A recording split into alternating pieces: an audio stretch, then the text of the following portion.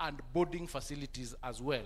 Well, C1 and C2 are also offering boarding schools, and C4 offer 2 pathways and are day schools.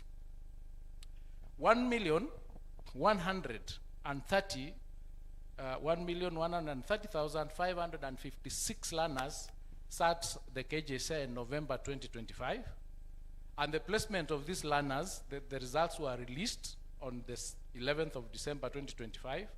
On 14th of December 2025, we started the placement system. By 19th of December, placement was completed and results were released. But we allowed learners to review the places, the schools that they have been placed in, so that we could review that. So requests were received between 23rd and 29th of December 2025 for the first revision, when we received over 350,000 students requesting changes in various schools, and that was done. And then on this, we did not complete, we approved about 220,000, and we decided to offer another window from the 6th to the 9th of January, again, for that revision to be done. Because this being the very first time we were undertaking this, we said, let us give the students enough time to choose the schools that they would like to go to.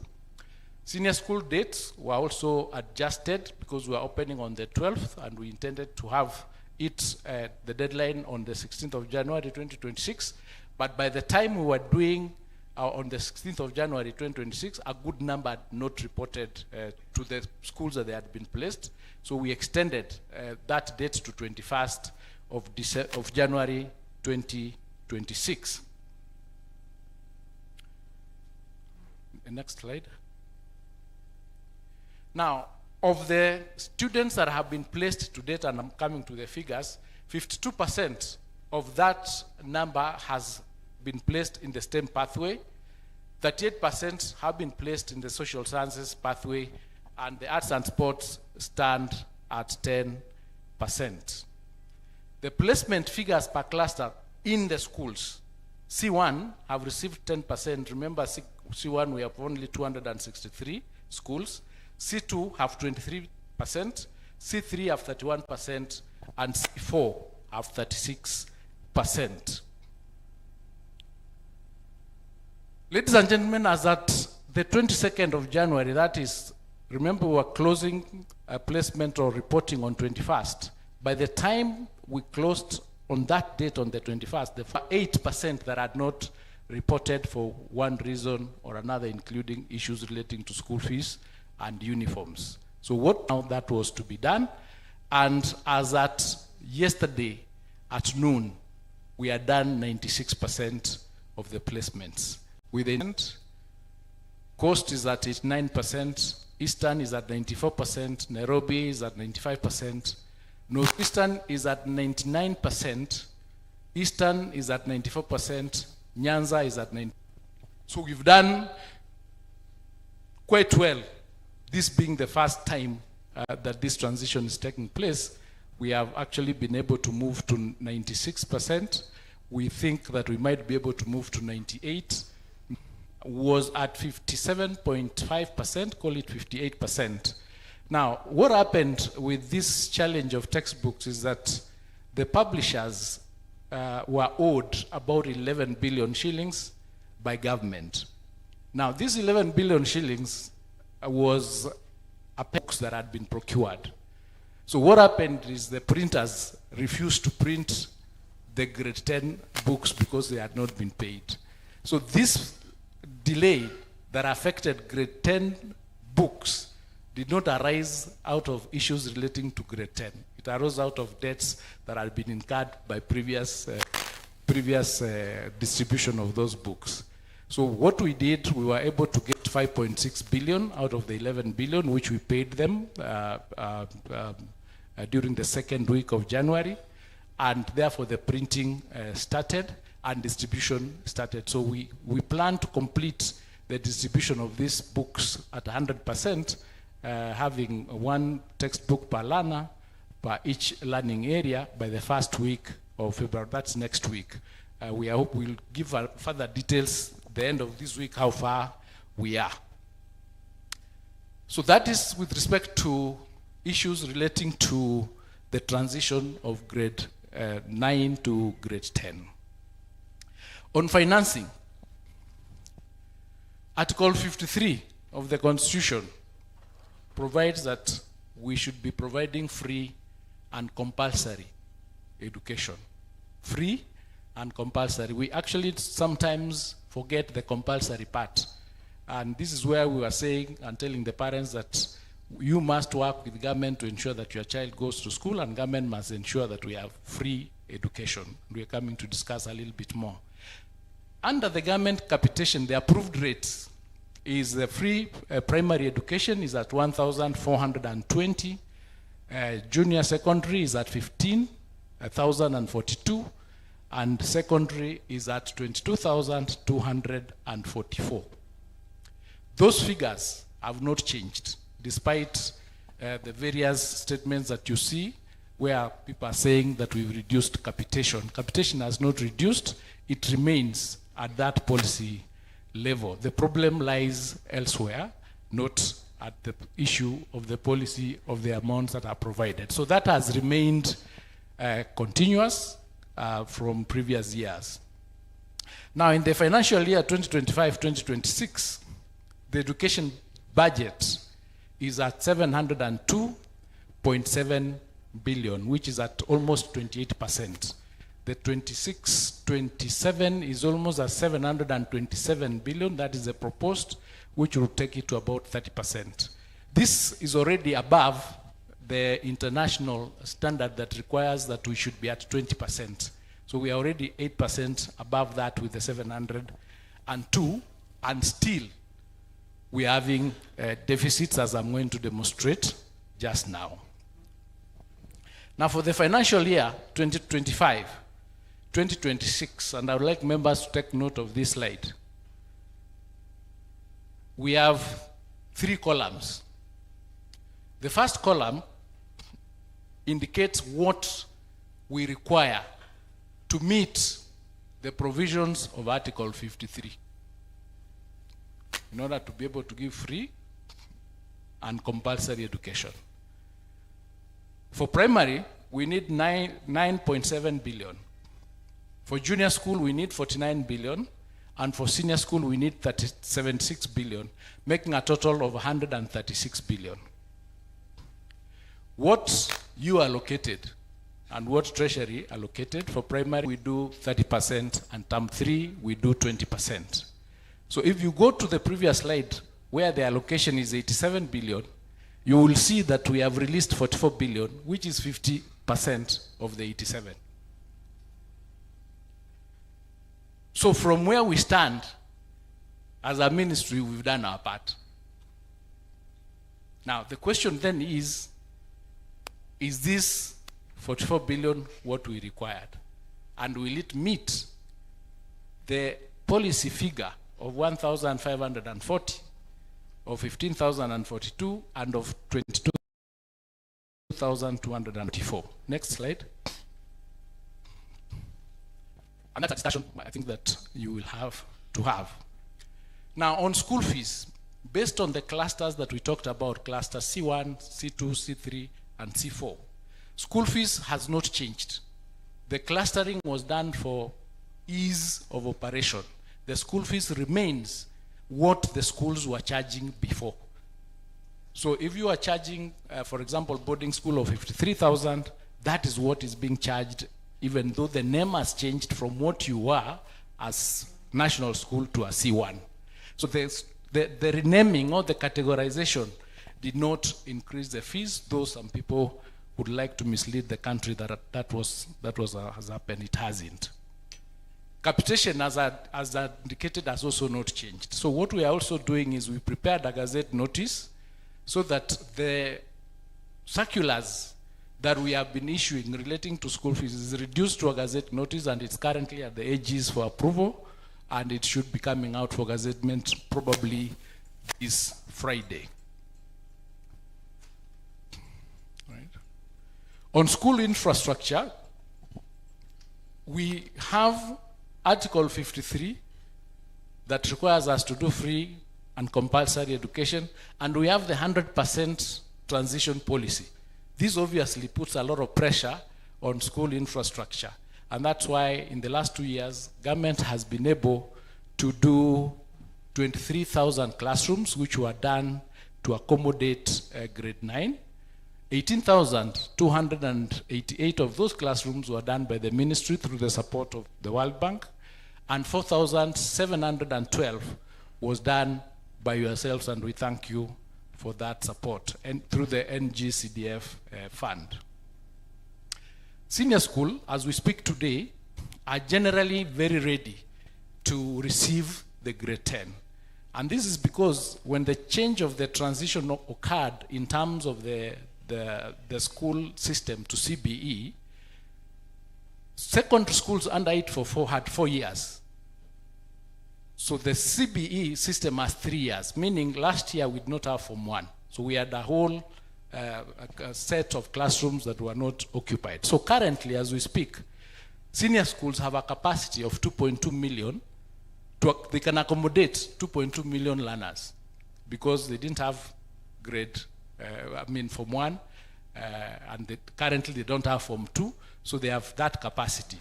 But we have only 1.13 learners. So in terms of capacity to accommodate the students, there is that number, and the problem is becoming some of the schools, and we're going to discuss that, not having the students going into them.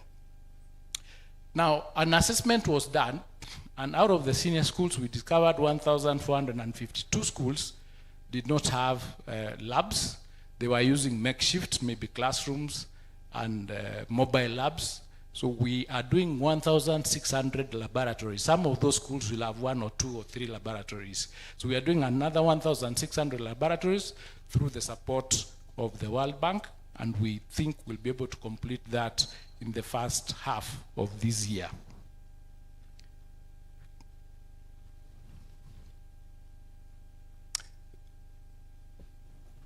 We work with other partners. That particular part, there's Kuwait Fund that is supporting us in Kisii and Nyamira, and of course yourselves who are supporting us in doing the infrastructure in your constituencies using the CDF. You've been a great help. Now, on teacher preparedness, the government in the last 3 years has recruited 100,000 teachers. The current teacher population is indicated there. In primary, we have over 217,000. Junior school, we have 107,000, including 44,000 interns. These are the 20,000 interns that were given another 1 year, and the 24,000 that were being employed this year, making 44. And then senior school, we have 129,460 teachers. We are also retooling these teachers. The teachers that are already in service are also being retooled in order for them to be able to be prepared. How you clustered the schools, how many we have existing, how placement was done, and the review, and how the classification of the schools and the number of children in STEM.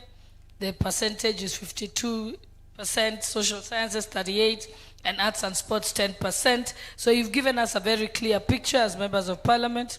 Even personally, I've learned some things that I didn't know, so we truly appreciate that. And before members will take field your questions to Waziri, I will allow 5 minutes for the chairperson of the Education Committee, Honorable Julius Melly, to maybe give some input before we proceed.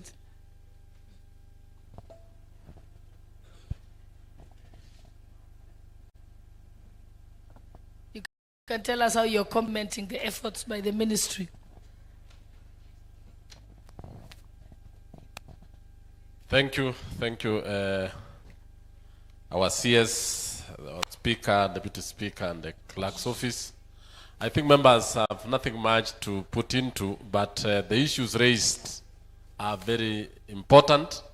And you being the representative of the people, you know very well that you are actually having very ready questions to the Speaker, to the CS, especially on matters of transition, the money we are giving to schools, especially the JSEA, the senior schools, and the primary schools, and what is affecting those schools within your areas. So I don't want to say much. I will just also sit like you because the CS is here. He's going to speak himself and he's going to be able to take. Maybe what we'll only do is we start taking questions because I have nothing much to complement. Is it? So maybe. Honorable members will order. There is some small group on this side that is disturbing the proceedings. Ngalechei and your team there, reduce your conversations. If you must converse, go out there and do it so that people can follow what is going on. So, Deputy Speaker, with one question or comment each. So if you say my first question, we'll stop you because there's no first question. You only have one question. So proceed, Deputy Speaker. Thank you for Take that guidance. 10, as they say, if it's Mbui, you are number 1. If it is Bai, you are number 2, so that when you start, we just say 1, 2, up to 10. Okay. Then the minister responds, then we take the next. Last, Honorable Casiero, we're going to go to another round. We haven't. Those are 9. Take one more. Take, okay, one more. So you're number 10. So, honorable members, order. Everybody will have an opportunity. So let's be orderly and listen. So Robert Mbui, when you stand, say your name because the names have not been recorded. Then up to number 10, the minister responds, then we take the second round. Thank you, Mr. Speaker. Robert Mbui, MP Kadhiani. CS, my issue is about the cost of education, cost of managing education in Kenya. Because it's important, we must know exactly what does it cost for us to educate a child in school in Kenya today. And I'm asking this because you've just given us your capitation, amounts. And a grade 6 child has a capitation of 1,420 based on what you gave us here. Yet a grade 7 You're starting child, to answer your own question. You've asked him what... I'm giving him a question. Please allow me. Okay. Please allow me. No, because you've asked him the question, now you're answering the question. But proceed. Thank you, Madam, Mr. Speaker, thank you. So my question is about the cost of education. And please allow me to explain my question so that you can know exactly where I'm coming from. Now, in grade 6, a child's capitation is 1,420 shillings. But a grade 7 child, just immediately when they cross to grade 7, the cost in terms of capitation is 15,042 shillings. Can you explain that huge difference? What makes a child of grade 7 require so much more than one of grade 6? Yet they are actually in the same institution. And Mr. Speaker, if you allow me, I have just one comment, and this is a comment about how the Ministry of Education has been interfacing with the national... Order, members, order, please. I'm interested in hearing what you are asking and what the answers shall be. Try and constrain yourselves from animated conversations. Thank you, Mr. Speaker. Now, Mr. Speaker, my comment is about the mess we find ourselves in the implementation of the CBE. And I want to venture and say that one of the reasons that you need to deal with is how you relate with the National Assembly. Because the law is very clear that you cannot implement certain policies without reference to the National Assembly. Maybe some of the problems you're going through would not actually be a challenge had these proposals been brought to the Assembly so that we deal with them as regulations. That way would have given you a better way of handling these things as opposed to doing it in your office, because your ministry is known to be one of the most notorious in passing regulations in the form of circulars, in the form of, I don't know what opinions and communiques from your office. Thank you, Mr. Speaker. Number 2, you may proceed. And Waziri, you can also have some questions taken by your team if you want to transfer some of them, but you can note them all down. Proceed, Honorable Baya. Thank you, Waziri, for the presentation, but I want to ask this question, and my question will be on equity and equality and access to educational places. And I want to say this. We see a huge inequality and inequality gaps. I'll give you one example. I have a national school or a C1 school in my constituency called Bahari Girls. It has a deficit of 26 teachers. 26 BOM teachers are employed by the, and this is a C1 or national school. The deficit in, for example, the region of Coast is almost 50% of teachers that are in the establishment are not available, while other regions have almost 90%. This in itself creates an inequality both at the school level and also at the national level in terms of resource allocation. Even when populations versus the populations of other areas are almost the same. But you find, and I'll use this crude example, you'll find, for example, a place in Central has 10% deficit of teachers. Coast has 60% deficit in terms of teachers.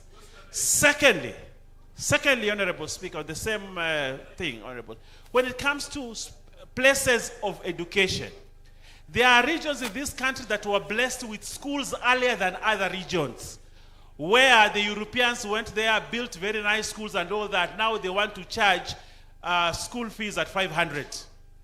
While other regions are still struggling to put up places for education, infrastructure. But again, government comes in and still allocates resources, more resources to those regions than the regions that have, for a long time, remained underserved. So we have underserved regions in this country that continue to be underserved, and other regions that were properly served that continue to be even more properly served. This creates inequality in this country.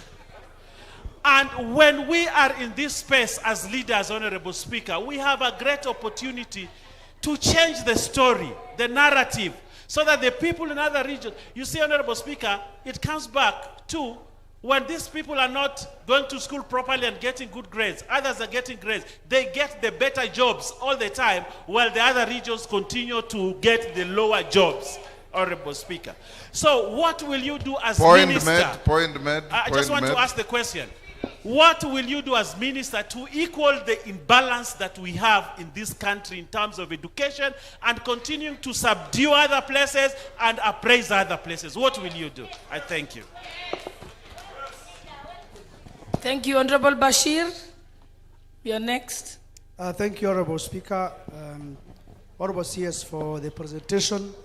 And I ride on the same that Honorable Brian Owen has just said. It's about school infrastructure. I've observed, I've been around for a while, that the infrastructure funds that you allocate to schools by your ministry is heavily skewed. I think you have the issue of, in quotes, high potential areas, low potential areas, even in education. In my area, and especially in the north, you have left issues of infrastructure entirely to CDF, while other regions, you complement them with your infrastructure funds. Now, you have talked about 1,600 laboratories in 1,450 schools. Where is the list? Why don't you publish that list in your website so that we see which schools are benefiting? Why is it a secret?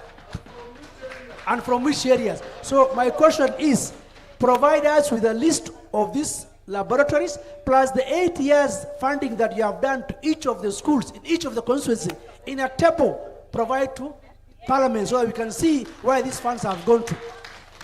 It's unfortunate that some of us are heavily building on the little CDF we have, while others are complemented heavily by your funding through the ministry. Please give number of teachers as opposed to populating a school with so many students at the expense of others. How can one school manage 4,000 teachers? How can a principal of a school manage 4,000 students and few teachers, and another one is having empty classrooms and idle teachers? Number 5. Thank you. Next, we have Honorable Tonke. Thank you, Madam DS.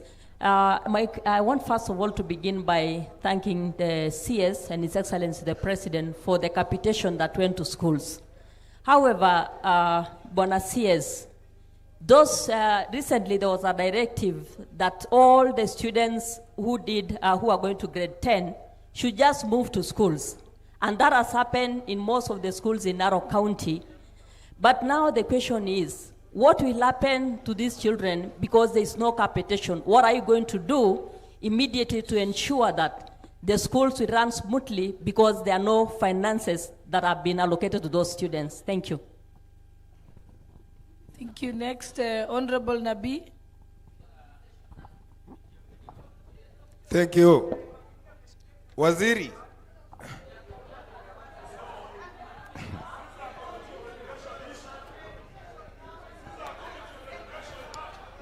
Chair, I need your protection. Order, members. Order. Order. Yes, Wamboka, what is your point of order? Nabi, hold.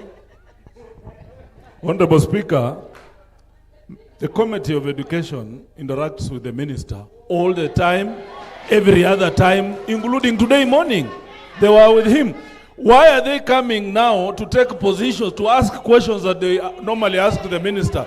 In fact, they should be helping the Minister to respond to us on some of these issues. Because a lot of what members are raising here, including what Honorable Baya said about funding, it is done by the Committee of Education. Thank you, Honorable Speaker. They should spare us. Order, members. Chair, can I? Order. Point made. Everybody will have an opportunity. Order.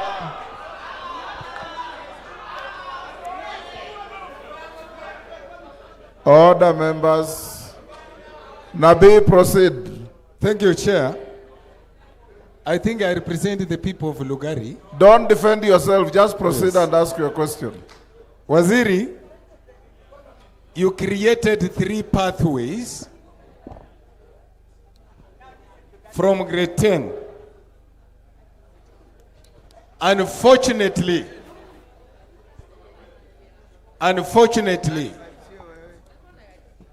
one pathway, which is creative arts and sports, is a preserve of the C1s.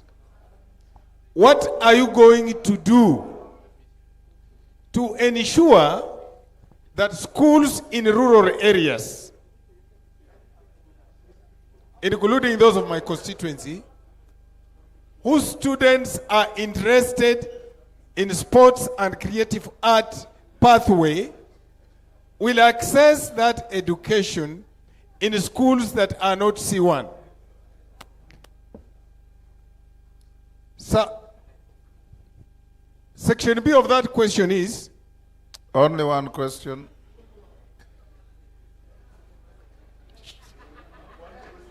the C1 school, like Pangani, which has admitted over 4,000 grade 10 students without requisite teachers for STEM, and facilities like the laboratory.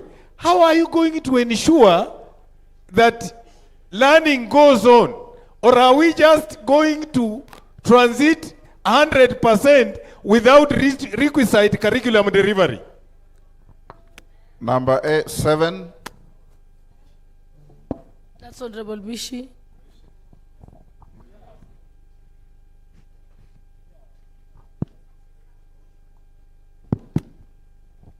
Thank you.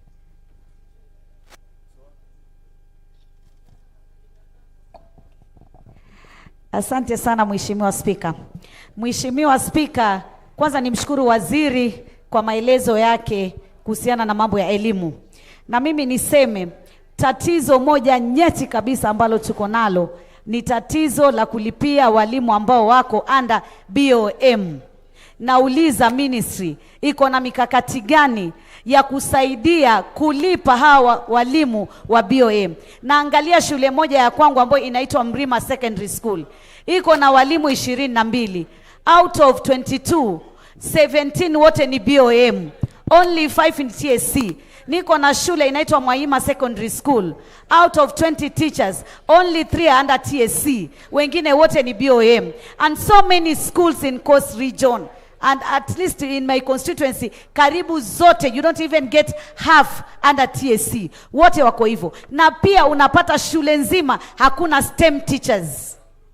Na ukiangalia katika statistics zako utaona wanafunzi wengi wa kutoka pwani wengi hawajajifunza ama hawajafaulu katika STEM subjects. And this is because the teachers are not there. Hakuna walimu wa STEM. Unapata ni walimu tu wengine wa masomo mengine wanajilazimisha kufundisha haya masomo ya STEM. Kwa hivyo hiyo ni shida kubwa sana ambayo lazima tuiangalie. Shida nyingine ni mambo ya uniform.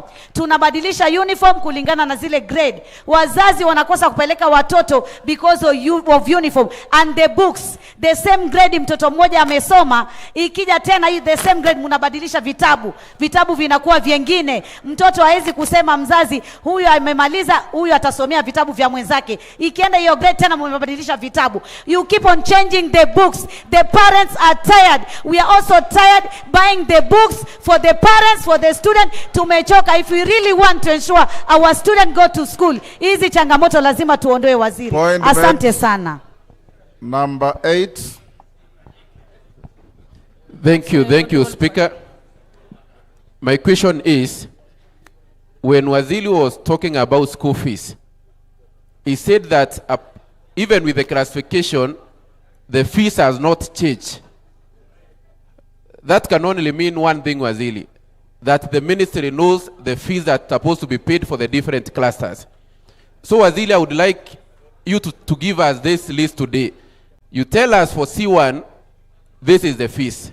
For C2, this is the fees. Because if you go home, every school is charging a different kind of fees.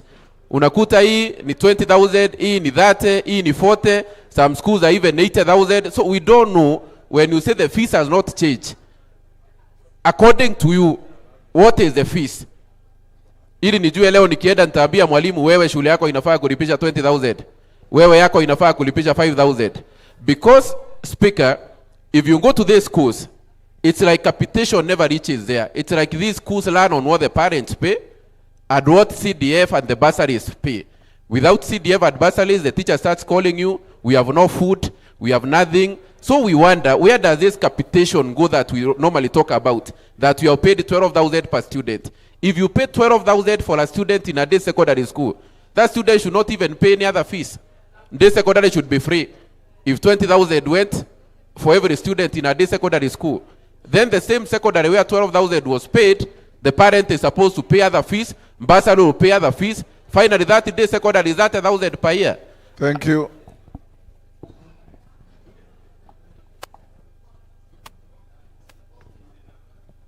There is a Honorable Kitur, Gasero and then Kitur. Number 9. Thank you very much. My name is Bernard Kitur, MP for Nandi Hills. My question goes to the equity and furtherance of the cost of schooling in terms of the issue of uniform. I want to ask you, Waziri, have you ever considered that we have one standard uniform for all schools so that we don't have the challenges of those children, like those ones that we are asking them to go back to school when they don't have fees, but one of the most expensive thing is the uniform. What are you doing about this in regard to all the public schools having one standard uniform? Secondly, you mentioned Kuwait Fund. Members, I told you to ask one question each. Now you say secondly. No, it's just a clarification. I just wanted to get Speaker. Let me just ask you that. He mentioned about Kuwait Fund that is assisting schools in Nyamira and Kisii. And I wanted to find out, some of these funds come by virtue of being a CS and coming from that region, or what was the basis that was used that it only covered one region? Thank you. Number 10. Thank you, Speaker. I'm Honorable Ken Chonga, MP Kilifi South. Speaker, bear with me. My question is in two parts. Very brief. Very, very brief. Speaker, without taking a rider to what Honorable Owen has asked, one of the reasons why we have serious shortages in schools is the issue related to hardship allowance. Areas where bordering hardship allowance have suffered massive transfers from one area to areas which hardship allowance. My area of my constituency is a living example about this. I remember I brought a petition in the previous parliament, and I've been following up this petition to get to know what the ministry is doing to harmonize the issue of hardship allowance. But to date, Mr. Speaker, nothing has come forth from the ministry. I remember last year, in the month of November, there was a retreat in Kilifi. And this question was asked. Kilifi South is understaffed by over 50%. And this is the reason which is affecting that. How and when soon is this issue going to be addressed? Part 2 is, why are all the schools in Kilifi South lacking deputy principals? And even for those schools which have boarding schools for girls, have no boarding teachers, specifically, I don't know how you call them, women, ladies, boarding teachers. Yet, ladies are to be attended by their fellow ladies. Thank you. And I think we had forgotten Honorable Gaisero. You can go now. You're the last one. Sorry? No, not you.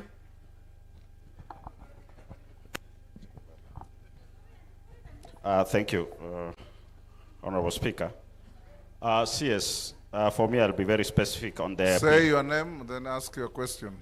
My name is Gisairo, Member of Parliament, Kitutu Masaba. CS, I'll be very specific on the placement. What criteria was being used to do the placement of grade 10? What was the level of access by your officers into that system? Because we are all aware of some of the officers who were receiving lists and kept making the system go dark.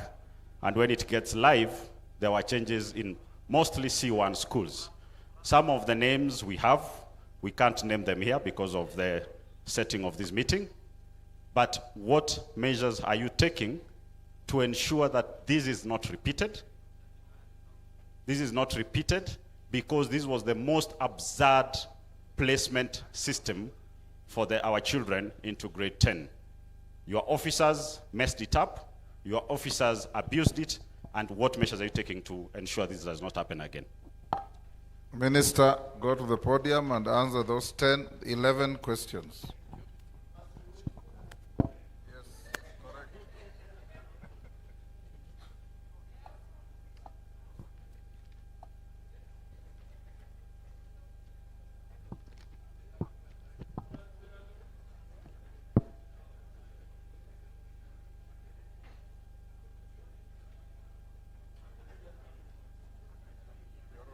Thank you, members, for those very insightful questions.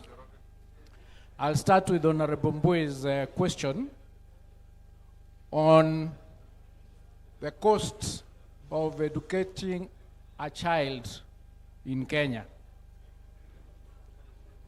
First, let me start by saying that the amount that we indicated as capitation for the government that is giving the 1,540, the 15,000, and the 22,000 was arrived at after a task force was established, and they did an analysis and came up with those figures. Having said that, Honorable Mbui,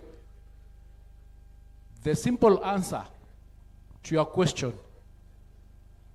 is that we actually, as a country, do not know how much it costs to educate a child from grade 1 all the way to university. And I'll explain to you the reason, and members, since we are all here as leaders, it is good to interrogate these things. For example, government gives capitation, which is tuition fees, tuition of 1,420. CDF gives bursaries. County governments give bursaries. We are called to Harambes and we donate to that same number of children. There are other people, private sector, who also contribute. So no analysis, no actuarial analysis has been done to determine what is the actual cost. So what we are doing as a ministry currently, as we speak, through the development of the new CHEMIS system, we are creating a module which will give all our learners a unique number from grade 1, from actually ECD, all the way to the universities. So that if you are supporting a child, any child, whether you are CDF, whether you are county, whether you are private sector, that amount has to be allocated to that child in that number, so that we can have a discussion about what is the total amount of money that we are putting in the sector, other than the 702 billion that the government is giving, which is at 28%. Then we can come up with an actual amount that we can say, this is what it costs to educate a child, to confirm whether, if we put all these funds in one basket, we would then be able to meet the requirement of Article 53 on free and compulsory education across the board, including issues relating to uniforms and other expenses. We have had a challenge, and you'll agree with me. This analysis has never been done. Nobody has done it. It hasn't been done. It is something that as a country today, because of the challenges that we are having, we need to face it and we need to do it. We have to be courageous about it so that we have a clear picture. Because we have an X number of students, X number of children, we need to be able to know how much money is allocated to each of those children. Question number 2. Allow him to proceed first, then you can raise your issues. On the issue of the regulations. Allow him to proceed first. When we take the second round of questions, I'll give you a priority. So just write down. Just write it down. We'll proceed that way, or else we'll not make progress. Proceed, Waziri. On the issue of the regulations that we normally issue as circulars, write it down, I'll give you a we are chance. reducing now those into a gazette notice, but also we are undertaking the amendment of the Basic Education Act, where a lot of these issues are going to be addressed through the Act and through the regulations that will be coming to you.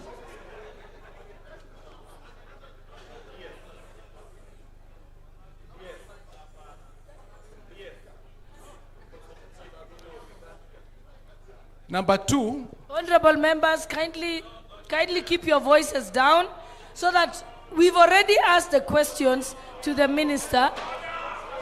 If everybody gives a point of order. Okay, then I'll have 1 point of order. Okay, Honorable Ochieng, what's your point of order?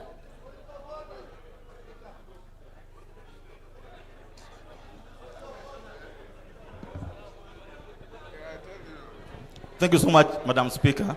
Madam Speaker, the question asked by the Honorable Mbui is everything you would want to know in this country about education. This question, the answer to that question is everything about school fees. So the minister cannot tell us he doesn't know how much a kid costs to teach in this country. So on what basis do they give capitation for primary, for secondary? What basis are they giving us school fees for university? Madam Speaker, if we don't know how much a kid costs to teach, how do you budget? And number 2, then who does the minister expect to do that analysis? Whom does he expect to do that actual science thing? It's a question that is mishandled, and it wrecks, in my opinion, of lack of appreciation of what it's supposed to do. It has to be handled the right manner. Okay, thank you, honorable members. The good thing is the minister has confirmed, he has said he doesn't know. So what we should be doing in the follow-up questions is giving him a time frame to present that before the committee. But he doesn't know. He can't guess. Order, members, order. Order. Order. Ocheng has made a point. Minister, you have heard. Now proceed to answer. Thank you. Order. Sirma, take your seat. I've heard you. Thank you. Take your seat.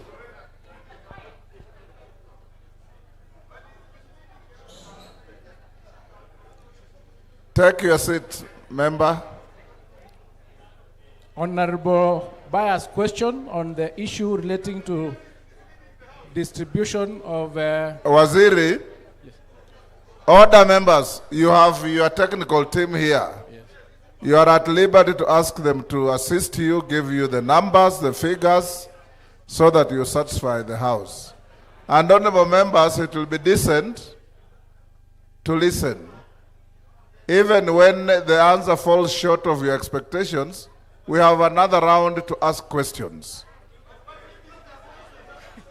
Order. Go on, Waziri.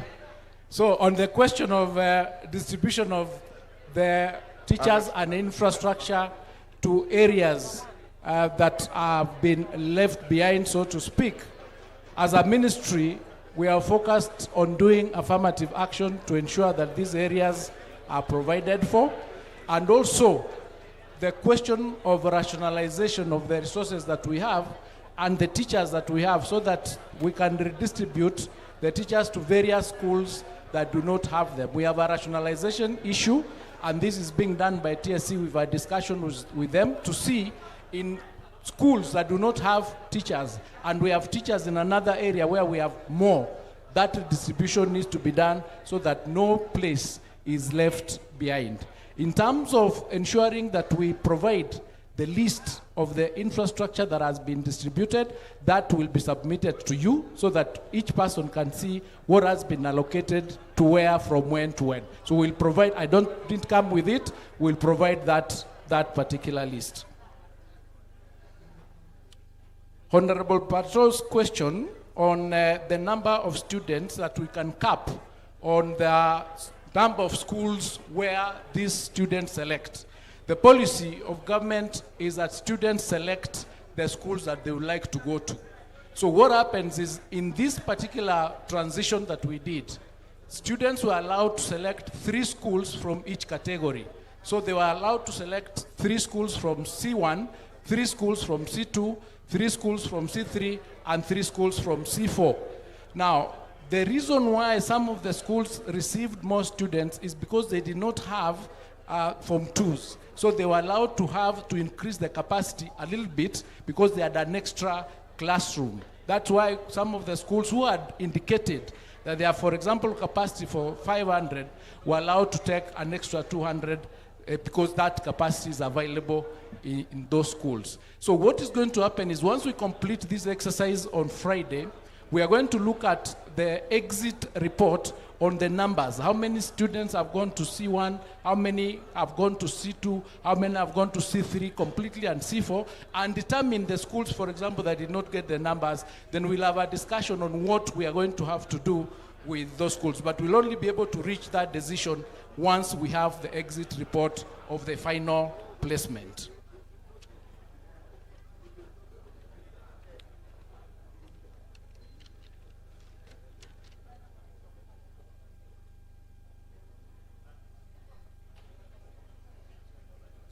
That is the same question, question 5, to Honorable Tonkei's question. All the students that are in Narok did not get capitation. It is not true.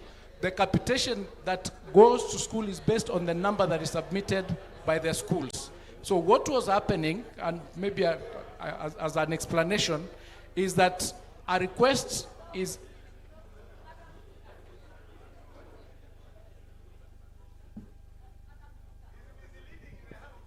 Let him finish his sentence and I'll give you a chance. Honorable Tonke, he hasn't completed answering you. Let him finish, then I'll give you a chance to ask. So I was explaining that in senior school, 22,000 shillings is sent to schools for the students. That money is sent as 50% in term 1.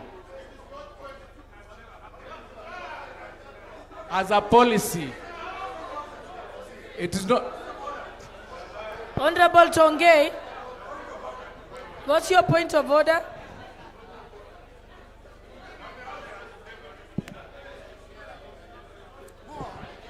Madam Speaker, I did not say that the CS did not send money.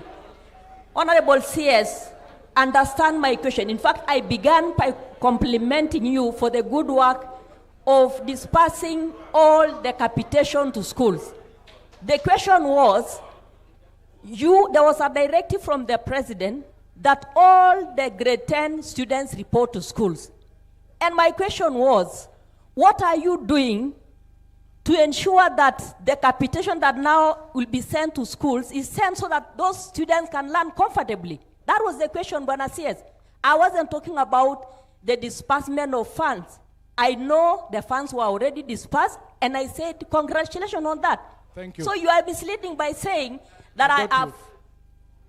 I got you, I got the question. The students that were directed to go to school without school fees and uniforms were the 8% that were remaining, because 92% had already reported.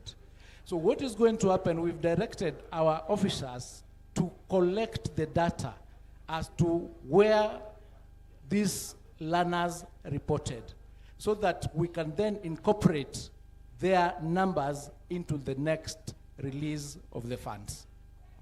Yes, thank you. Now, the 3 pathways that have been created for grade 10, what is happening is the categorization of the schools were done on the capacity of what they can offer in terms of the 3 pathways. There are C4 schools who have the capacity to offer the sports section or the sports pathway, and that is how the students were placed into those particular institutions. Because we were placing students based on the cluster of what they have performed, and that's why you notice that only 10% are doing that pathway. So the schools that they have been placed are schools that have been determined to have that capacity, but we are continuing to improve the infrastructure as we receive resources to ensure that these pathways are provided for through the available infrastructure, so that the students are learning in an environment that is conducive. To Honorable number, I think I'm in number 5. Number 7, Honorable Mishi's question. Here it is. The problem of paying BOM teachers. As I've indicated, there is a shortage of teachers even as we speak. The government has done 100,000 teachers as of this year, and we are going to do another 16,000 teachers on the year 2026-2027 to cover those shortages. And we've agreed with TSC that they would need to reallocate and ensure that we have enough teachers in some of the schools that are lacking, so that there's fair distribution. And I've talked about rationalization. As you will see, once we have the exit report that I've indicated, some schools will not be having grade 10 students, and they'll not be having Form 2 students. So they'll be having only Form 3 and Form 4. So TSC would now sit and reallocate those teachers to the schools that do not have enough teachers, as we continue to cover that gap, so that eventually we have a fair distribution of the teachers across the country. I indicated also that fees has not changed. Bwana Sugut, can you give the list? C1, how much, C2, like that, of that fees, because you've got it there. The actual fees that is payable. Thank you, sir. Thank you, Speaker. Now, for the fees is in 2 levels. The capitation by government is 22,244, which is uniform in all schools. Yeah? That is secondary schools. Proceed and give the figures, then members can question it. So let's allow him to give the figures, and then we can question. We can interrogate. So the figures for secondary schools, the capitation by government is 22,244 for all the schools. What is payable by parents is boarding fee. And the boarding fee in the C1 schools is 53,535 per year. In the rest of the boarding schools, it is 40,435.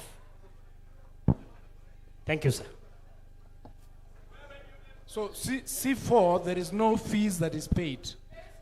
And government does not pay for food.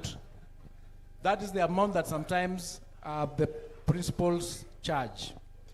On the question of having a standard uniform across the country, this question was discussed in 2018, and the ministry did propose that perhaps it is time that we had a standard uniform for every school across the country with just a badge differentiating the schools.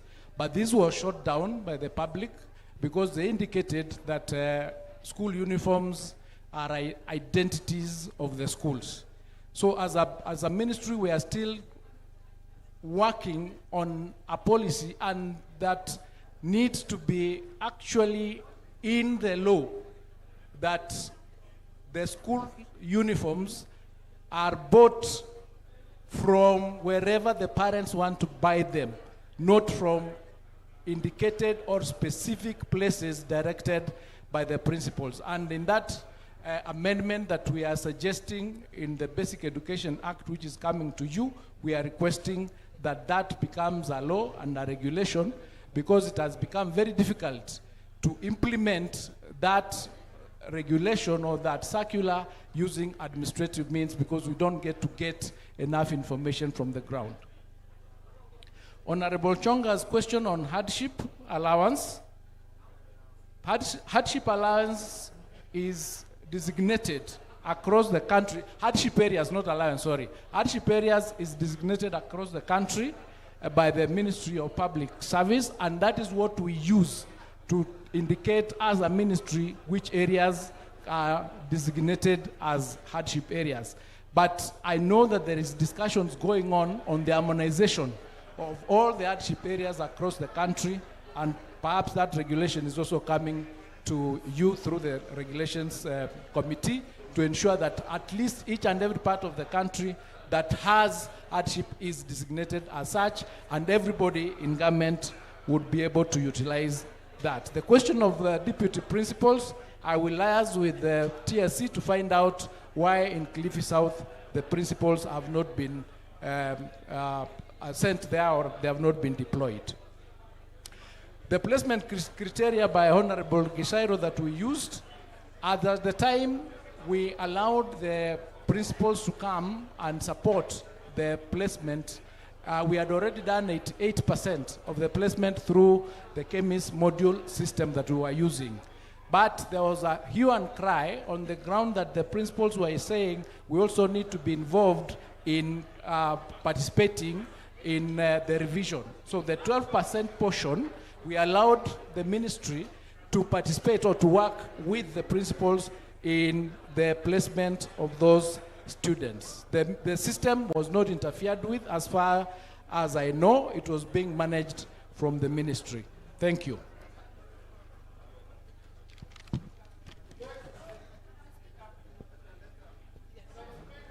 So, honorable members, what has come out clearly, Waziri, is yourself and the Committee on Education, Honorable Meli. What is outstanding, members want a list of the distribution of the teachers per county, or is it per constituency? They've also asked that they want to have the exit report on student distribution, why some schools have more students, others don't have students. They also would want to know the clarification on the placement systems, and then followed by the law on uniforms. So those are things that you can work on when the session starts, so that you can report to the House for members to know, so that you can report to the House. And of course also the the report on the redesignation of hardship areas. Yeah? So those are items that your committee can follow up. Chair, I think I don't want to respond to those issues. No, you're not responding. I don't It's want to homework for your committee. Yes, let me just say this, members. One minute only. Members, you remember the issue of hardship was brought to the floor of the House. We discussed it extensively, and the Prime Cabinet Secretary himself did talk on it. I think it's an issue that needs to be handled further and even be taken back by the public service so that we have a clear policy by the government. Because if we don't have a clear policy, we'll be repeating the same questions year in, year out. One thing which I also want to talk about is the issue of infrastructure. This committee, this House, had agreed that let infrastructure move to the CDF so that it is evenly distributed across. But I don't know why, at some point, we had done very well, and at some point now it is back in the ministry. I think we need to make a proposal that no infrastructure funds remain in the ministry. It should come to the floor and be redistributed equally. Okay, let's go to the next. Order, members, order. We had said we stop at 11, but we will take another round. I know it's 11. We'll take another round. Seeing the interest, put down your hands. Put down your hands. If we are disciplined to ask one question each, we can do yet another round thereafter. But if everybody pretends that this is phase one of my question, then I'm going to another one, my first question, then we will not have the time. So let's take a round of 10. Then, Minister, we want concise and precise responses. Then we'll do yet another one. Gladys, go ahead. Start with Majority Leader. Okay, Majority Leader, you're number 1. Omboko, you're number 2. Honorable Wako, you're number 3. Yeah.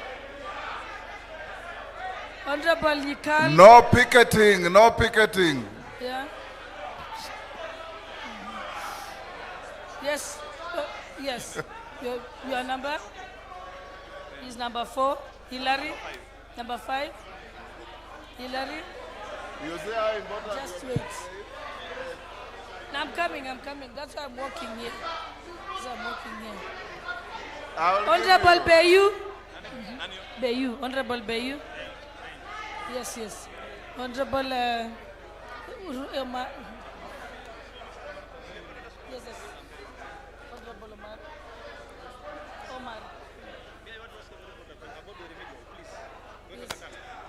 Honorable Katana. Let me go that side. Yes. Honorable Member for Kibra.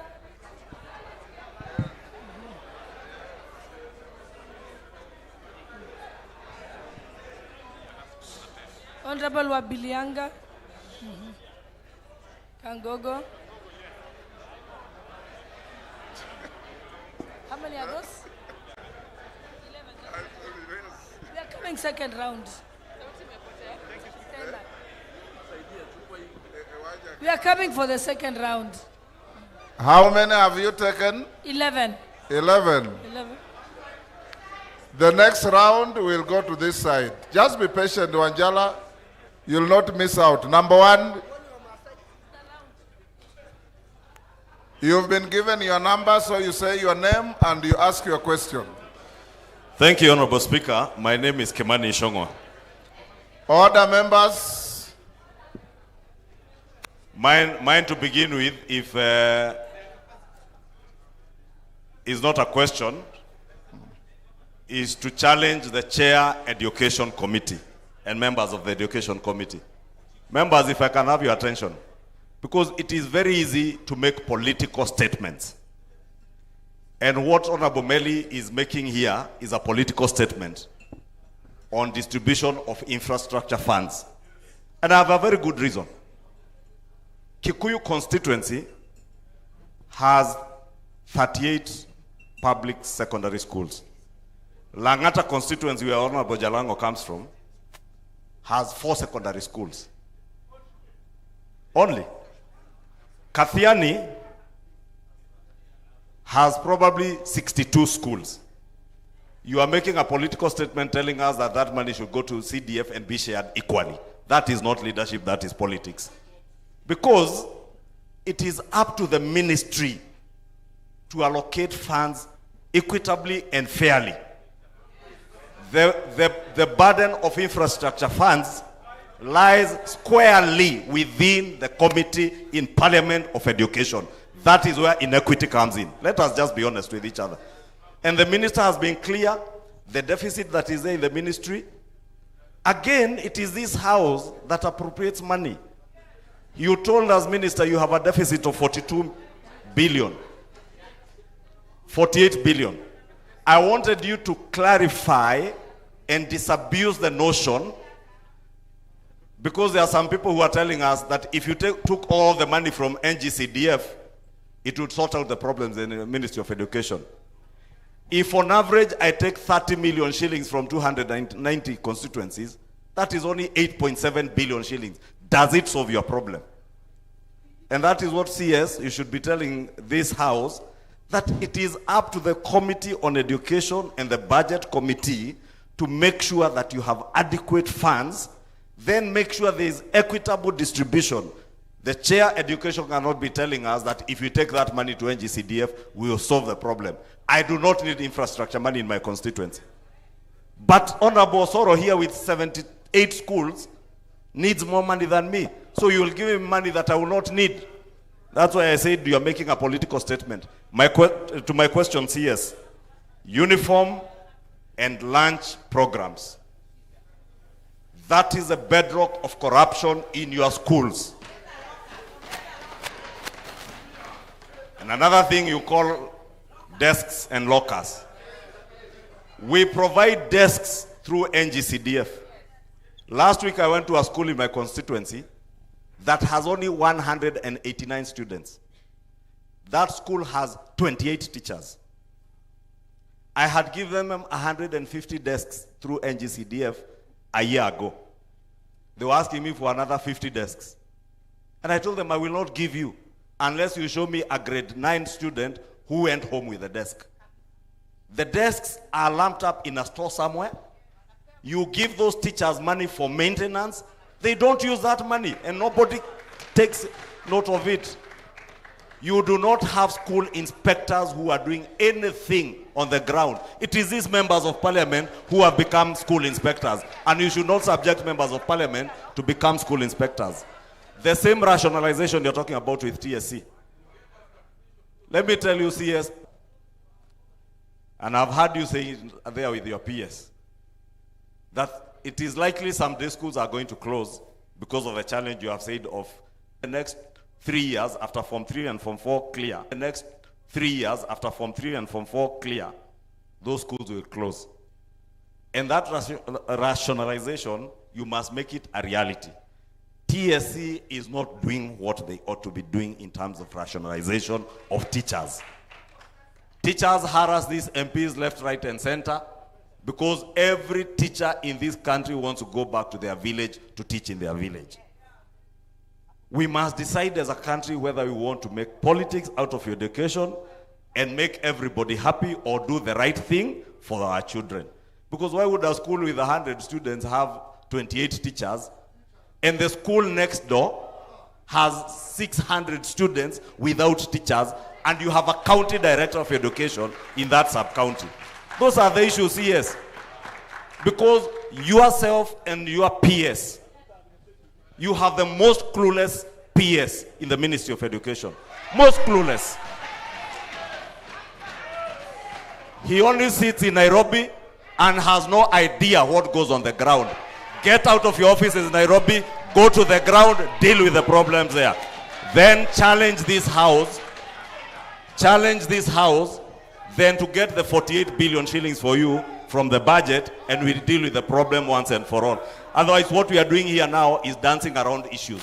Thank you. You have danced around the issue of uniform and the circular for school fees. We cannot legislate on school fees. We cannot. You cannot put school fees in a statute. What you should do is tomorrow, CS, you have the powers as a cabinet secretary to gazette. Go and gazette the school fees that ought to be there. When you bring the basic education amendment, we will now be referring to the CS gazetting. But we cannot put school fees in a law. The same thing with uniform and lunch programs. I told you that is a bedrock of corruption in schools. Where some schools, I see some schools, and I'm referring to my own constituency, and these members will tell you it is the same in their constituencies. You will go and find a school that charges 3,000 for a lunch program. You will find another one charging 8,000, 9,000. And they're in the same locality. Yeah? Under your ministry, you have the school feeding program. Why don't you get the resources from the school feeding program to ensure there is food in the schools and also gazette the maximum amount that should be charged in a school for the lunch program? You have no reason for a grade 6 student in Kikuyu Township Primary School to be wearing a uniform like the one I'm wearing, then because they are moving to grade 7 to go and change uniform. What happens in other civilized countries is that people just put on a different tie or a badge on your chest that will cost you 5 or 10 shillings. Why are we subjecting teachers to changing uniform, feeding the corruption cartels by teachers and head teachers in our schools with the cartels that are producing uniform?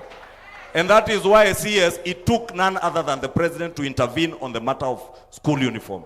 You should not subject the president to be the one to be intervening on school uniform. It is you and your peers who should be doing that. Number 2. Thank you. Order. Thank you. I gave your leader a latitude to make that positive remark. The rest, one question or one comment each. Remember, go ahead.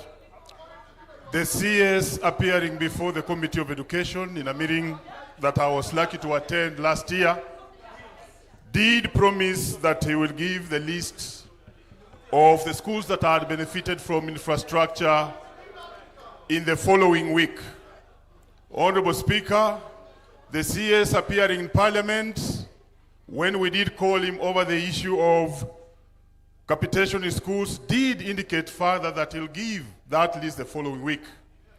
Today, the CS has gone ahead to indicate that he's going to give the list.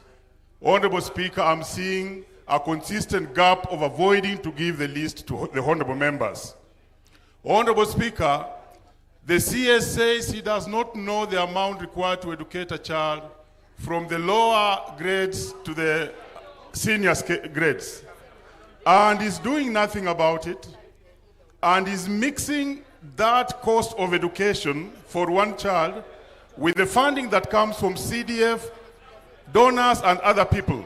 I would wish the CS goes back there, because even the Muriel-led commission that is talking about, which brought out 15,000, must be in his office, and the PS is having the details of how 15 was arrived to and 14 was arrived to. What is your question? My question is, yes, back to what one honorable said. What is the cost of educating a child? So that Parliament can budget, so that the executive can budget. Thank you. That's a question that he can never run away from.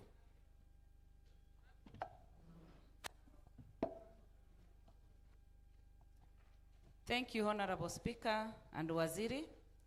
My question is, of course, our majority leader has covered the better part of what I had in mind, but as he gazettes, as the Waziri gazettes, I would want him to be clear on the fees for the day schools and what percentage the ministry is putting in. Again, the other thing is we have a huge number of girls dropping out as a result of teenage pregnancy. It has now moved to 15%. That is becoming a real hindrance to girl child. Can the minister tell us what they have in place? Number 4. Thank you, Mr. Speaker. Now, when there was a change of policy of placing grade 9 in a junior school instead of senior school, there was a discrepancy in planning because a lot of work had been done in senior schools. The result is now we have empty classes in senior school and there are no classes for grade 9 in junior schools where they are. Has the ministry done serious survey and harmonization to find out which schools have empty classes and which primary junior schools need classes for grade 9? And in circumstances where the schools are close together, is it possible to use the empty classes in senior schools by grade 9 in junior schools? Thank you. Next. Mr. Speaker, sir, I want to ask this House to go back to the day you saw Who is the Honorable member? Harold Kipchumba Kimuge. Okay. I want us to go back to the day we saw a child returned back from Lenana School. Let's think about it. Waziri, what steps is the ministry taking to facilitate the full participation of learners with different abilities in academic and non-academic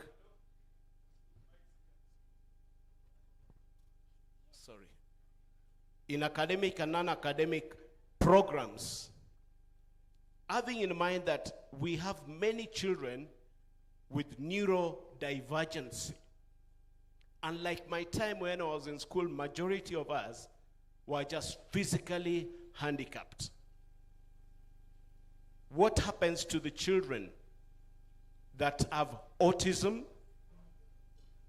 that have intellectual disorders? As you cluster, where do you cluster that group of children? Thank you. Next. Mheshimiwa Speaker, niruhusu nimuulize waziri. Is it Mbeyo or Madenge? Both of you are up. It's me. Then Mbeyo, then come to Madenge. What was your number? Number 10. It matters. We are on number 6. Who was number 6? Number 6. Madenge.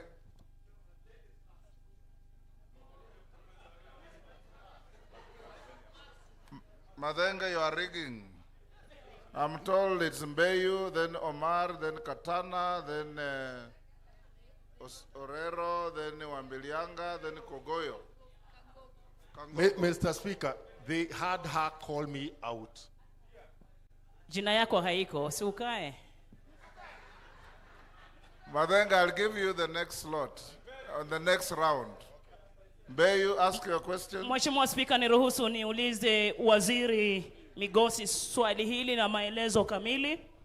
Mheshimiwa Speaker, waziri ameruhusu shule za mabweni, walimu wakuu kufungua maduka ya jumla katika shule zao wakati huu wa watoto wa grade 10 kwenda shule. Nitaeleza Mheshimiwa Speaker, ada za shule, fees ziko juu.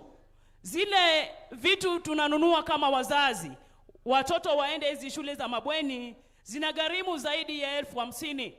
Mbali na ile ada ya 22,884 ya muhula wa kwanza.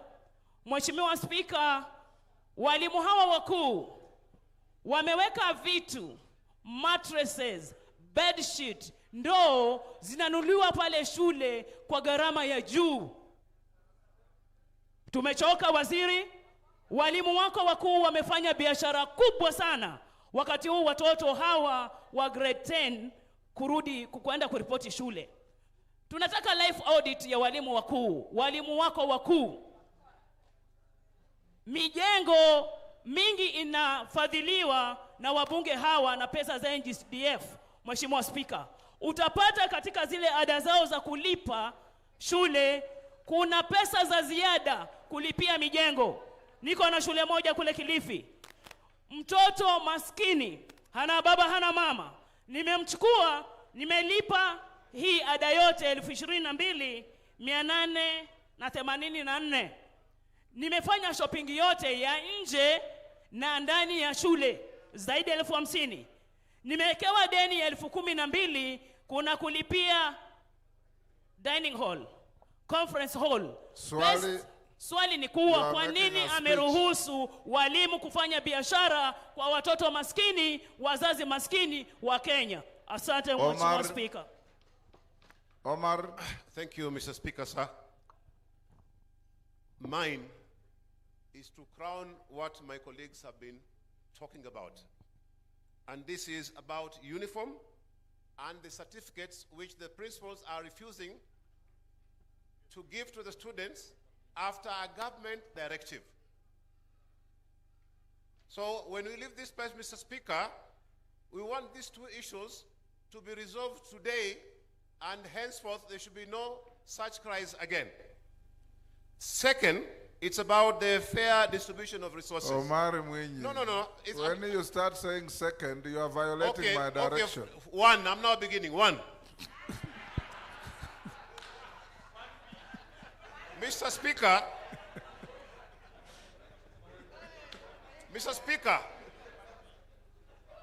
we would like, when you leave this place, to be assured that when we open Parliament, the list of how the funds for the infrastructure have been distributed nationally for the last 10 years, we want to be guaranteed that that list will be in the House before we open this session. Thanks. Next. The last one, Mr. Speaker, is about the pork barrel issue, if you can remember. There was a budget committee of Parliament which brought about pork barrel, and it was seen to be something that was bad, and that committee was dissolved. Hearing what members are talking about here, it appears that the Committee on Education has failed us, and we need a complete overhaul so that we can begin a new chapter, Mr. Speaker. I want members here to say aye if you're supporting me. Who are supporting? Order. Thank you, Mr. Speaker. Order, Omar. You have no capacity to put the question. Orero. Katana. Orero. Yes, thank you, Speaker. I'm number 8, Speaker. Katana. Is Katana, sorry, yes. Katana yes. first. Asante, Bwana Speaker. Waziri, wazazi wanagharamika kulipa karo za shule. Na sisi kama wabunge pia tunasukuma kulipa karo za shule. Lakini kuna hili janamizi linaitwa remedial fees. Watoto wanafukuzwa kila uchao. Mzazi amelipa karo yote ya shule, lakini mwalimu mkuu na wale wanaohusika pale shule wanafukuza watoto kila uchao, warudi nyumbani hawasomi. Unatarajia vipi hawa watoto wapite mitihani yao? Tunataka kauli yako kama waziri na wizara. Je, mumehalalisha haya mambo ya remedial ama ni nini? Tunataka kujua kuanzia leo kama hiyo remedial is part of the school fees ama sivyo. Asante sana Bwana Speaker. Orero. Thank you, Mr. Speaker. It is sad that the CS can come to these honorable members and lie that the ministry disburses 22,204 as a capitation to schools. I would want the CS to tell this House, when was the last time the ministry disbursed 22,000 shillings to any school in this country? And when the capitations of this year came to schools, were they to pay the debts for last year or for this term? And how much was to pay the debts for last year, and how much is for this term? And what is remaining for this term? Thank you. Wabilianga. Thank you, Mr. Speaker. My question goes to the CS on JSS and the schools and the operation. The JSS are teachers who teach in the lower secondary, but they are best in the primary. Is it possible for the ministry to develop a distinct plan for the running of these JSS teachers for sports and co-curricular activities where they can manage themselves and be in control? It is very clear that running some of these sports, especially at primary level, there's a challenge for these teachers. And basically, again, the learning activities require special facilities that are lacking in some of these primary schools. That is the JSS.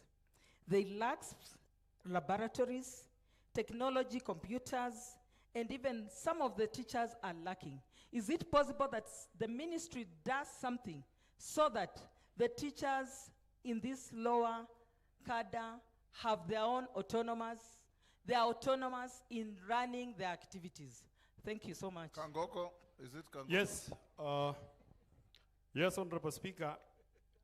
My question to the Honorable Cabinet Secretary is about the security of the teachers, Honorable Speaker, especially our teachers who are in the northern Kenya.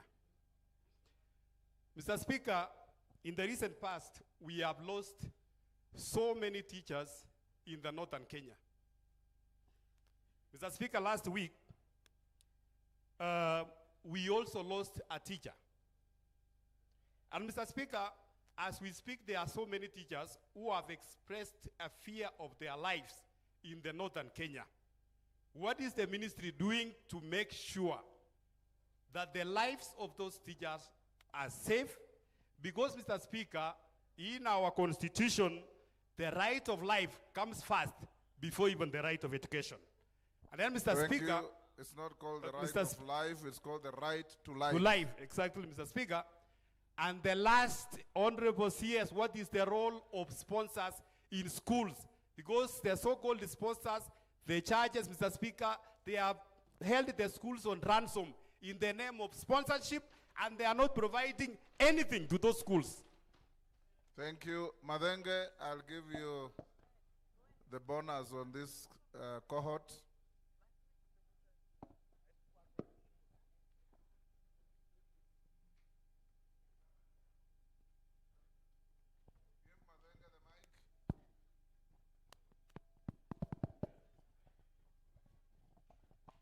Thank you, Mr. Speaker.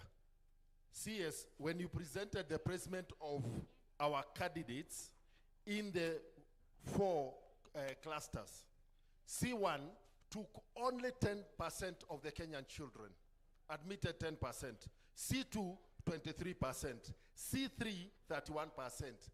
C4, which are our day schools, took the largest chunk, over 1/3, 36%. But when we go to the performance at the Kenya Secondary Certificate of Secondary Education, the grades emanating from the C4 schools only confer these students to either recruitment to NYS, the police, KDF, and the vocational training centers. CS, in your layout for infrastructure support and capacity building, we need to see emphasis. What is the emphasis that the ministry is doing to support the majority of the Kenyan children who are studying, who the ministry is confining to studying in the C4 schools? If Kenya has to move to Singapore, it is this cluster that holds the power to take Kenya to that level. We cannot afford to have the ministry neglecting 1/3 of the Kenyan children and confining them to, a future without a hope. What is the ministry doing? Waziri, take the podium. Who is the honorable member there? Just hold, we'll go to the last round after this. Thank you, Mr. Speaker. Honorable Kimani Chungwa's observation is actually correct. that we have a deficit of 48 billion, and I'll combine that deficit to the question of Honorable Orero asking whether we've ever disbursed 22,000 shillings to schools. What I indicated is that the policy of government is that capitation for senior schools should be at 22,244. But what we receive as an allocation has a deficit, so that when we are disbursing what we have received, it does not reach 22,244. So there is a discrepancy between the policy and what we are allocated. And so it is up to this House to provide that balance of 48 billion for us to be able to release the actual amount that is stipulated in the policy. Every year, the ministry requests for these figures, but the allocation is normally not given as at the rate requested, and I showed that table in that position. The ministry's policy on uniforms and lunch and remedial levies, all these remedial levies, issues relating to holding certificates, these are issues that are irregular and are illegal. And it is also true that the Basic Education Act does not have a penalty for these irregular activities, so that it is dependent on administrative action by the TSC. Now the structure of the ministry and TSC is such that TSC is an independent commission, and the teachers and discipline cases of the teachers falls under the TSC. So we recommend that this particular issue is harmonized, because we are doing the amendments to these two acts. When it comes to you, please look at it and harmonize. And what we are suggesting, because administration or inspection is administrative, but if we criminalize these activities, we gazette, which we are doing, that the remedial levies and these other levies are irregular and illegal, then we criminalize it in the act. It will become easier for us to enforce. So we have a multiplicity of issues that need to be aligned, and this is going to be aligned when we present the bills to you to look at. On terms of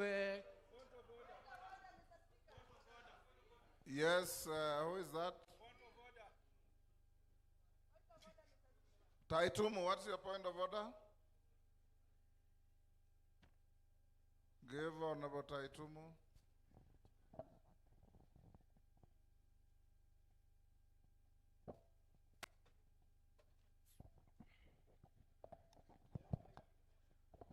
Thank you, Mr. Speaker, for this opportunity. Mr. Speaker, the minister is trying to disinform this House about the policies and what the TSA is supposed to do. These policies that you are talking about, who is supposed to enforce? We have principals sending students back if they get uniform from the shops and other selling entities. Who is supposed to enforce the policies that are there for the ministry? It is the TSC or it is you? Because, Mr. Speaker, the CS is misinforming the House from the very outset. Earlier on, he said that they cannot compute the actual amount needed to educate a learner in our systems, because members of parliament are providing bursaries. Counties are providing bursaries. We don't provide the bursaries. We try to cushion the learners from the vagaries of the excesses that there are. So we provide within the premise of what is given as school fees. So we don't give anyhow that we provide the money. So, Mr. Speaker, let the CS tell us who is supposed to enforce the regulations and what happens and how many have been punished by violating those policies so far. It was not a point of order, it's a disguise to ask a question. Go on. Order, let him answer the questions you have asked. We'll come to another round. Katana, take your seat. Go on, Minister. Honorable Naomi Wako's question on the gazettement of the fees on day schools. That gazette, as I indicated, has already been prepared. Katana, kuna shida gani?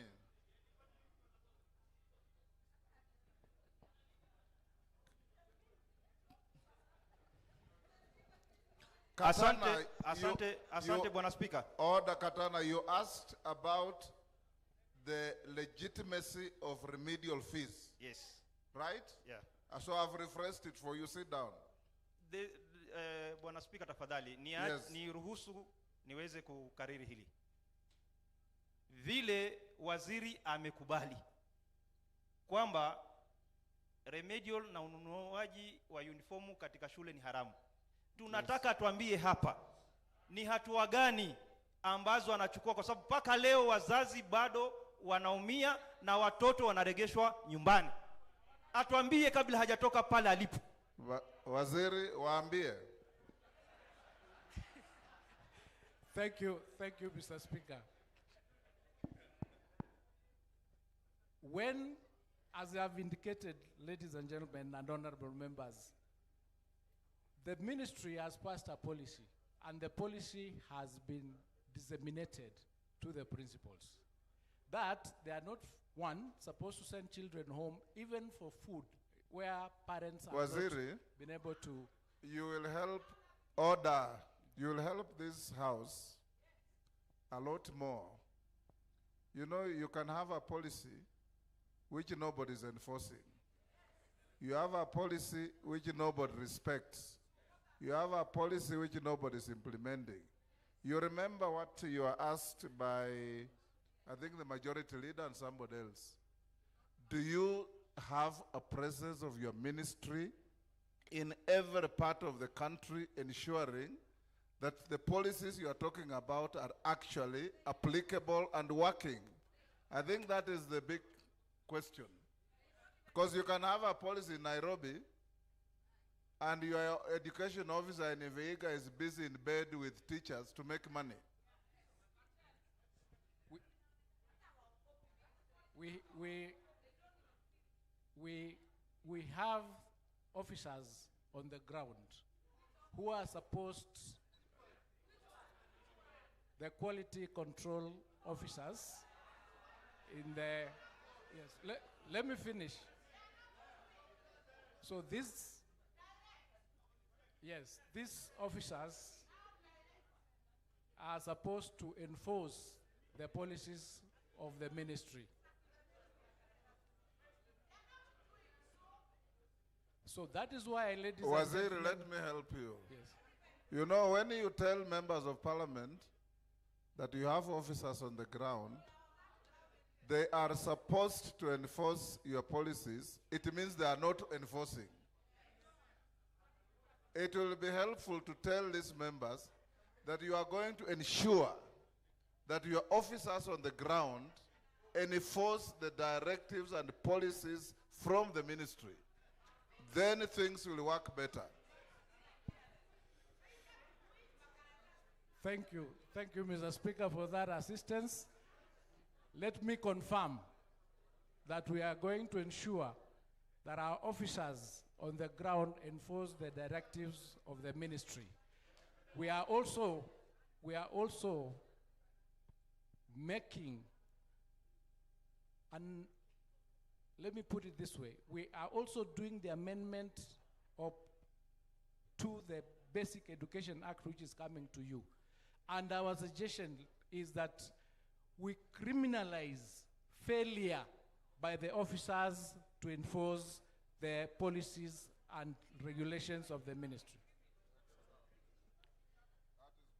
So Honorable Wako's question, as I said, we'll be gazetting the school fees this Friday. The gazette notice has already been prepared. And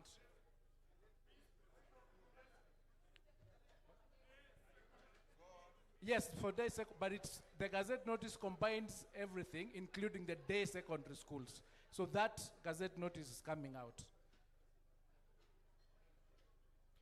Dr. Nikal's question on grade 9 classroom, as I indicated earlier, an assessment was done, and the classrooms for grade 9 that were required were 23,000, and that has been done. So that problem of grade 9 transitioning from grade 8 in junior schools has been sorted out. And as I've indicated, the transition to grade 10 has taken place, and the exit report will be able to indicate to us which classrooms are remaining so that we can make a decision after working with the public and all of us on how we are going to handle the empty spaces and what we are going to do about the students or about those schools. The question on Lenana School, Bwana Scoot, I'd like you to respond to that question on Lenana School and what we are doing to ensure that our other children able differently also do not miss school.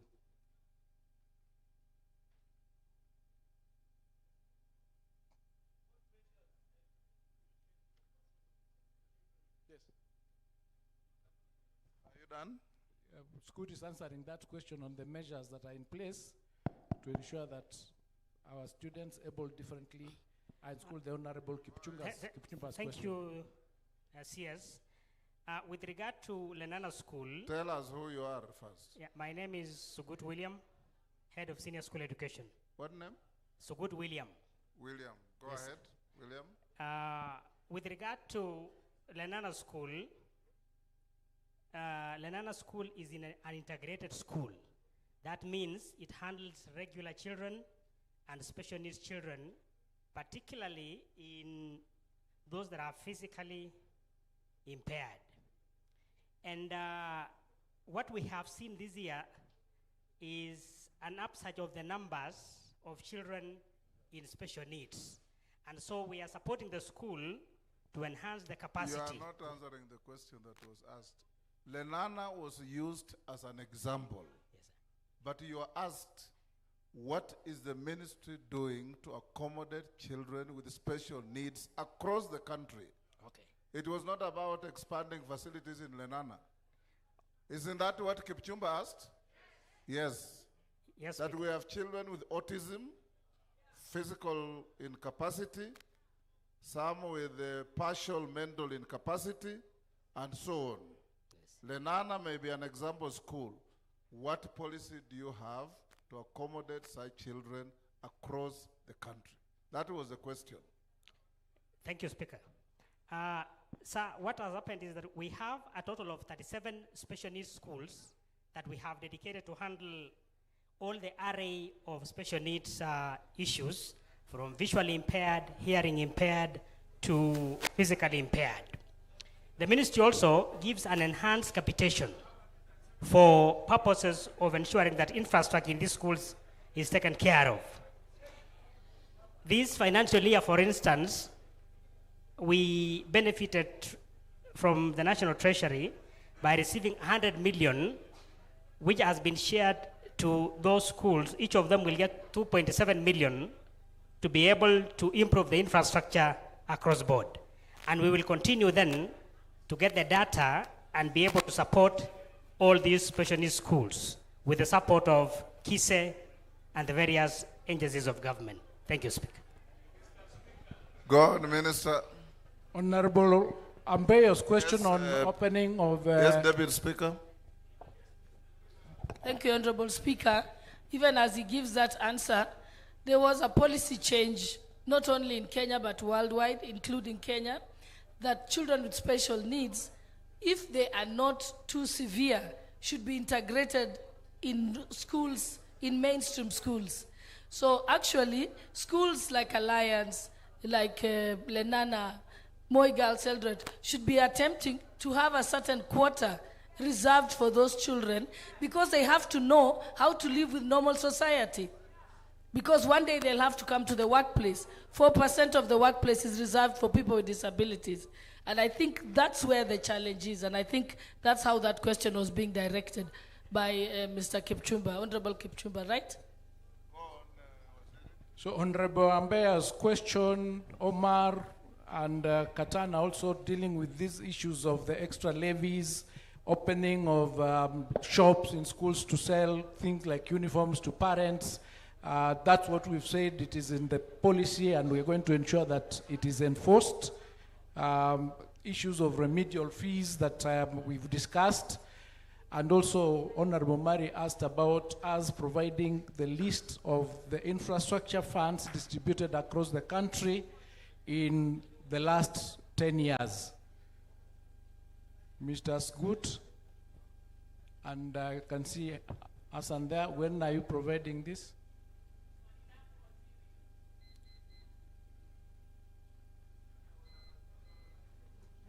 You have the data. So we have the data. We have the data and we can provide immediately.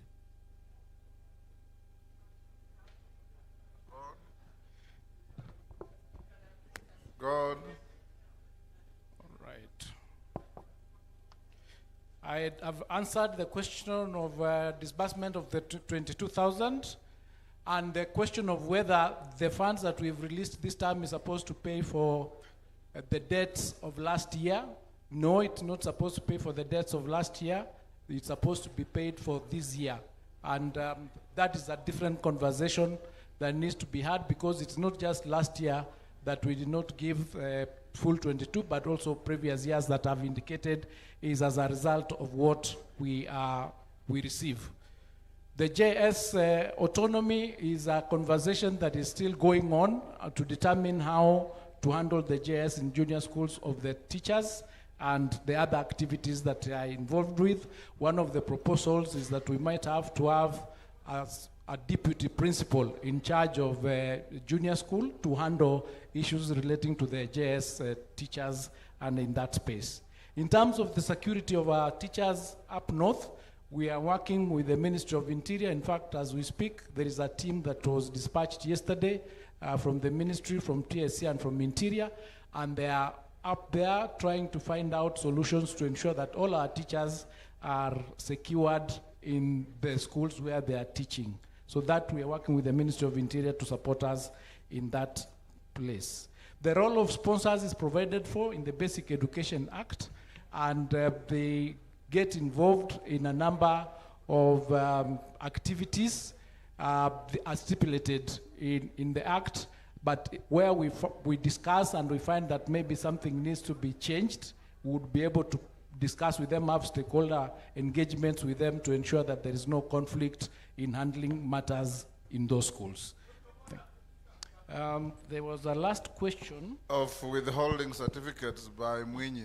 Yes, I did indicate that we are enforcing that provision because it is in the Act, but as I indicated, the weakness is there is no penalty provided for. It is administrative action, but we are working to ensure that that particular provision is enforced. The last... Who is shouting point of order? Wamchomba, is it a point of order or you want to ask a question? Emase? Emase? What's your point of order? Mr. Speaker, my point of order is on certificates. Because parents are not being given the certificates. And at some point in another fora, you indicated the possibility of transiting certificates through the district education offices as opposed to the principals. What is the progress on that? Because right now, Honorable Speaker, a parent who has even cleared the fees, when the child goes to pick the certificate so that they can proceed to the university, is being told you lost 24 books.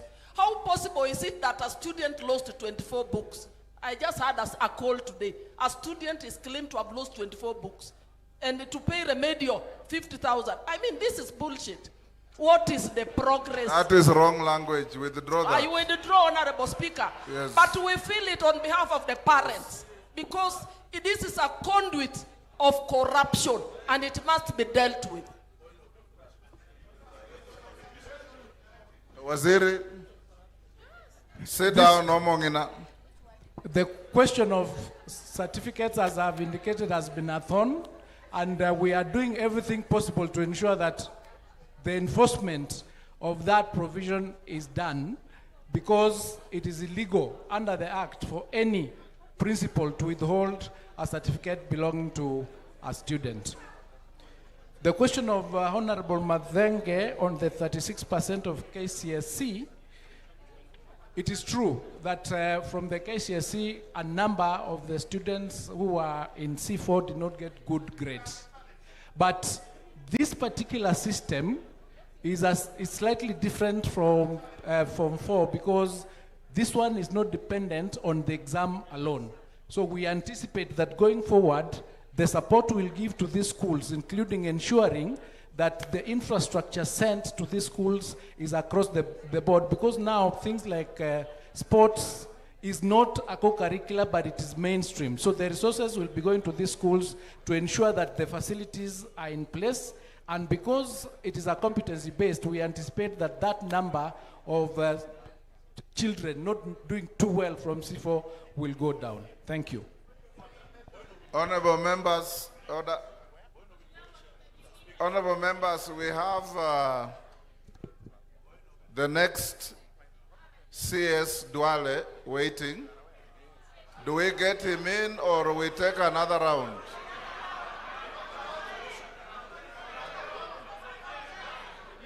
Okay. Do we take him in or we take another round? Okay. Take your seats. Let me see the hands. Wanjala, you'll be number 1. Mbeyu, you are in the last cohort, so I can't give you now. Let's be fair to others. Nicholas, number 2. Wamaua, number 3. Ambassador Sigei, number 4. Wamshomba, number 5. Even if you wave your hand and you are not in the radar, I will not give you. We have reached number 5. Huko nyuma kuna nani?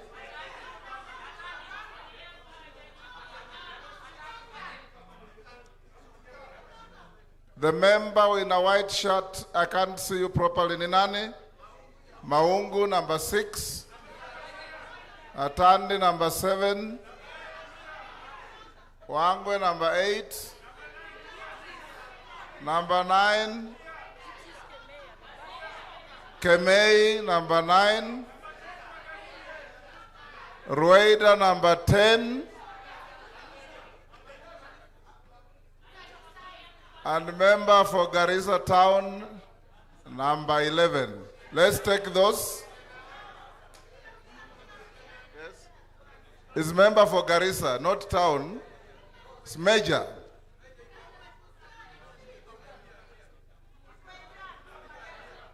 Waitan, sorry.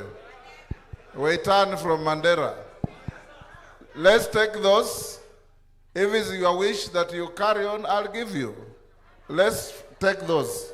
Number 1. 1 question each. Wanjala. Thank you, Honorable Speaker. Mr. Speaker, Waziri did come to Parliament to answer questions. And Mr. Speaker, Waziri disbursed capitation money to ghost schools.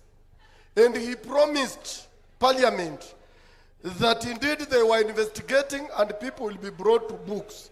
Till today, Mr. Speaker, all those billions, we still don't know whether those people are arrested or whether the people in the ministry who are recipients of that money, that's why they have not taken against those people, because this money was disbursed to banks. They know who withdraws this money. Till today, those billions, they are unable to pay capitation to schools, but a lot of money went to ghost schools. Thank you. Next. Nicholas.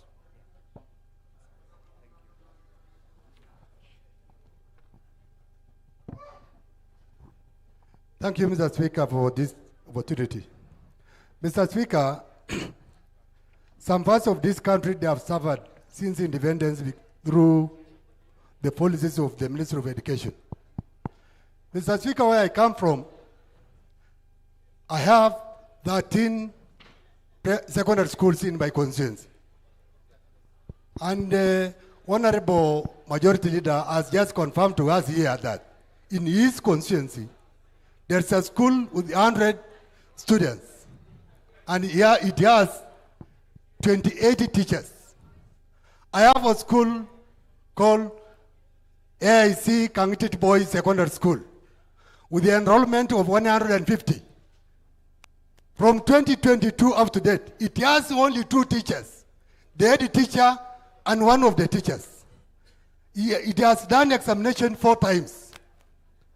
Mr. Speaker, my question to the minister or the CS, is the CS aware of these situations in some parts of this country? Because as I have just recited on that school, I have a school called Katilia Girls, AIC Katilia Girls Secondary School, with 371 students, with only 3 teachers. It has done examination 6 times. I have tried so many times to talk to the ministry, talk to the TSC, but my concerns, they have not been answered. What plans has the ministry has for these schools in those remote areas of this country? And we are trying to say, we are trying to balance education in this country. How balanced is our education as per what I have just said? Point made. Next, Wamaua. Yes, thank you, Speaker. My question is on the activity money that is charged in our primary schools. Mr. Speaker, last year and the other year, the parents were being asked for 400. Now from January, I heard from the Director of Education, it is now 500. And they are charging per head. So you go to the parents, you tell them education is free, and they start asking you, how is it free? Other than the activity money, and they are charging per head, then ask 100 for exam and other monies. Mr. Speaker, sir, are we telling our parents that this is part of telling them they should not give birth to many children? Because for that parent who has 4 children or 5 or 6, you multiply by 5,000, you can see how much they are paying. Yet we are saying that education is free. So, Waziri, can you tell us on how this money is supposed to? Is it supposed to be maybe standardized? Or can we do away with it? Or is it supposed to be part of the capitation? Sigay. Mr. Speaker, sir, I want to raise an issue on World Bank projects. Mr. Speaker, about 10 years ago, projects to construct laboratories in Sotik constituency were given out by the World Bank.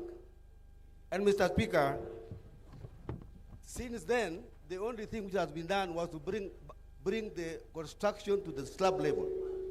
Nothing has been done. Mr. Speaker, I'm seeking a statement from the minister as to what happened, the status, how much money has been used, and what plans he has to complete these projects.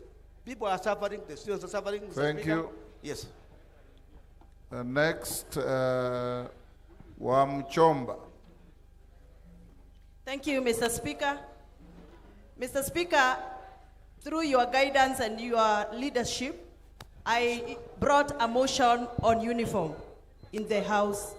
We debated on matters uniform, and the ABLE Committee of Education directed that the ministry provides clear direction to head teachers on matters uniform.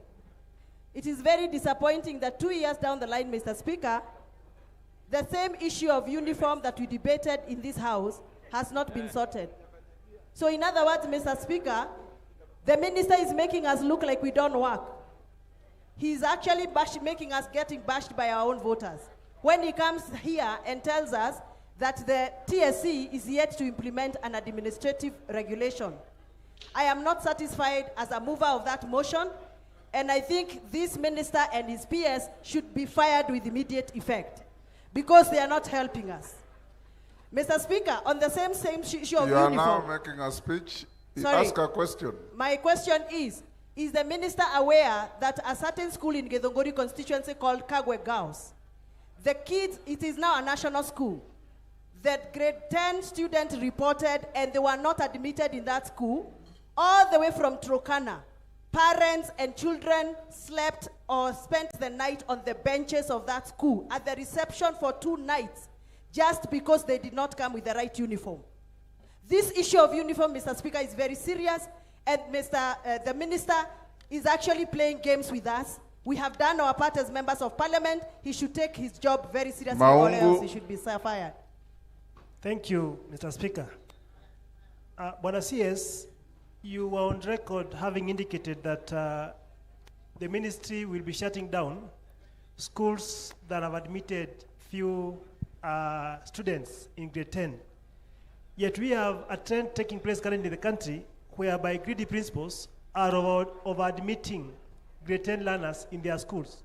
You find that a school that has been categorized as a 4-stream school has admitted close to 10 streams, stretching the facilities they have in terms of teachers, in terms of laboratories, and even classrooms. What steps is the ministry putting in place to tame these greedy principals who over-admit for the sole purpose of getting capitation and therefore denying these learners an opportunity to have a free and a fair learning environment? Thank you. Thank you. Atandi. Thank you, Honorable Speaker. Honorable Speaker, every year, Budget Committee engages in public hearings across several counties across the country, in which the citizens are allowed to give their views on which project they would like to be factored and a public participation vote. Honorable Speaker, it has come to our attention that for the last 2 financial years, the Minister of Education has failed to implement those projects. I want to understand from the Minister why he has failed to implement those projects for the 2 financial years that we have done the budgets. And lastly, on the budget, Honorable Speaker, from the records we have, the total resource requirement for capitation is 129 billion. This is information we have from the Ministry of Finance and from the Budget and Education Committee. But I've seen that from the report presented by the Minister that we have a deficit of 48 billion. From our records, we allocated 93.6 billion for capitation. And therefore, the deficit that we should be talking about is 35 billion, not 48 billion. Madam Minister, please, you need to clarify on that. Thank you. Wangwe. Thank you, Honorable Speaker. Honorable Speaker, I want the CS to be very specific on when is he planning to submit the capitation for grade 10 students, Honorable Speaker.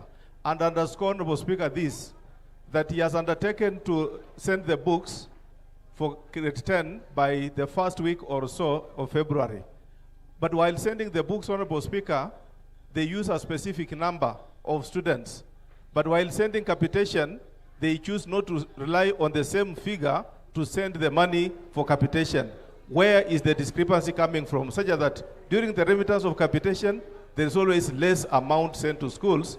But in terms of distribution of books, Honorable Speaker, there are various books which are submitted to students, even by 100% or even 200% of the candidates. Thank you, Honorable Speaker. Beatrice Kamei. Thank you, Honorable Speaker. And to the Minister, I want to ask this question. What action or help are you giving to the schools which have posted poor results or low results over the years?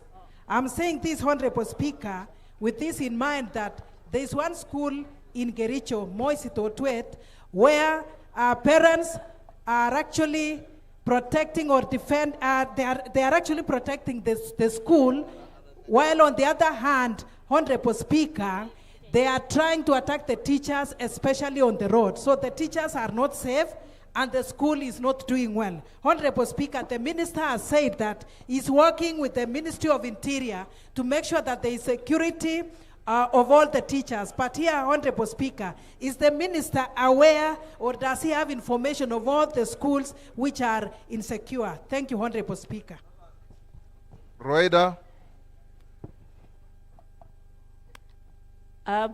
Waziri, Lamu Mashariki imethibitisha uhaba wa walimu ndio imekuwa sababu kubwa watu student wetu kuanguka kwa mitihani.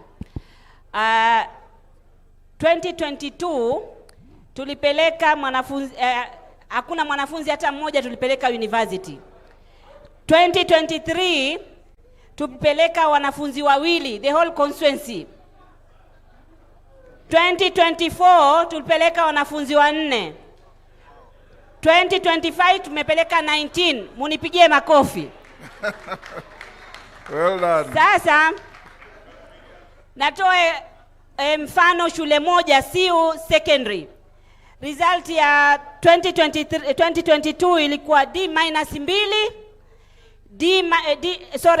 D plane 2, D-7, E20.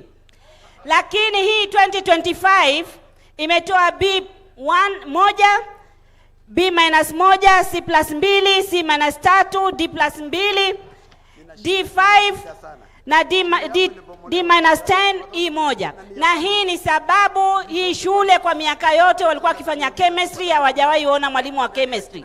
Safari hii shule zangu zimepata walimu, na sio kwa ministry, ni kwenda kuomba president kumlilia paka kaelewa shida. Ministry paka sasa hawajaelewa. Swali langu ni hili: hii miaka yote tumekuwa tukigandamizwa, tutalipwa nini? Manake vijana wetu generation zimekufa, na imeonekana ni kama marginalization wazi, na wengine hawajui kwamba marginalization, wanasema marginalization imetokea bila wao kujua, lakini kukutaka wao nyingi wengine wanakosa, tunakuwa marginalized. Sasa huko nyuma, for us to catch up with others, mtatufanyia nini?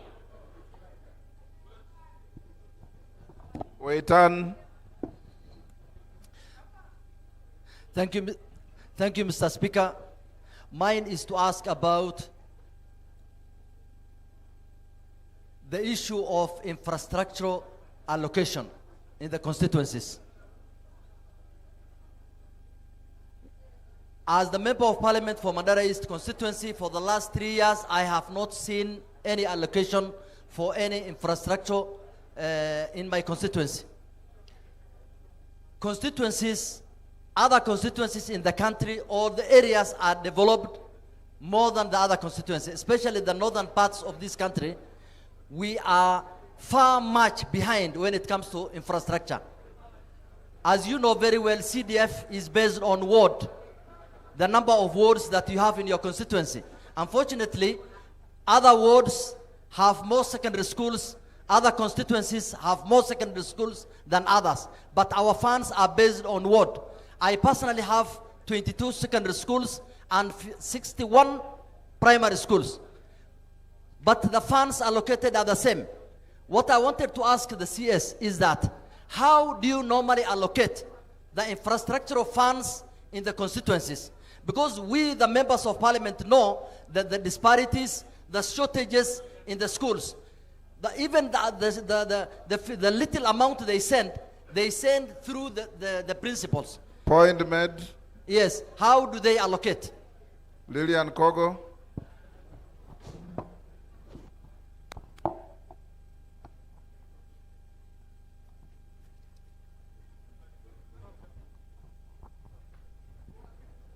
Thank you so much, Honorable Speaker.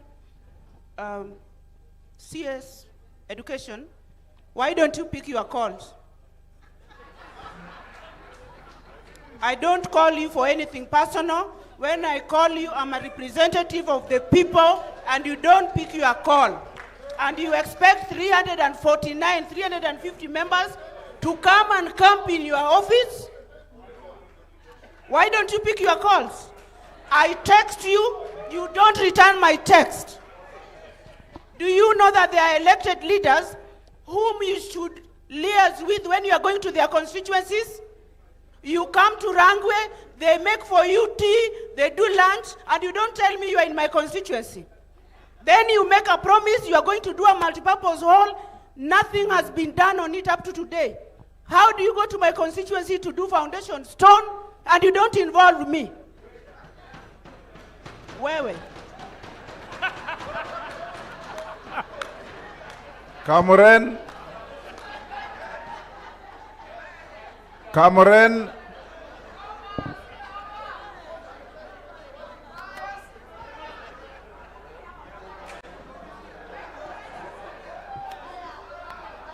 Order.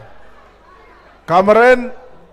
Thank you, Honorable Speaker. My question to the CS Education, can the Minister state what steps is he going to take over the destruction of Laramoru Primary School? Mr. Speaker, Laramoru Primary School is a school that was opened as a result of a dispute that was there. The people of Laramoru has been fighting for the last 25 years. That is mandatory. And the other day, they agreed to open a school. That is 2 years ago. Then somebody decided to come and destroy the entire school. Now the pupils are learning under trees. What steps are you taking as the Minister of Education to make sure that those children of Laramoru are getting education like any other children? The last one, Mr. Speaker. There is no luxury of two questions, one only. I was only requesting the Minister to visit and see the situation of the school. Thank you, Mr. Speaker. Minister, you can now answer the questions. What's your point of order, Nyamai?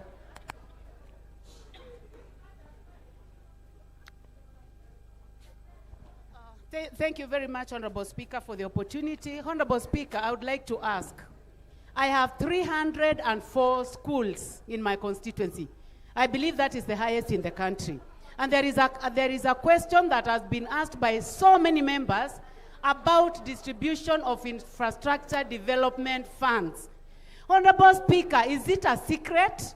Why is it that this cannot be projected here for us to see? And Honorable Speaker, if it cannot be done today, I would like to ask that you order that the Cabinet Secretary shows us that list, because that is how schools that have been marginalized can benefit. And this fund does not benefit these schools. Honorable Speaker, who is going to give us a solution to school fees? If the ministry gives 22,244 shillings, parents are paying fees. We are giving bursaries. And every fortnight, every 2 weeks, students are in the market being sent home. Who has the spine to deal with these officers who cannot ensure that government policies are followed? Thank you, Honorable Speaker. Thank you. Minister. Thank you, Mr. Speaker. To the first question on the action that we are taking after the verification exercise, that verification exercise has been completed. We are releasing it next week, and then action will be taken against the culprits, and we'll present the whole report to yourselves for further action in certain sections. Also, we'll present it to DSCI and also to EACC. Once we release it next week, action will be taken against all the officers and the principals involved in any irregularity. The question that relates to the 13 schools, 28 teachers, this is the reallocation by Honorable Nicholas, the issue of rationalization of these teachers in schools, where some teachers are more in schools and other schools do not have teachers. This is the exercise that we indicated that we would be working with TSC to ensure that there is redistribution of the teachers to the schools that do not have enough teachers of various subjects, so that we do not disadvantage any of our learners. Wamahua's question, Honorable Wamahua, any activity that is charged by a primary school is illegal and irregular, as activity is fully funded by the ministry in the capitation that is normally released. To Honorable Atandi's question that relates to issues of public participation, the ministry has not effected the implementation of those projects because the resources have not been received. It is a funding challenge. Once the resources are received, we will be able to undertake the implementation of those projects. Honorable Sigei raised a question. Yes, who is shouting point of order? Atandi, is it Atandi?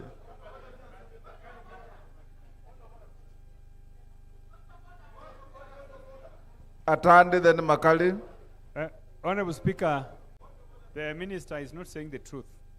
When I spoke to National Treasury, they said the ministry has never done any requisition for implementation of those projects. So he cannot claim But the reason the projects are not implemented is because of lack of resources. Thank you. Makali.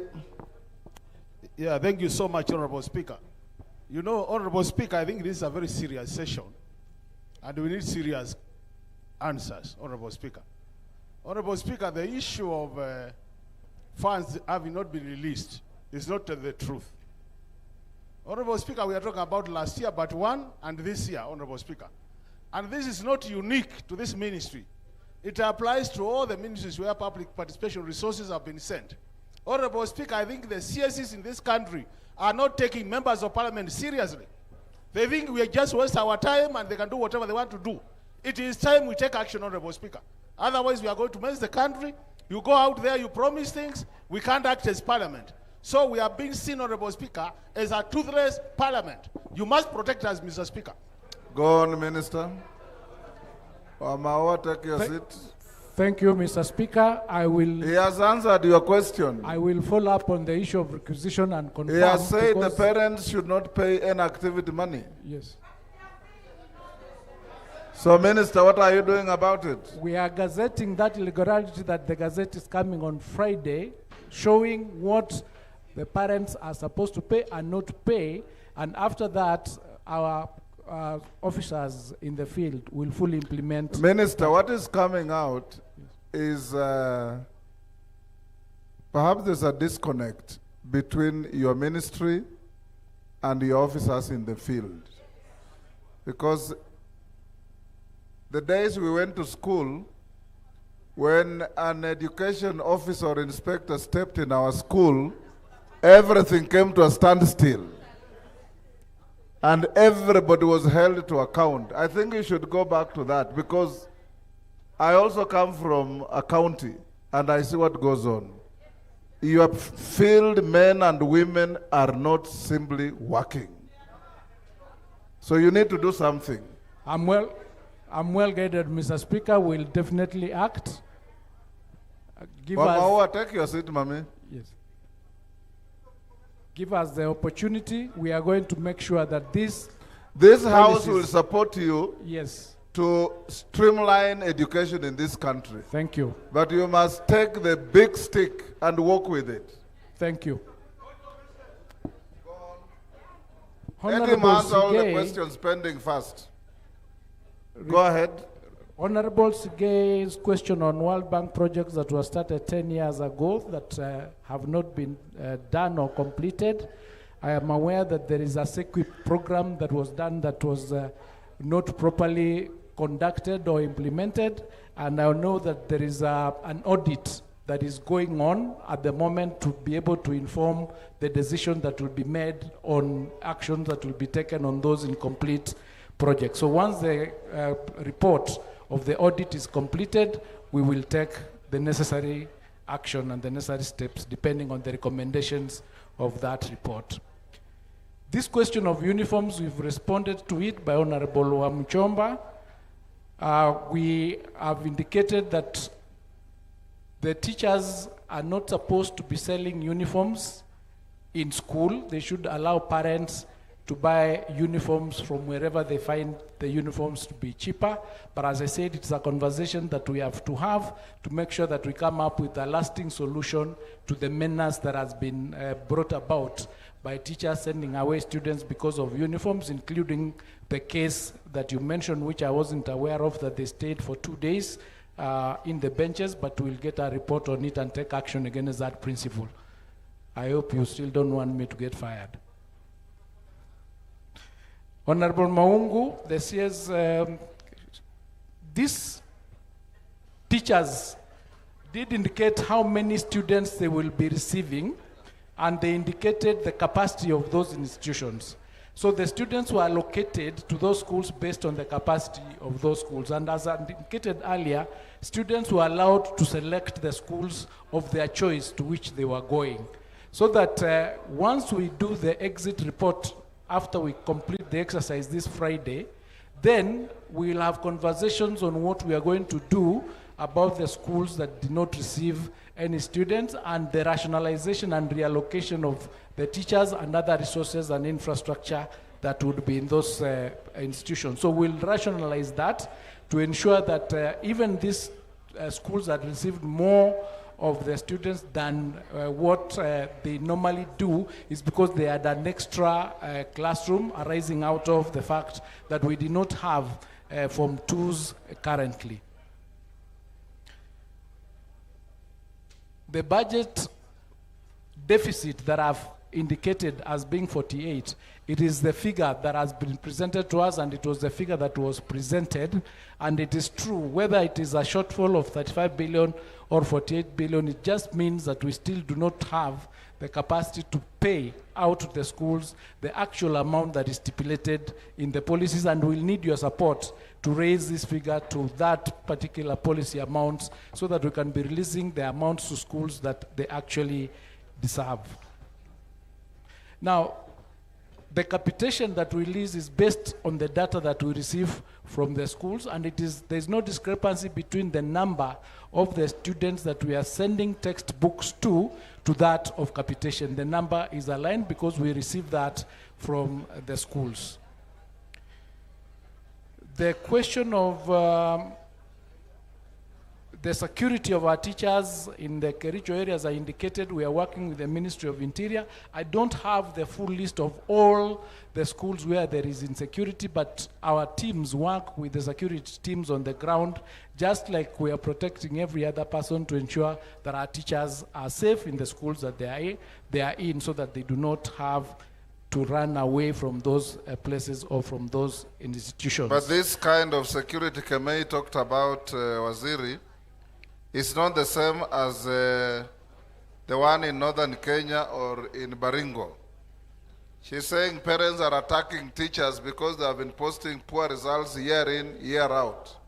So it's a question of standards that the parents are resisting. What do you do about that?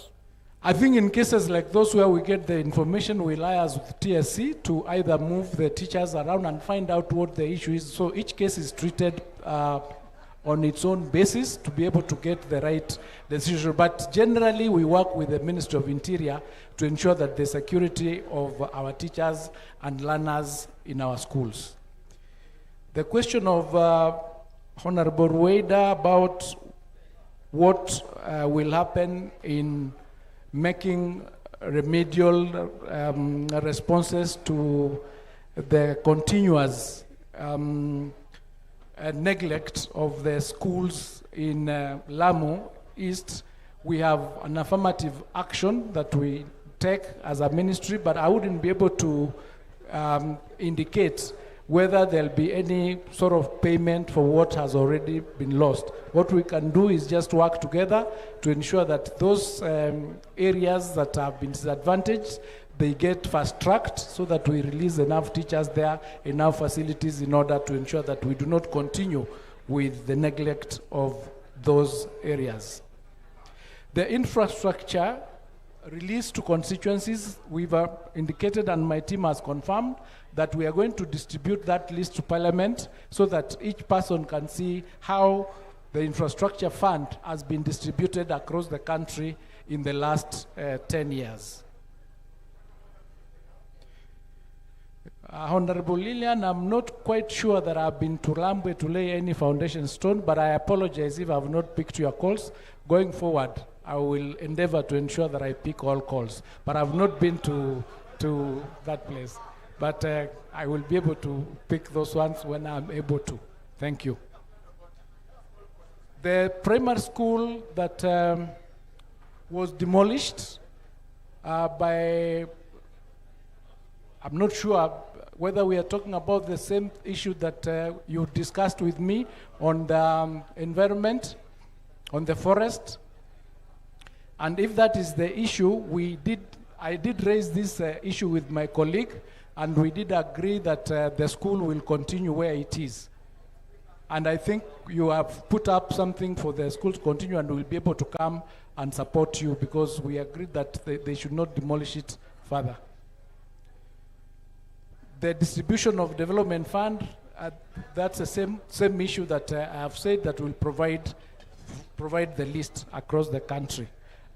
Thank you. Thank you, Waziri. He asked about I ghost did. schools. I did. You did. What did you say? He was not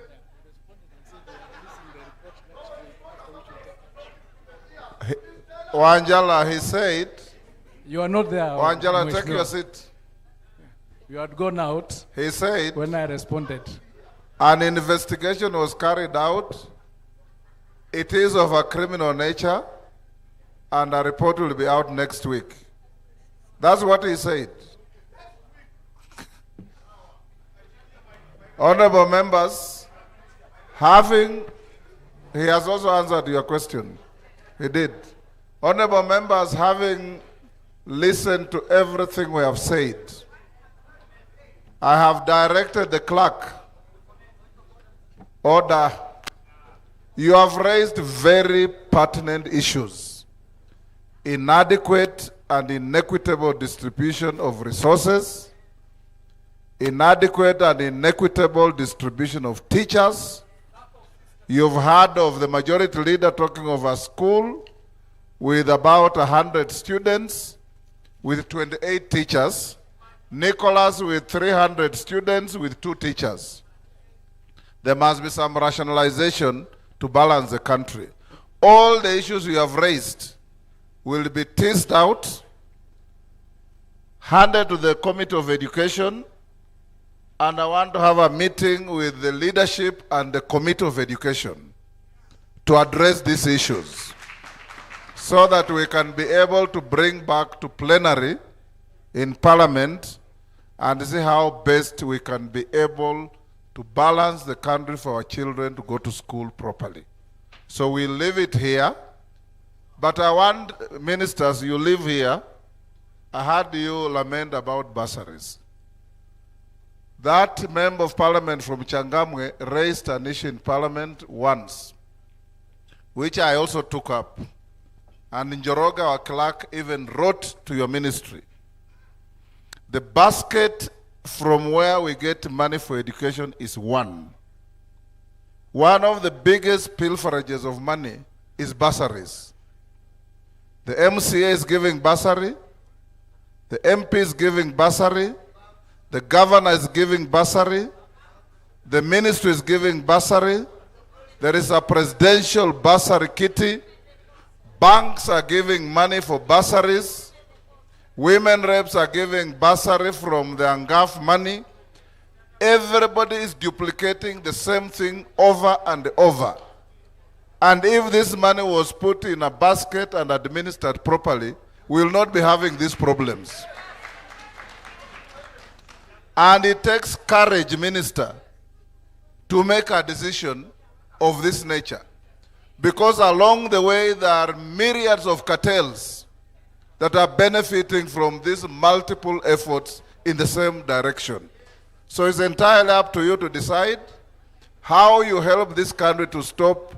Because you'll find these MPs, a person has come from an MCA, is carrying money, he's gone to the governor, is carrying money, he goes to the MP, he takes money, and everybody is putting money, and out of fear, because these MPs fear their constituents, if you don't give them money, they will vote you out.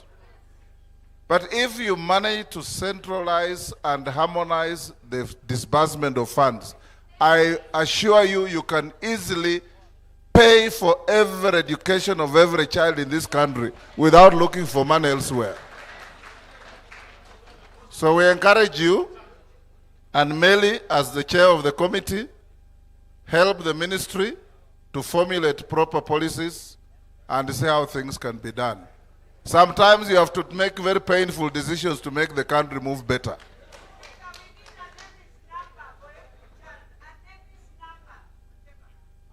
You've had Waziri, a name is number for every child. Members will now release the Minister for Education and his team so that we move to health. On the program, we are supposed to have a health break. We will not have it. We'll move straight to the Ministry of Health. Migozo Gamba and your team, you can now exit quietly so that we start our new session. Who is here? Rachel. Yes. Okay. Pardon? Yes, Your Honor.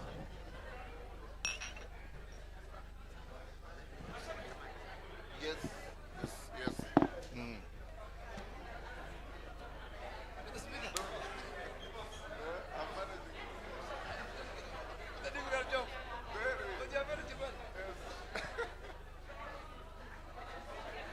Order, members. Honorable Gamba, tokea mlango ya nyuma na timu yako.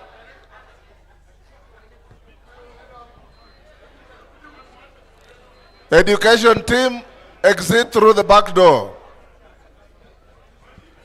Sergeant, show them the door.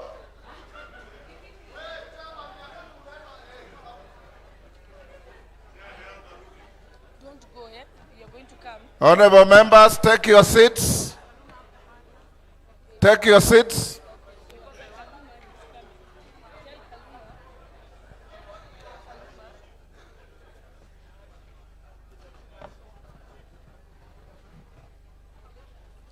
So, honorable members, we now move to session topic number 7, which is the state of healthcare in the country and any proposed legislative interventions which will be done by the Honorable Aden Duale, Cabinet Secretary for the Ministry of Health. I will just move to the introduction. Honorable Duale holds a Bachelor of Education degree from Moi University, 1992, and a Master of Business Administration from Jomo Kenyatta University of Agriculture and Technology in 2012. His early education includes Boys Town Primary School, Garissa High School, and Moi Forces Academy, Nairobi. He began his professional career as a graduate teacher before transitioning into business and public service. Between 1999 and 2003, he served as a director of the Kenya Broadcasting Corporation. He later founded the Livestock Marketing Society of Kenya as an umbrella organization representing livestock producers and traders in the arid and semi-arid regions. Honorable Duale was first elected to Parliament in 2007 as a member of Parliament for Duji's constituency. He served as an Assistant Minister for Livestock from 2008 to 2011 in the Grand Coalition government and played a leadership role in the Yes campaign in the northeastern part of Kenya, and which led to the promulgation of the Constitution 2010. In 2013, he was elected Member of Parliament for Garissa Township and was appointed a pioneer leader of majority in the National Assembly under the 2010 Constitution, a position he held up until 2020. As leader of majority, he oversaw the passage of over 200 bills and more than 500 motions, and served as the principal liaison between the executive and the legislature. In 2022, he was deeply involved in the founding of the United Democratic Alliance, UDA, and was re-elected to Parliament for the 4th term on the UDA ticket. He was appointed Cabinet Secretary for Defense in October 2022, a position he held until 2024. Following the subsequent cabinet reshuffle, he served as Cabinet Secretary for Environment, and in March 2025, he was appointed Cabinet Secretary for Health, a position he holds to this date. A senior legislator and national leader, Honorable Duale has served 4 terms in Parliament across 4 political parties and is recognized for his institutional leadership, legislative experience, and commitment to public service and constitutional governance. Karibu, Honorable Duale. Honorable members, thank you, Deputy Speaker. The chair of this session is Rachel Nyamae. And Honorable Duale, take the podium. Once the minister finishes his presentation, we'll give Dr. Nyikal 3, 4, 5 minutes at the very most if he has anything to say. Then we'll go the same way of asking questions for the minister to answer. Rounds of 10, 10, 10 until we finish with him, then we break for lunch. Minister, karibu. Thank you, Mr. Speaker, the Honorable Speaker of the National Assembly, the leadership of the House, Honorable Chairpersons of committees, distinguished members of Parliament, ladies and gentlemen, good afternoon. It's a distinct honor first for me to stand before this august house today, and I do it so with a very profound sense of gratitude. The journey to transform Kenya's health care system has been long and tedious, but it's a journey we have walked together. This house has been the bedrock of that transformation. Without your legislative wisdom, your oversight, and your bipartisan support, the milestone we celebrate today could remain mere aspiration. And for that, Honorable Speaker, I want to say asanteni sana, and we are happy that you stood with us. Honorable members, our mandate basically is anchored in the better agenda, the bottom-up economic transformation. When this administration took office, we made a very solemn vow that healthcare will no longer be a privilege for the few who can afford it, but a constitutional right for every Kenyan, as it is enshrined in Article 43. Health is not just a social service, it is a key economic pillar. And I say that with conviction that a healthy nation is a productive nation. We committed to shifting the paradigm shift from curative to preventive care, and from catastrophic out-of-pocket expenditure to social insurance model that leaves no one behind. To realize this, Honorable Speaker, this House undertook a historic legislative marathon. You debated, you refined, and you enacted 4 crucial laws that now form the legal spine of our healthcare system. And that is the Social Health Insurance Act of 2023 that established SHA and replaced NHIF, the Digital Health Act of 2023 that created the Digital Super Highway for Health Data, and the Primary Health Care Act of 2023 that operationalized the hub and the spoke model and the community health promoters. And finally, more importantly, the Facility Improvement Financing Act of 2023 that ensured funds raised in hospitals stay in hospitals. Honorable Speaker, let us be very honest about where we came from.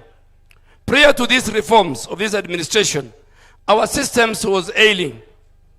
We had a very fragmented financing model where NHIF paid out more in fraudulent claims than it collected in legitimate premiums. We had no visibility of the patient data. We had no visibility of the patient records. And patient records were paper-based. Making portability was impossible. When I first stood before the ministry during my maiden speech on 1st of April 2025, the situation was critical. We were 6 months into the Taifa Care rollout, facing public scrutiny and systemic roadblock. I told the country then that, and I was given a name that I am a bulldozer, and that was for the right reason, to clear the way for universal health coverage, but to crush the bureaucracy and to build a system that works. Today, I return to report to the people's representative how that ground has been cleared, what we are building upon it. And I want to start with the first pillar, the pillar of sustainable health financing. I wish to begin with that pillar, and the transition from NHIF to Social Health Authority is the engine of our reform as an administration and a country. The numbers tell a story of unprecedented success and stability. As of 26 January 2026, we have registered 29 million Kenyans into the Social Health Authority.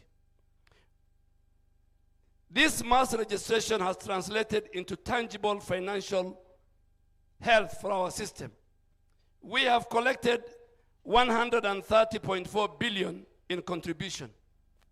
And critically, we have disbursed over 93.4 billion to healthcare providers, both in public, in private, in faith-based, and in our national referral hospitals. Contrary to the inefficiency of the past, we are making great strides in settling all verified, validated claims. Currently, we have achieved an average claim settlement rate of 73% across the board. This means that money is flowing to our hospitals, ensuring that facilities remain stocked and operational. Honorable Speaker, as I say that, I want members to be cognizant of the Schedule 4 of the Constitution, that health is a shared responsibility, that health is a devolved function. A key component of this financing model was the realization through this House of the free primary health care, which has never happened in our country before. We are currently rolling out service charter to primary health care facilities across all the 47 counties. And we are doing this from last week because Kenyans go to primary health care facilities, level 2 and level 3, that's the dispensary and the health center, but they are forced to co-pay. It's supposed to be walk in and walk out. So we have created now a charter, a green label charter, which we are going to fix, and we have started with the Bomet last week. We'll fix it in every level 2 and level 3 public, private, and faith-based health facilities. This charter, and I want to highlight that Bomet Health Center, which has the distinction of being the first facility to successfully roll out this charter. This charter is our promise to the people that at level 2 and 3 facilities, a Kenyan citizen should be able to walk in and walk out as an outpatient without paying a single shilling.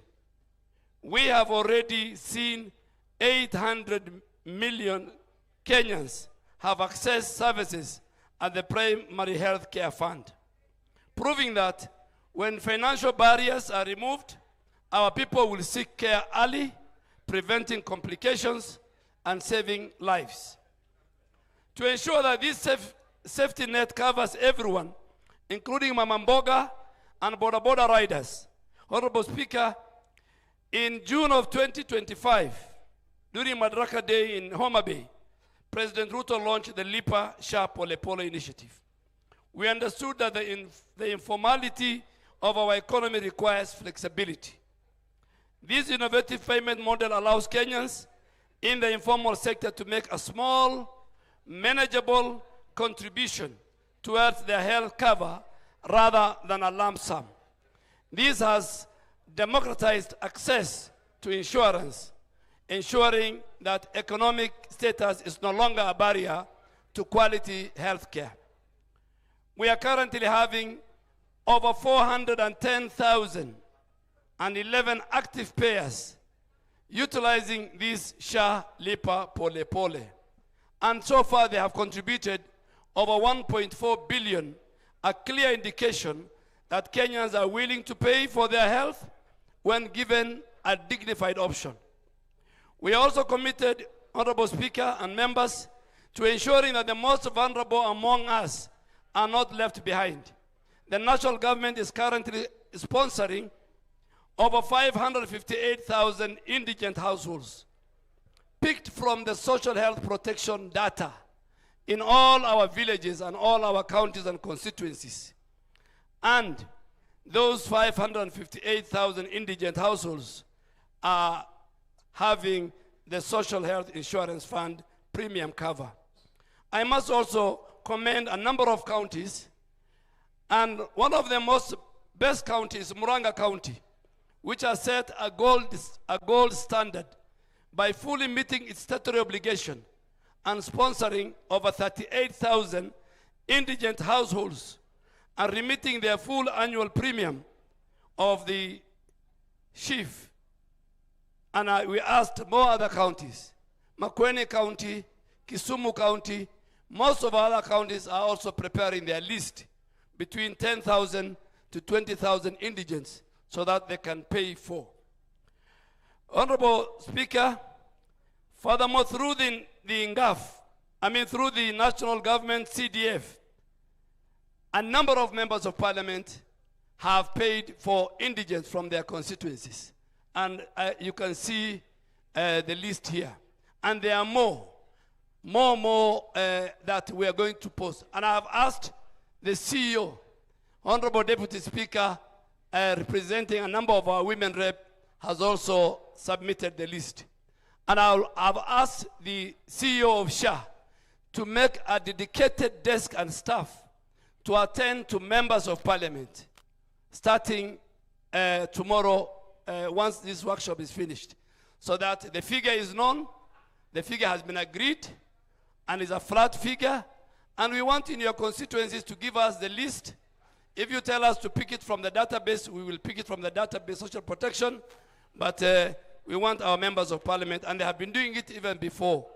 But right now, because members are asking me, how do we do it? I have directed SHA, now that they have a skeleton staff, to dedicate a specific desk that, and even come to parliament. The clerk of the National Assembly, through the speaker, can even give us a room within parliament where the SHA members can be accessed by members of parliament. Members of parliament do not, even your offices, your staff can access our team in parliament, but we really want. We have collectively together, we are sponsoring partners and development and philanthropies are sponsoring close to 62,000 if I add with the ones of members of parliament. But I want to urge the honorable members to utilize the national government CDF to sponsor the indigent in your constituencies so that we mirror this success to ensure the universal coverage. Honorable members, for a long time, the overseas treatment scheme was a conduit for abuse between doctors in Kenya and hospitals in India and many other places, where cartels and these agents exploited the vulnerable patient and the public purse. That era is over under SHA. We have introduced a robust, transparent framework for overseas referrals that put the patient first and protect our resources. This new policy, Honorable Speaker, is anchored on a simple principle. SHA will only pay for overseas treatment if that procedure is not available locally. Because when you go to India, you are supposed to go with the whole family. It's more expensive for the family, and that is why we have to do a lot of harambe.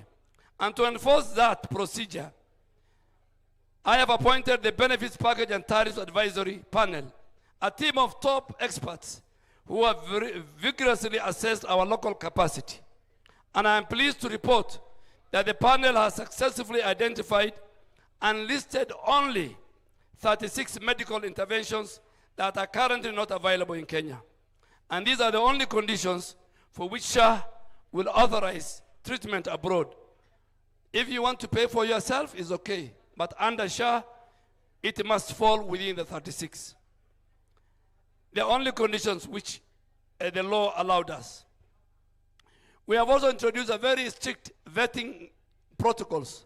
Every referral is now subjected to a peer review by the claims office to ensure that the medical necessity is found. Honorable Speaker, we are also requiring that any overseas facility receiving a Kenyan patient must also formally empaneled and contracted by SHA. So you cannot go to India and walk to any hospital. The way we contract Aga Khan and Kenyatta Hospital, the facilities in the foreign nations must come and contract with SHA. And we do it online. Honorable Speaker, we have capped the minimum payable amount for this overseas treatment to 500,000. This will ensure the sustainability while granting access to life-saving procedures. This new framework guarantees that we are not going to exporting our patients and also exporting our money to support healthcare system of other nations. And let me repeat it. We will not export our patients and our money to support healthcare systems in other countries. We must be candid. We must improve our healthcare system so that the money can remain here and support our health facilities. Our patients can be at home, and many members know during the COVID, We could not even return the bodies of our loved ones when they pass in India. Because in some countries, the only thing that happens is cremation. Many Kenyans, particularly of the Christian faith during COVID, they could not bring back their bodies. Airlines have refused. Countries have introduced protocols. So we must build Kenya. We must retain our patients here, treat them, and we must retain our money. Honorable Speaker and members, the transition from NHIF to SHA is not merely a change of logo. It's a fundamental restructuring of our national health insurer to ensure efficiency, integrity, and professionalism. We are building a new institution from the ground, and this requires a fresh, competent workforce. And I wish to be categorical. Recruitment into SHA is strictly based on merit, unlike the NHIF, unlike the defunct NHIF. There is no automatic transition. However, Honorable Speaker, we were guided by the courts. The former staff of NHIF went to court, and we were guided by the law and the courts that we must give priority to competent, qualified former NHIF staff. The days of nepotism and incompetency are behind us. Only those who prove their worth will serve the people of Kenya. And Honorable Speaker, to make the record straight, to date we have only recruited 144 staff members, representing 17% of the total approved establishment of 815 positions. The initial phase focused on securing the top leadership and the core leadership and the technical experts needed to operationalize the authority, including the CEO and the directors. We are now doing a massive recruitment drive for 425 senior officers in order to decentralize them to our counties. And this exercise has been highly competitive. We have received 17,434 applications, and we have, following vigorous shortlisting process, we have shortlisted 1,737. And Honorable Speaker, I want to categorically say the list that is circulating in the social media is a fake list, is not from SHA. And I am ready to present the truth. Yeah, there are people who doctored that list in terms of counties, in terms of tribes, for their own reasons. I have a full report before Parliament, and I'm ready to submit that. That list is fake. That list is meant. The people who could not say anything about SHA, they have looked for anything under the sun, and they have generated a fake list. And I am ready to appear before the committee of even cohesion and integration. I think that committee still exists in the House. Yeah, I'm ready to appear before that committee and put everything on the table. But that thing which is going round is not from us. Honorable Speaker, let me go to the pillar number 2, comprehensive healthcare information digital superhighway. This superhighway has been the game changer in our history, where for the first time, visibility of our healthcare sector, all our 47 governors, the whole leadership of MOH, the president himself has a digital dashboard that he can follow what is going on in the health sector. And Honorable Speaker, if you allow us, we can give Parliament also a dashboard that can be put somewhere. You can see even the bed occupancy of Kenyatta Hospital. We have successfully, up to today, digitized and linked 10,277 transacting faith-based and private hospitals into one digital superhighway. We have specifically have 4,149 public facilities that are now fully digitized, because slowly we are training and we are digitizing them as we move along. And to support the Taifa Care system, we have delivered 30,087 digital devices, including the biometrics. And that's why you see, Honorable Speaker, under SHA, there's no card. It is your thumb. Particularly now we have finished level 5 and level 6 and level 4. So that's why the digital devices I'm talking about across the country. And this is to ensure that the most remote dispensary can transact data in real time. Honorable Speaker and members, this digitization is not just about efficiency, it's about the potent weapon against corruption. The era of manual claims, opaque processes allowed theft to thrive.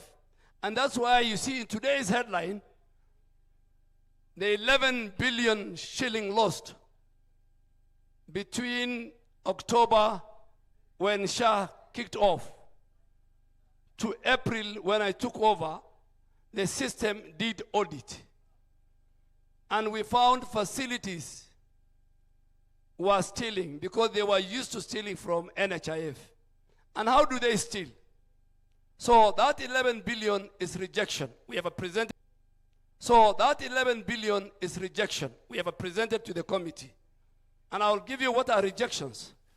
There are facilities in our country that have reported 100% of the mothers who came to deliver have gone through C-section. That is even against the WHO rule. The WHO rule, international accepted, is 10 to 15% of mothers who go to deliver in hospital will go through C-section. And I think the member for the vice chair of Health Committee, Honorable Pato, is here.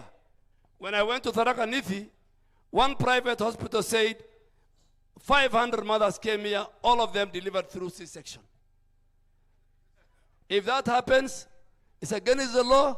The former chair of Health Committee, Honorable Sabina, is looking at me. Shah will not pay.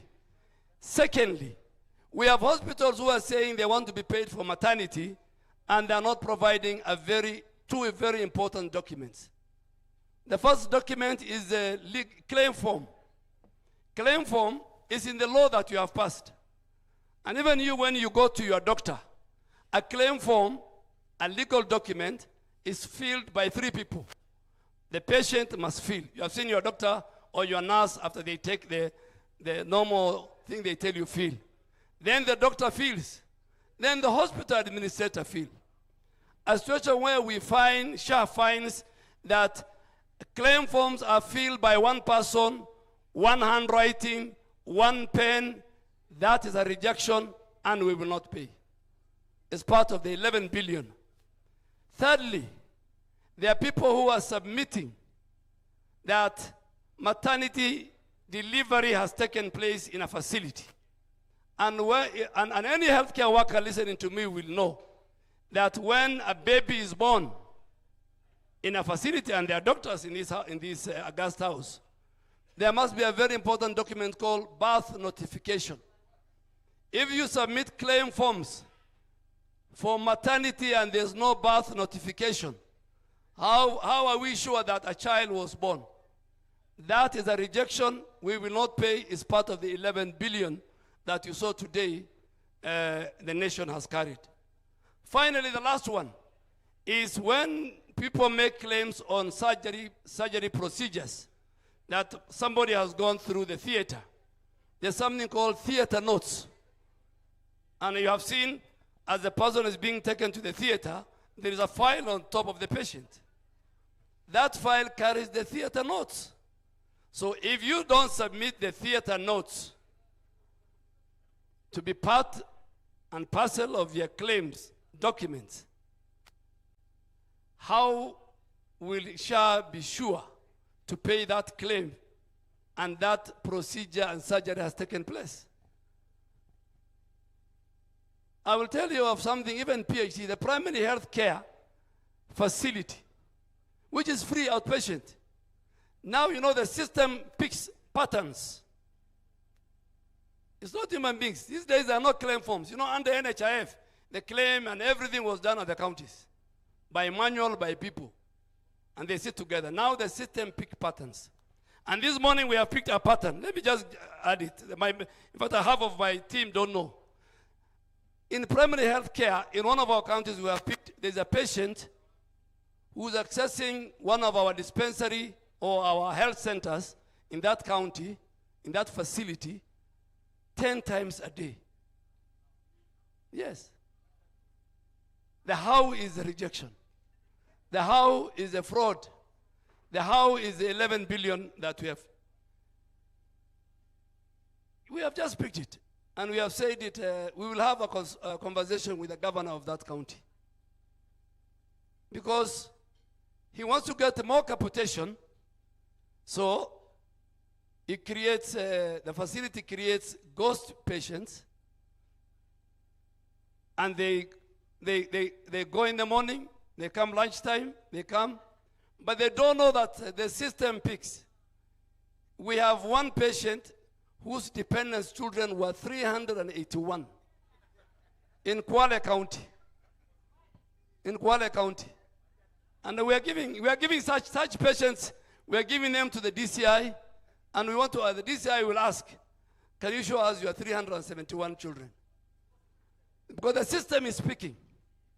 It's not human beings. This system looks for patterns. It will even tell you how many surgeries have you done. Yeah, for dialysis, most Kenyans who go through dialysis, there are two, fully paid by SHA. There are some who go the third one, which they have to pay. If we see this patient going for 10 times dialysis, then that's not a dialysis patient.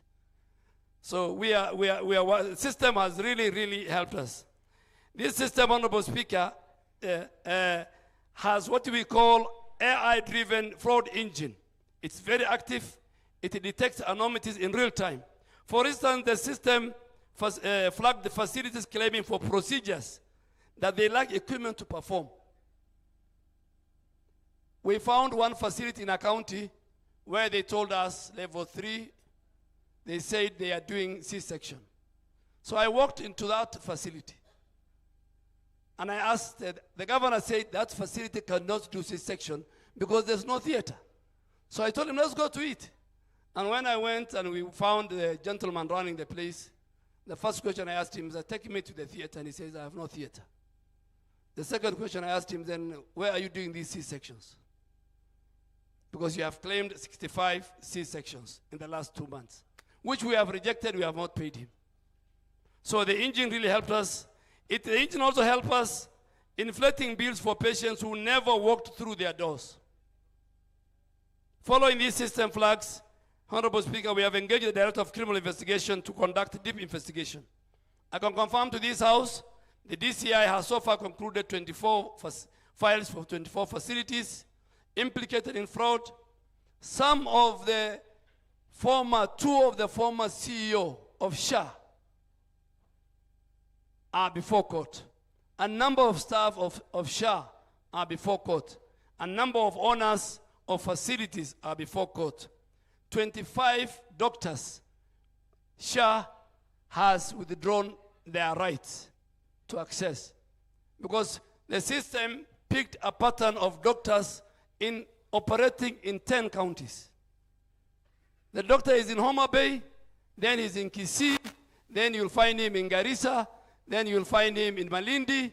So the system picked, and some of them were involved. So 22 doctors have been denied their access rights to the portal of SHA. They can go and treat somebody, but if they treat somebody, they cannot do it where the reimbursement of the patient is done. We have also denied rights to, I think, close to 36 clinical officers who we found them in fraud. Files for facilities such as there was a facility called New Manyalo Nursing Home and Brimaxa Hospital. These have already been forwarded to the Director of Public Prosecution. Directors of these facilities have been arrested and charged, and we are not sparing, and I want to say that both the leadership of this House and the President have given us the support that we required. For us to achieve this, we must make bold decisions, hard decisions, and we must always work in the interest of the people. And Honorable Speaker and members, let me be very clear. Kenyan money will not be stolen. The digital system we have built is a fortress. It's like Fort Jesus. It will allow us to track every shilling from the moment a Kenyan contributes. to the moment that shilling pays for either a pill, a medicine, or a procedure in a theater. If you attempt to steal from the sick, the system will catch you, and the government will prosecute you. That is the new order of the day. If you steal from our sick, the system will catch you, and the government or President Ruto will prosecute you. We have further secured, Honorable Speaker, digital sovereignty through our collaboration with the United States government through the data sharing agreement, which I have shared with Parliament. I am ready to defend it. That data sharing agreement, Honorable Speaker, is solid. It's done by our lawyers, and it even says where the laws of the two countries contradict, the Kenyan law supersedes. The people who have gone to court are the civil society and the NGOs who used to eat this money historical. The Kenyan patient, the HIV patient, the malaria patient is important. No system we have can function without hands that heal. And I want to thank this House for approving the budget that has stabilized our workforce. The first day I went to Afia House, I was welcomed by UHC staff demonstrating and doctors. This House has really helped me in approving a budget that has stabilized the workforce. Today we have posted our interns, we have transitioned our UHC staff to SRC rates, and by June this year, in the division of revenue bill, we will transfer the whole resources to the equitable share so that our counties can now absorb them as permanent and pensionable. Honorable Speaker, I must speak specifically. Often without pay, supervision, or tools. Today, they served with heart that they lacked the recognition. That changed in September of 2022, when Kenya took a bold step at a national event presided over by President Ruto. The government formally recognized and engaged 107 frontline community health promoters. These frontline workers, they are no longer volunteers, they are paid, they are equipped, and they are digitized. And come July, all the 107,000 will enjoy the social health insurance premium cover paid by chain for health products and technologies. We are reforming KEMSA into a very agile, transparent logistic entity that uses digital tracking to ensure the last mile of delivery of our medicines. We must ensure that a mother in a remote village has access to some life-saving drugs as a patient in the National Referral Hospital. Madam Honorable Speaker, if you allow me, we have introduced, I think, yesterday. We picked a pattern. The system has picked a pattern where 50,000 patients in a county referral hospital go through the compound is surrounded by a myriad of chemists and pharmacists. Go to Kisii Referral Hospital. Even go to Garissa County Referral PGH. I was there this weekend and I was asking, why are there so many cases? If the patient does not, because the system will know, if you don't dispense medicine to a patient, then SHA will not pay for any medicine you claim. Since SHA started, about 946,000 women have delivered through the SHA system. As a country, annually we are about 1.5. The Director of Medical Services here. And when we look at those 900 and plus women who delivered either through C-section or normal delivery, we have their names, we have their ID card numbers, we have their telephone numbers, we know their county, we know their constituency, we know the facility. That is how robust this digital system is.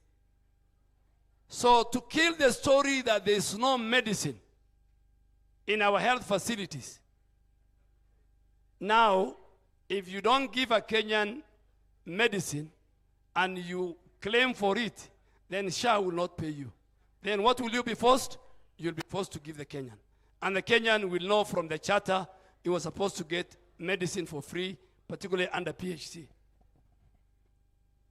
So KEMSA, as of today, the reforms we have done, KEMSA has a refill rate of 91. April, they had only, in every 10 drugs required, in April of last year, KEMSA had only 5. Today, in every 10 essential drugs that you ask KEMSA, they will give you 9. And we want to take it to 10. And we want KEMSA to buy from the manufacturer so that we reduce the price of drug. The cost of care in our country, healthcare, is very expensive, members. You must interrogate that. In a number of parliaments, 11th, 10th parliament, that discussion used to come. Why do we have one doctor charging you consultancy fee of 10,000 or 8,000, and you have another doctor charging you 2,000? There must be a standard. There is a standard among lawyers. There is a standard among engineers. There is a standard fee that architects can charge you. We must have, and I am sure I can see Professor Golicha looking at me, but sometimes we have to say it the way it is. We have to say it because we are defending the Kenyan patient. Honorable Speaker, just to highlight, because it's a matter before court, the importance of the U.S. government, Kenya Health Collaboration. This partnership provides over $300 million annually in support of our HIV, malaria, and TB programs. As we move towards the sunset of some of this international support, and I want to thank this House, Kenya was the only country that was allowed to come and sign in State Department. We were the first country to sign globally. And we were the first country that were allowed to sign in Washington, D.C. And that's how important Kenya is a leader in the healthcare. And many countries want to learn the universal health coverage and SHA from us. And most of it is because of the 120 county facility, 0.1 billion, which the government has not paid for, is fee for service. You go to a hospital, go through a CT scan. That CT scan, SHA will pay part to the hospital and part it will pay. You will find a private wing. Today, the number of referrals, very few Kenyans are referred to Kenyatta Hospital or Kenyatta University or MTRH or Jaramogi, because all our county hospitals now, majority of them, have the latest equipment, dialysis machines, CT scans, mammograph. You'll find them in all our, reducing the burden. Kenyans used to die on the road. So when we talk about healthcare transformation with the support of our members, UHC is about ensuring that the quality of care received by a president is the same quality of care available to a peasant. To achieve this, we have entered into a strategic collaboration that are already bearing fruit. And I really want to ask my sisters who are in this room to listen to me. When I became the minister, that drug now is sold at 40,000. And that's why SHA is paying for the full treatment for our sisters and mothers who battle breast cancer. That drug cost was very prohibitive, and it was forcing families to hold fundraising or forgo treatment. Now, under SHA, it's accessible at zero additional cost to the patient. We have also formalized our collaboration with Aga Khan University. I did a partnership with Aga Khan to allow SHA beneficiaries to access the specialized service like kidney transplant. You know what happened in Eldoret? And Honorable Speaker, I really want to indulge you today. An audit was done on what Medihill did in Eldoret. The way kidneys were harvested, the way foreigners were brought in illegally the kidneys of our people, of our young people, without regard to safety and ethics that comes with it. So today a Kenyan of any status can walk to Aga Khan as long as he has a donor. Kidney transplant will be done at the cost of SHA, 1.2 million shilling paid for, pre and post. Aga Khan used to be a hospital of the rich.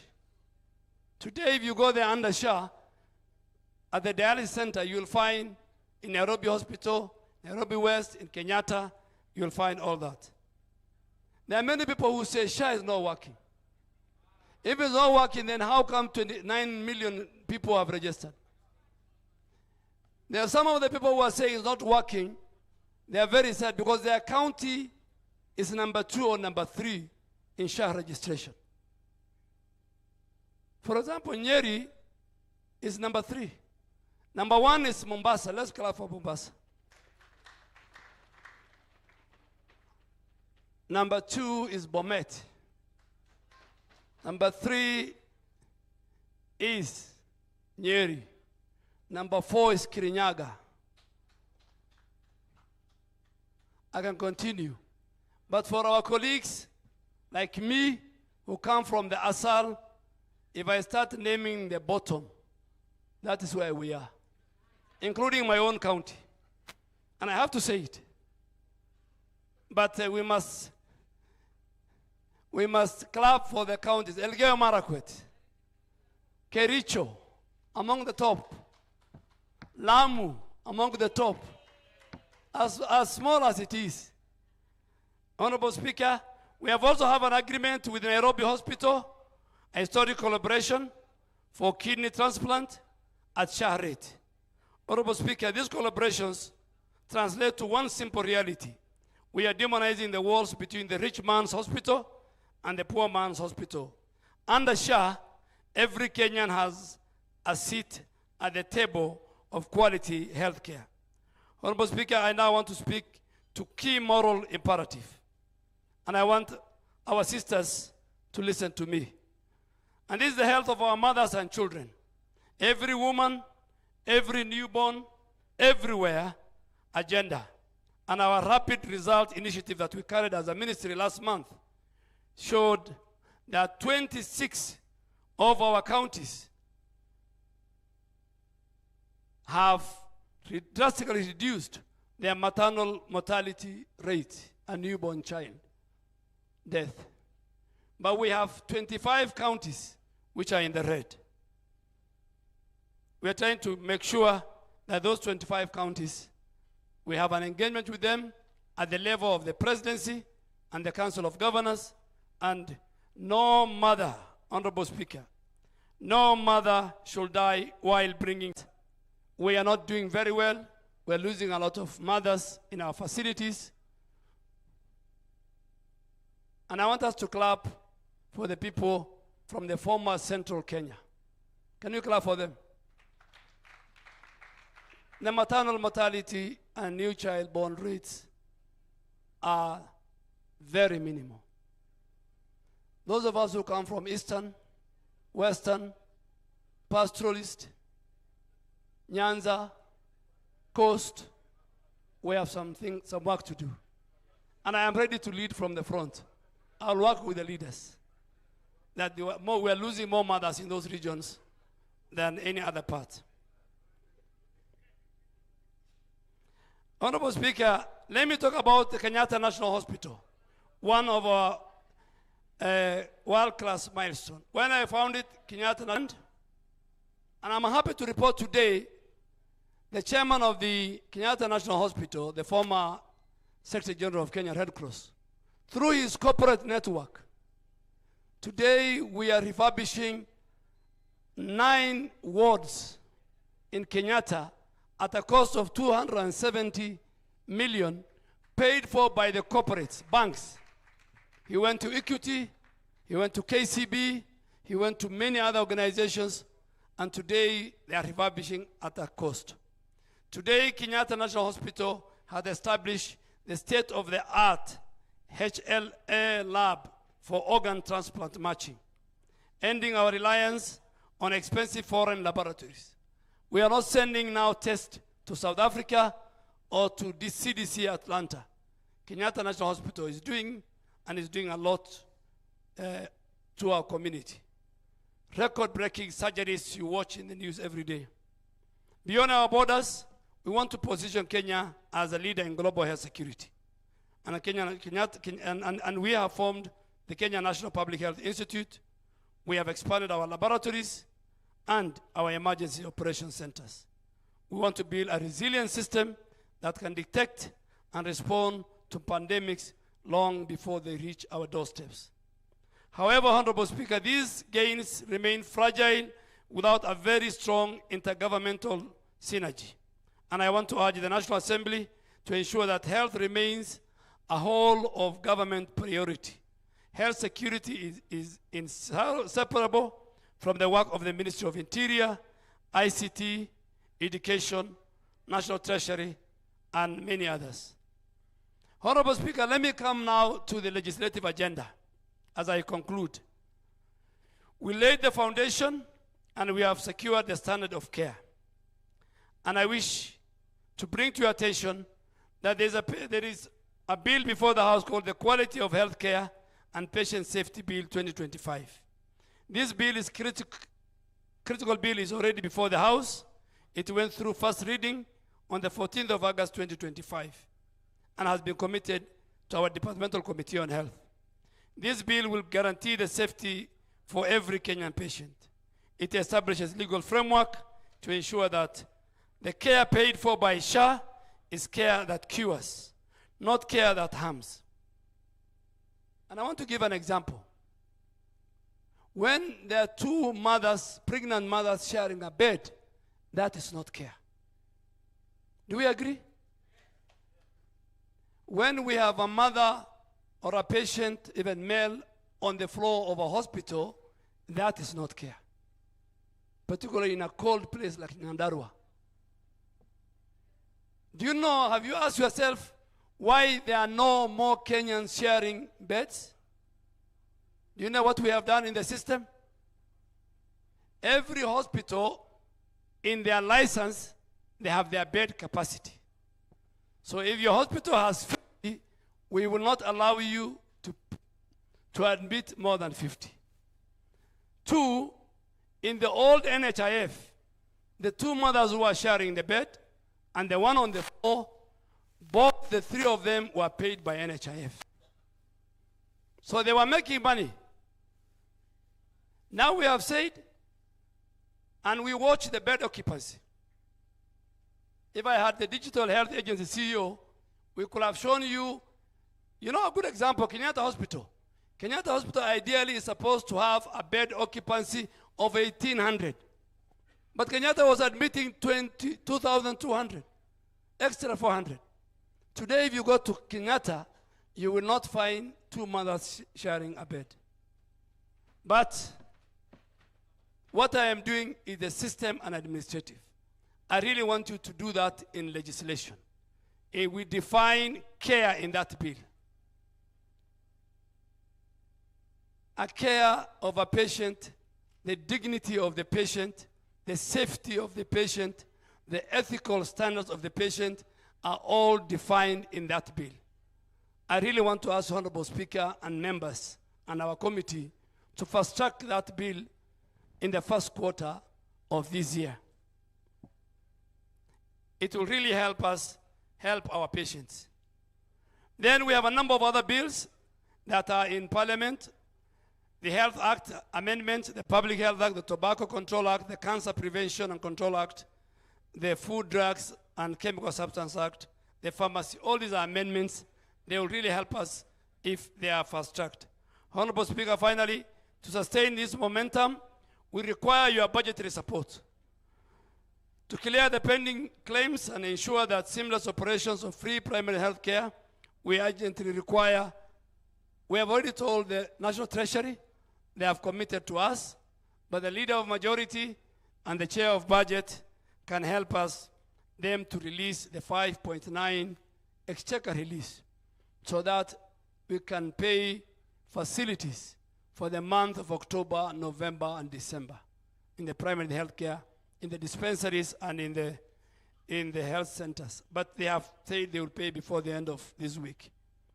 We also wanted the projection deficit of the PHC, and the chair of budget is aware, is about 11.9 billion, and we want it to be factored in between now and June. We want it to be factored in the supplementary budget. When we were looking at the maternity package, we realized the people who design SHA and UHC, they have left a very component. There are places where our mothers deliver in health centers. They deliver even in dispensaries. And sub-county or level 4 hospitals are very far from them. And after that discussion, and we did a paper, the summit chaired by the president, the Council of Governors, we have agreed now our mothers, because we want to reduce the maternal mortality, maternal and child mortality rates. We have asked now to be given more resources of 2 billion so that our mothers can now deliver in health centers and in some dispensaries in some of our constituencies.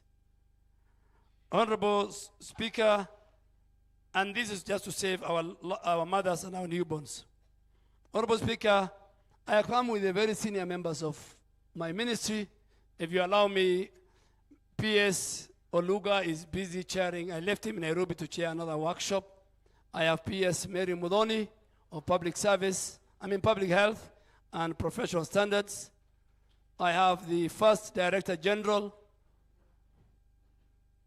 under the new Constitution of Health, Dr. Amoth, Dr. Masi Mwangangi, CEO, SHA, one of my directors from KEMSA, operations, and then Terry Rotich, who's the head of legal in SHA.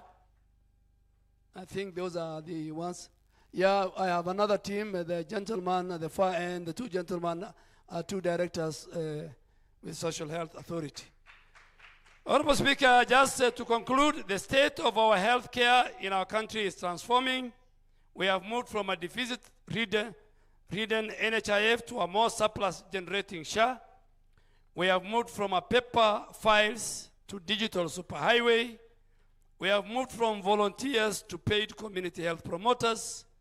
This transition is unprecedented. It is working.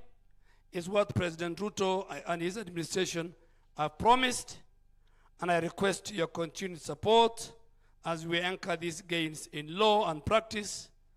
Thank you very much, Honorable Speaker and members. God bless you, and I'm ready to answer. Just to, in case members have issues with the headline of today, on the headline, the 11 billion are the rejections I have told you. Those are money lost in the sense that they have claimed, we have found them, they are remitting, some of them are going to court, some of them have agreed to return back our money, and we have not finished.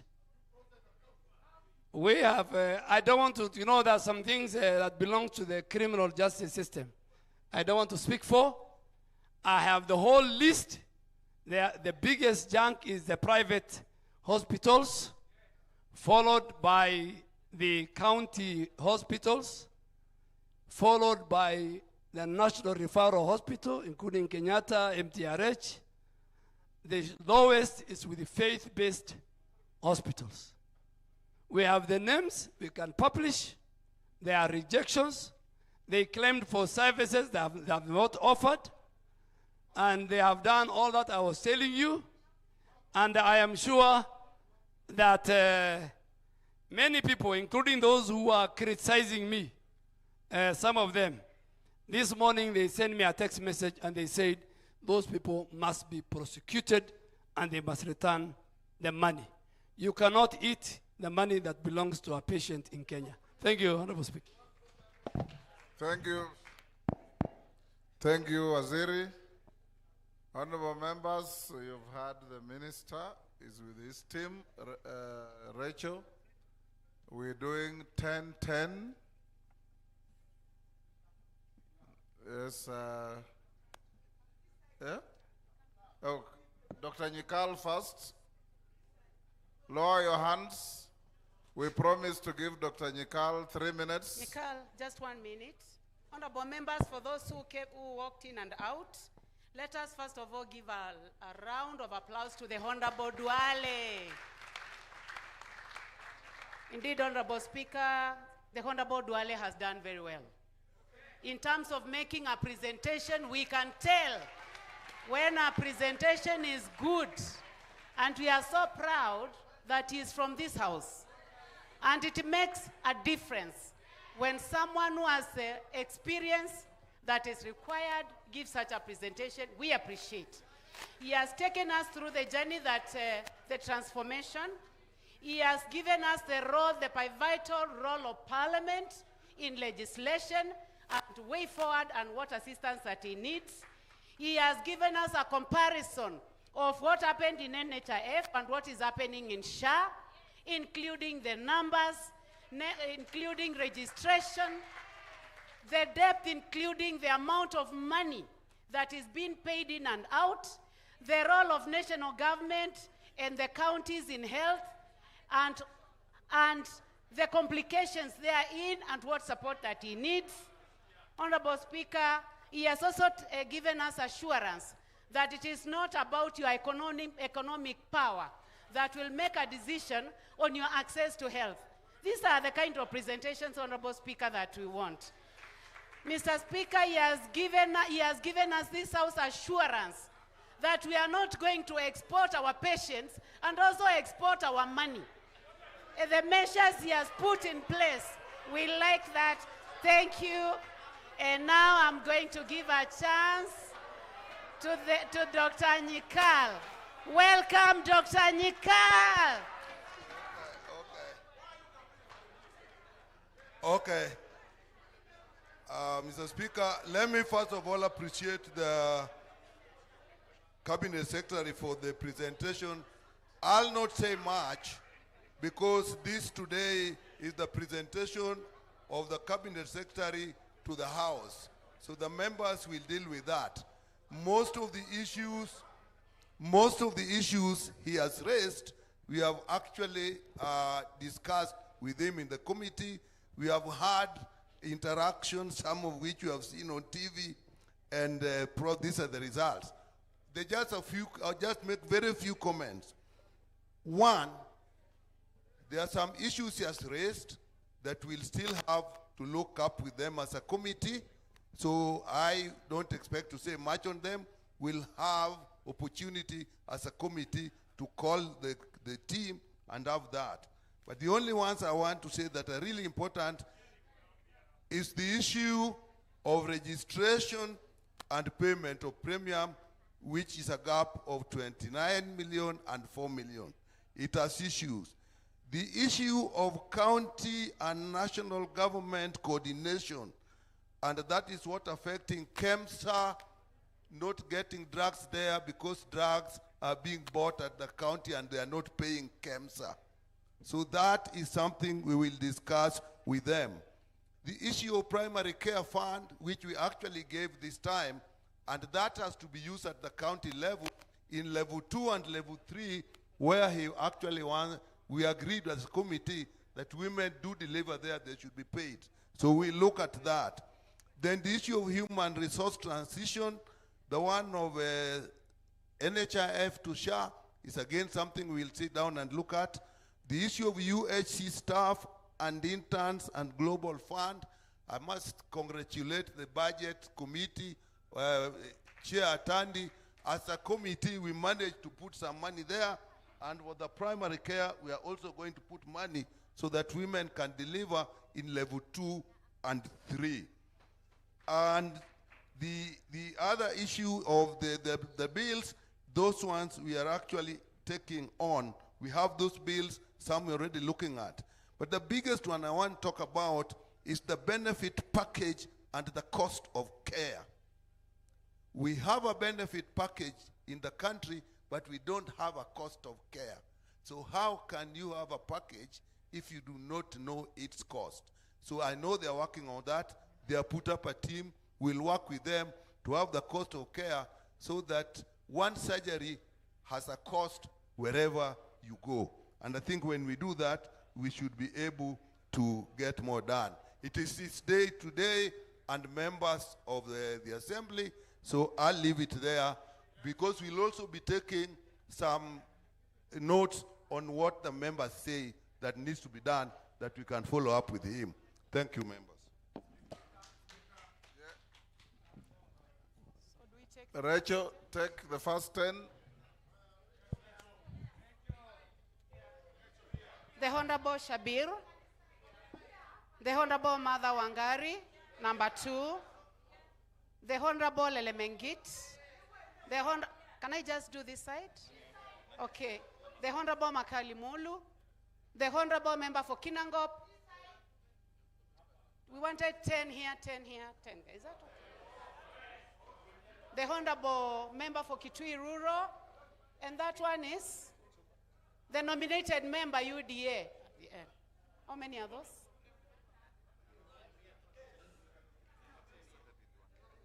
I started with Shakil. I went to Wangari. I went to Makali Mulu. I went to the member for Kinangop. I went to the member for Kitui Rural. I went to Modoni and Charles CNN. How many are those? We can get another 3 here. We can start with the nominated member. Can we go to this member? Odipo. And the 10th one, the member for Nairobi. 10, Honorable Speaker. So when we start again, we'll come this way and then that way.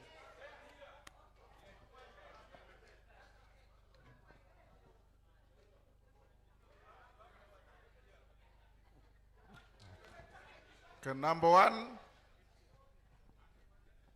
Thank you, Honorable Speaker, sir. Bwanandwale Waziri, we have known each other to 2007, and I've had a great faith in what you do, and what you said today, you have convinced me. Mr. Speaker, I want to stand testament today. I put nearly 10 million in NHIF last year. That was lost, but my constant, and Waziri, thank you, and Mercy, thank you. We went and recouped 2.4 million. And that money, sir, is now giving 2,300 applicants, indigents, for 2 months, SHA. Next week, I promised her I'm coming with 6 million. Now, Mr. Chair, Bwana Speaker, I don't have to say this, but I have been diagnosed with a little bit of cancer. So when I went to do my PET scan, I gave my insurance card. They said, no, SHA will pay. I said, they will never pay. SHA paid. The other day I went to take some medicine, 100,000. I went to take some medicine from Nairobi Hospital. I gave my insurance card. They came back and gave it to me and said, SHA has paid. So today, Bwanandwale, whatever others say, for me, it is working. Asante sana. Number 2. Thank you. Thank you, Mr. Speaker. And Waziri, Mr. Speaker, unlike what we had in the morning, at least this CS had prepared, had done some homework for his presentation to the honorable members of Parliament.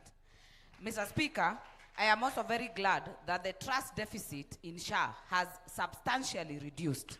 But my question, so that I save time, Mr. Speaker, is the issue of incentivized surgeries. The reason Waziri unasema mambo ya CSS in a hospital is because CSS are paid better and so many more times than normal deliveries. Mr. Speaker, we may not deal with the money, but what this is doing to the women of this country. You go pregnant, you're due to give birth. You're told your child is in distress and your cervix is not opening. They don't even try to induce. You are taken to theater and you're cut open.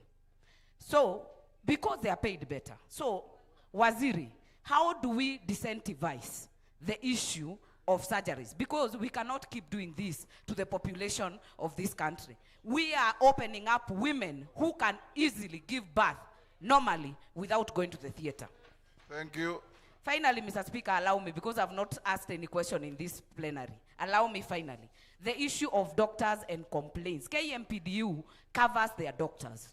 I have, in the last 3 months, dealt with mothers who have removed fibroids but have been left cotton wool. I don't know what has been left in their stomachs, Mr. Speaker. And lodging a complaint is actually impossible because the KMPD will cover their own. How do we deal with the code of conduct and the criminal negligence of doctors at that level, Mr. Speaker? Because Kenyans are dying and they have nowhere to go for redress. Issue of alcoholism, how do you deal with that in our doctors, Mr. Speaker? Because there is a problem. I would want to hear your response. Thank you very much. Lele Mengit.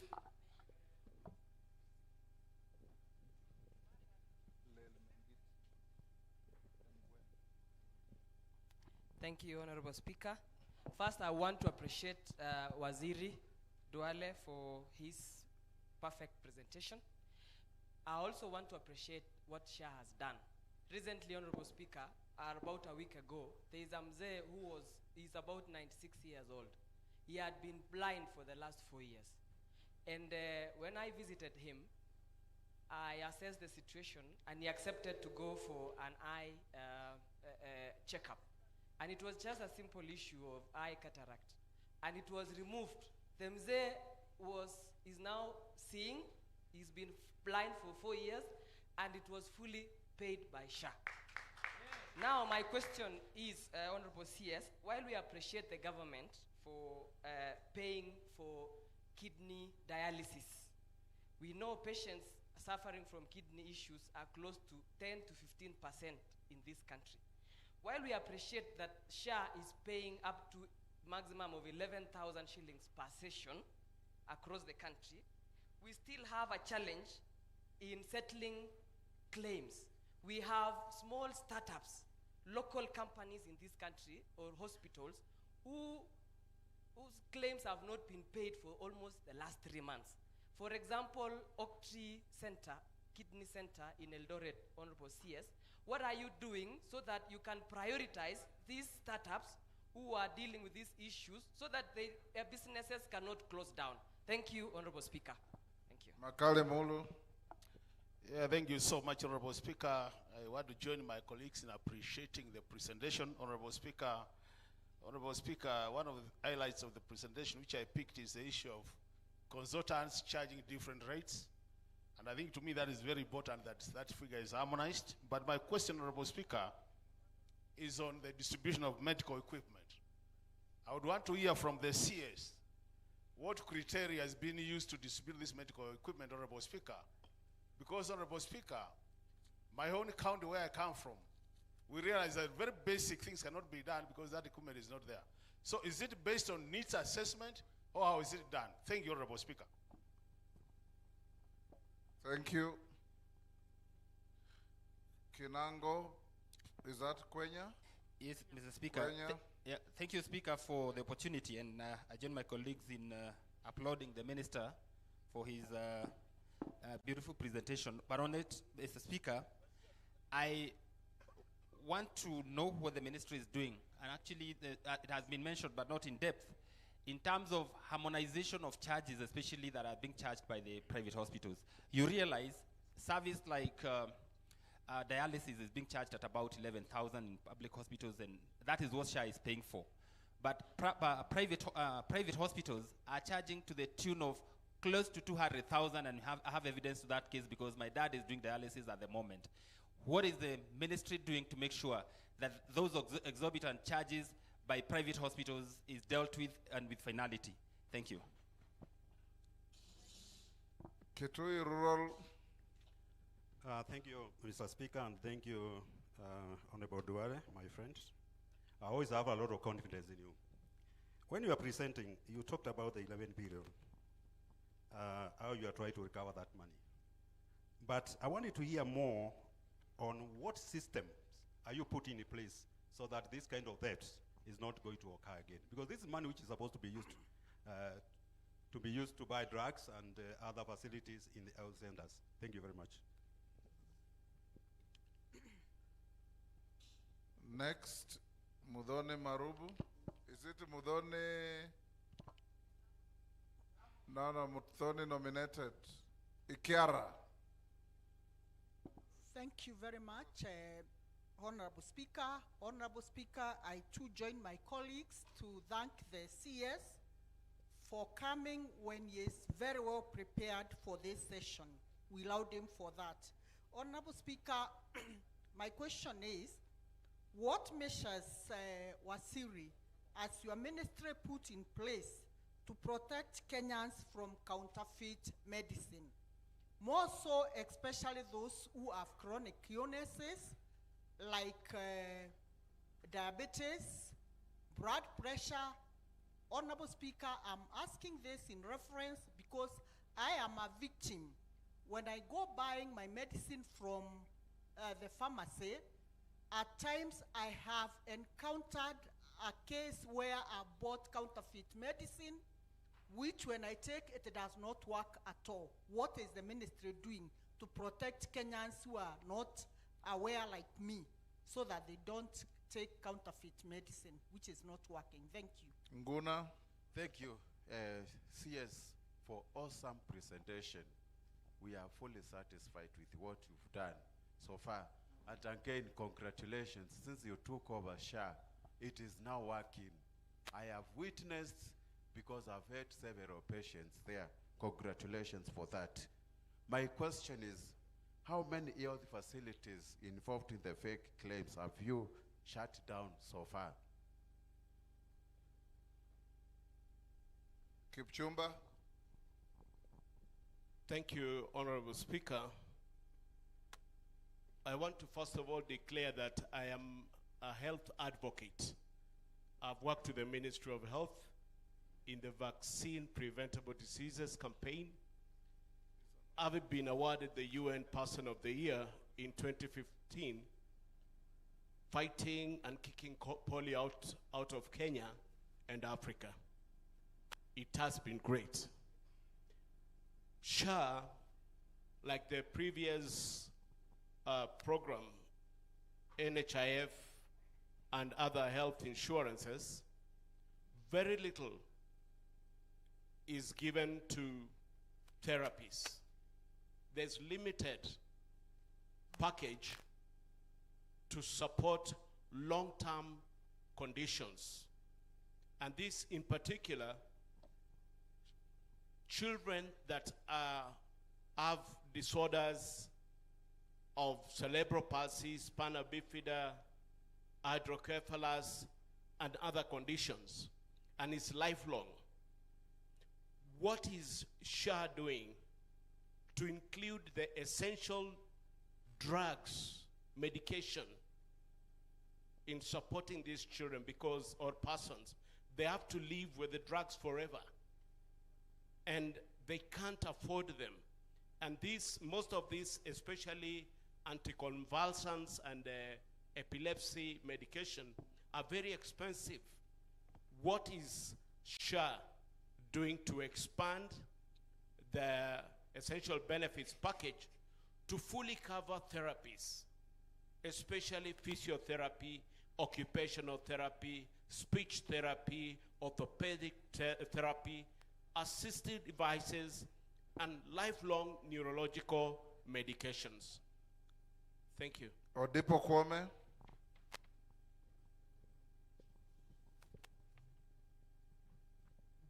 Thank you, Mr. Speaker. I think I have to congratulate our CS. His explanation was quite satisfactory. My first question to CS. There's no first question, is only one. Okay. So just ask one question. It is one. Now, the lowest contributors in terms of payment do claim that when they go for treatment, they are told they must top up their contribution to cover a full year before they are attended to. I wanted you to tell me if this is what is expected. And do they, or do you cover all kind of treatments? And in particular, I wanted to know whether X-ray is covered, because they also say when it comes to X-ray, they have to pay for that outside the share system.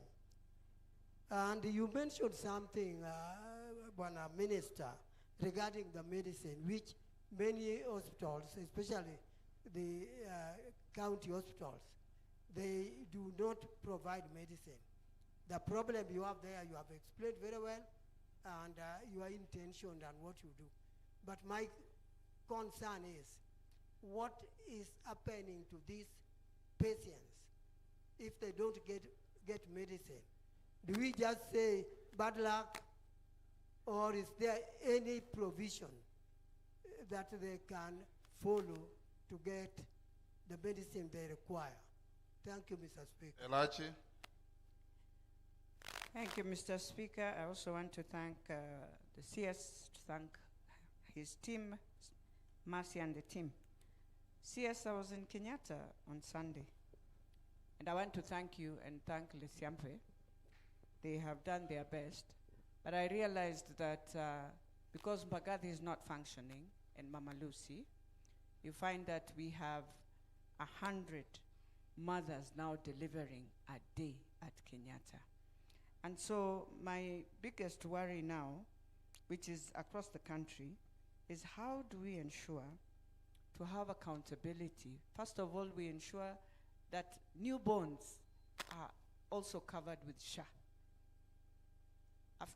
Because you cover the mothers, yes, but the newborns, the postnatal, is something we need to look at as also going through and trying to push the hospitals to ensure stillbirth and newborn deaths are really recorded so that we know.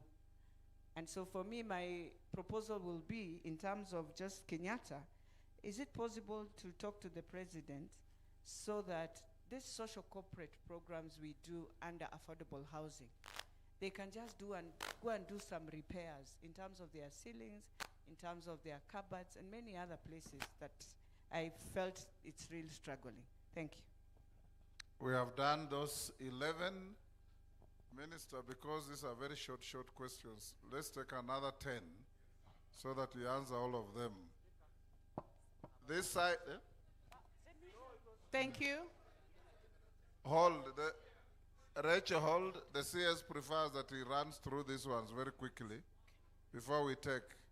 Tutaanza na wewe Osoro, so don't grumble. And this side, don't raise your hands. Rachel said she'll deal with the sender first. Then we'll come to you. Thank you, Mr. Speaker. You know, since I left Parliament and this difficult job, I'm aging. So I didn't want my memory. Honorable Speaker, first I want to thank members for the good comments, and I share that with my colleagues, those who are present and those who are not here, because we work as a team. So it is me and all my whole team that, you know that even there's even somebody who is sitting here making sure that the slides move. It's part of the team. So thank you very much.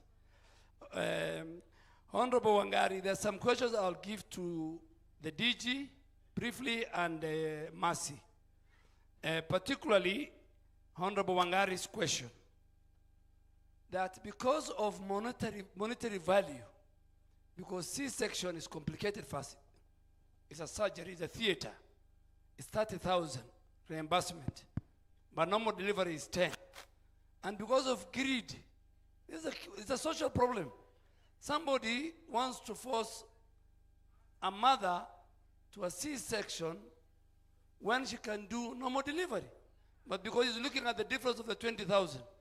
So the even though we are developing something called scope of practice, I want the DG and Mercy, she's the doctor, and DG to tell us what do we do, what do we need from Parliament to enforce that we stay within the range of the 10 to 15% of WHO. Isn't it also an ethical issue? No, it is, but I think we can do something. The system, Honorable. Two, I think also, I agree with you. Just like the wider society, we have doctors who go to theater when they're drunk. And that's why we are going to pick with the regulator to make sure that we enforce discipline. And I think the system now talks to Kenyans, so Kenyans must help us identify quirks in discipline. You know, patients must also be talking to us. Then on the issue of alcoholism, Mercy, you'll tell us what are the package within the whole range of mental health. What does SHA provide? My honorable from Emma Gwen on the dialysis. Yeah, the dialysis are mainly 2 sessions, but sometimes there are people who do 3. The 2 are fully covered by SHA. But because you have asked me, that facility in Eldoret, I went to Eldoret, I met the stakeholders, SHA was there, we explained to them. Now tell that facility, the owner, next week Monday, to come. We have got a clinic desk at SHA. Every day we will explain to her why we are not paying her. If her money is part of the 11 billion rejection, we will not pay her. Even if she calls the president. Forget about calling her member of parliament. Because we must protect people's money. But we will listen to her.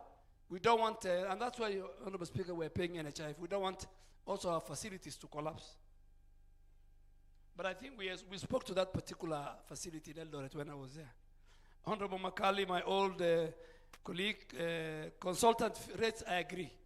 And I think we'll bring a policy or a bill to Parliament for Parliament to discuss. And we'll also take it to the stakeholders, our healthcare workers. But on the medical equipment, it lies with your county governor. First, all the 45 counties have signed for equipment.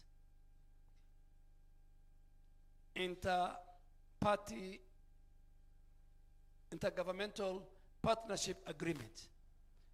Nairobi County and Kiambu County refused to sign. But I want to report that I think Nairobi County now has signed, and even Kiambu County wants to sign. Then after they sign, they make a request for their facilities. So Kitui County, I agree with you that some counties, their uptake of equipment, basic equipment for their people is very slow. I can give we need to clap for Kirinyaga and Wajir and even Bungoma, where the speaker comes from, Kakamega, PGH, the governor has put 2 CT scans in PGH Kakamega because of the number of people. Let's clap also for the governor of Kisumu, a very progressive governor, Governor Nyang' Nyong and Governor Mombasa. So, Honorable Makali, the problem is, I'll talk to the governor on your behalf to make the request, but please send me the facilities myself. Our honorable member from Kinangop, I agree with you. And the DG must give me and Mercy. There is no way we can have one facility private charging 200,000. Yeah, but the same Aga Khan, the SHA patient, the normal patient SHA, go and pay the SHA patient. But you know, because let's say, for example, me and you and the speaker, because we have another medical cover, so they overcharge us. So you should tell them, charge the SHA as a first point. Yes, the 11,000. But I agree with you, we will make. There's no way we can have 2 sets of payment in this country for dialysis. We will. And please support me when you are also in in the talking to our people, say, let us use one healthcare. So 200,000, 11,000. I mean, that is a theft and poison board. And you must have seen people making noise in the media. I stood firm. Two, and this is going to affect you. We will not allow drugs that are supposed to be dispensed by a doctor to be bought at the counter. The way me and you and our families call a chemist and ask for augmentin, and then you talk to a border ride around there and brings you, that will stop. That will stop. Even when you go to Europe on trips, do you buy on the counter? They tell you no. Even if it's on your phone, they refuse. So because sometimes you are given the wrong drug. Honorable CNN, Nguna, SHA is working. We have so far closed 1,118. And we are keeping on closing more. Because some of them, they call themselves level 4. They're in a very dingy place. If you look at the theater, it looks like a slaughterhouse. And please help me in your constituencies. Ukiona kitu haikai vizuri kama hospitali, just get me the name. We will ask the regulator, we'll ask SHA. First, if SHA will not pay, if we lock them from the portal, they will not survive. Most of these funny facilities have been created to siphon money from the insurer. Honorable Kipchumba, your question I think is valid. I'll ask the DG to answer. And mercy on the epileptics, the long time conditions of our children. Honorable Depot, the tallest man in Parliament. That's what we used to say, Mr. Speaker, in the last Parliament. Please don't allow first top up in the primary health care. And now we have put a charter, a green charter. Written walk in, walk out. And we should clap for Governor of Nairobi. He has done that. Without us, he has put a big banner, walk in, walk out. I don't know whether the members of Parliament from Machakos are here. Please help me. I always talk to Honorable Wavinya. Yeah, the Machakos Level 5 Hospital requires some critical equipment, and her people are not requesting. But at long last, I have pushed them. They have requested for a CT scan. We want them to request for the dialysis to help our people. Yeah, and the ones in Kangundo and all those help us. Yeah. 1 month, you pay very little money, you go to a facility, and then you incur 1 million shilling. If we allow, you walk away, you walk out, and then they go to their facilities, and the facilities will claim a lot of money. It's a whole thing. So, Honorable Depot, we are looking. Honorable Alacha, I agree with you. You know, when there's a Kenyatta National Hospital or Kenyatta University, it's supposed to be a referral hospital. It's supposed to deal with complications even in maternal. When a mother in Pumwani, the doctors are overpowered, then they send to more experienced consultants in Kenyatta. But you know, we had a number of industrial disputes in Nairobi. We are overwhelmed.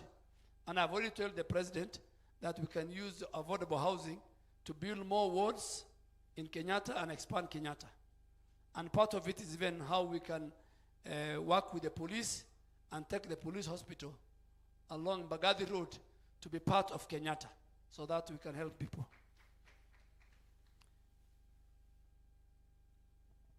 I think, Mr. Speaker, give me 1 minute. Yes. Hold there. Kitui Rural, can you rephrase your question?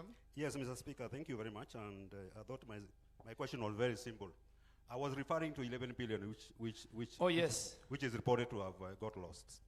And my concern is, what system are you putting in place to make sure this kind of theft does not happen again?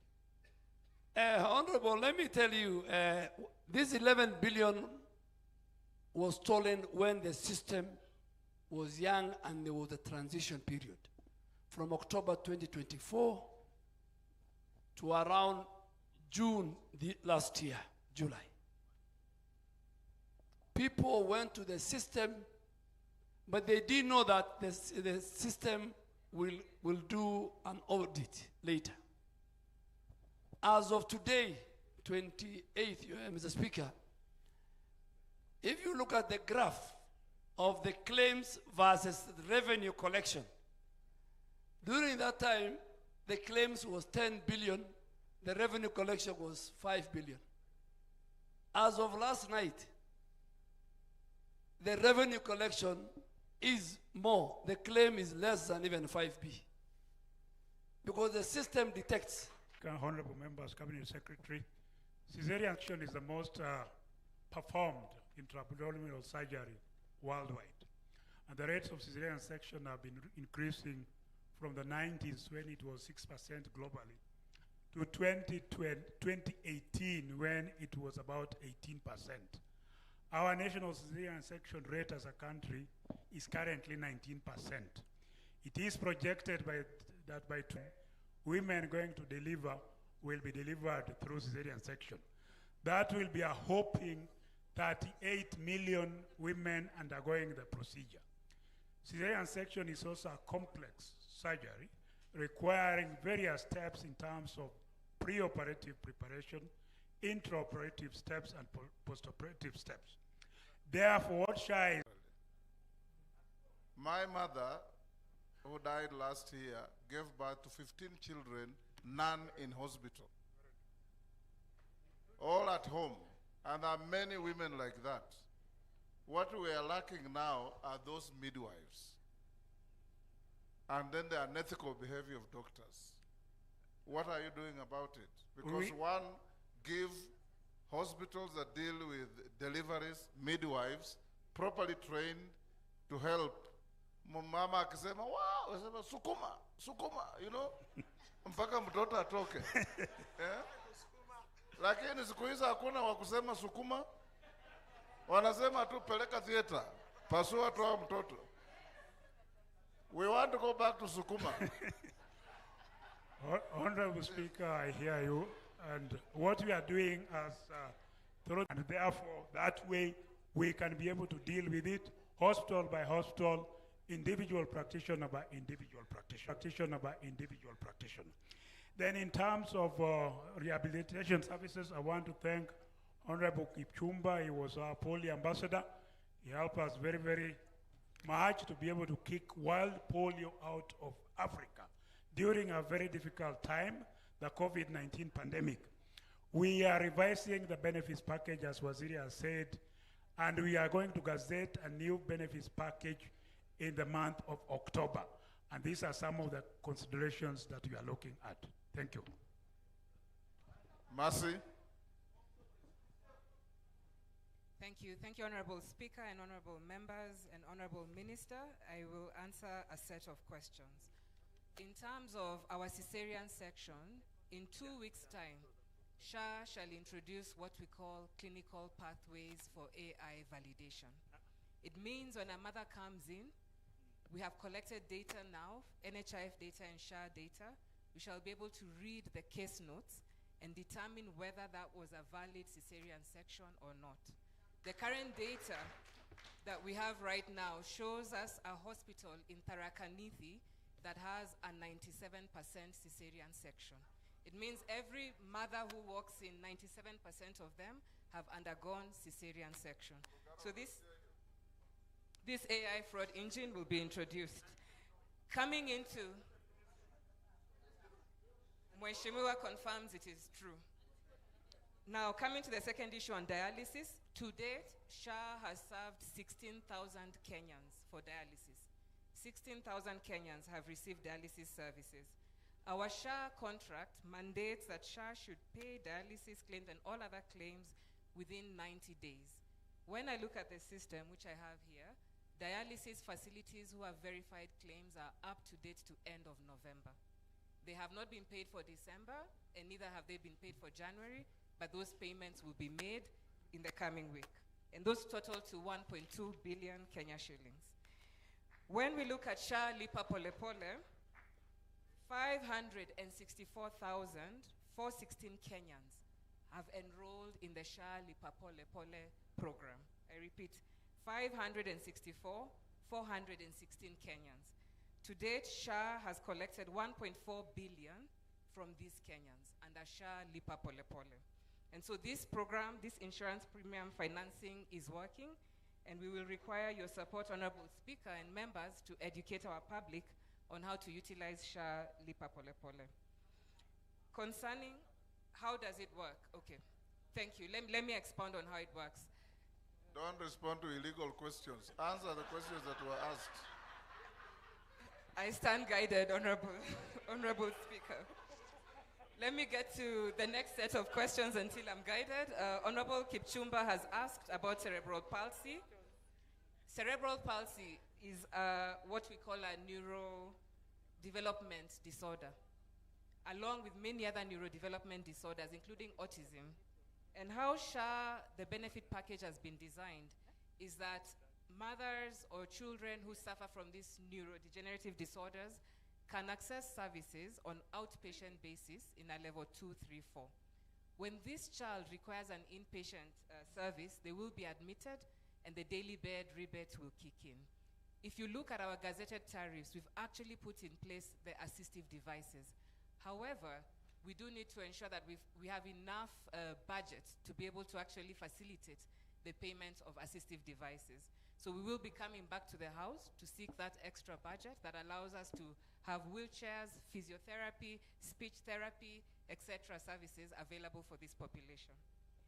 In terms of X-ray, it is true, Honorable Member Adipo did note that X-ray is not paid by SHA as a separate service.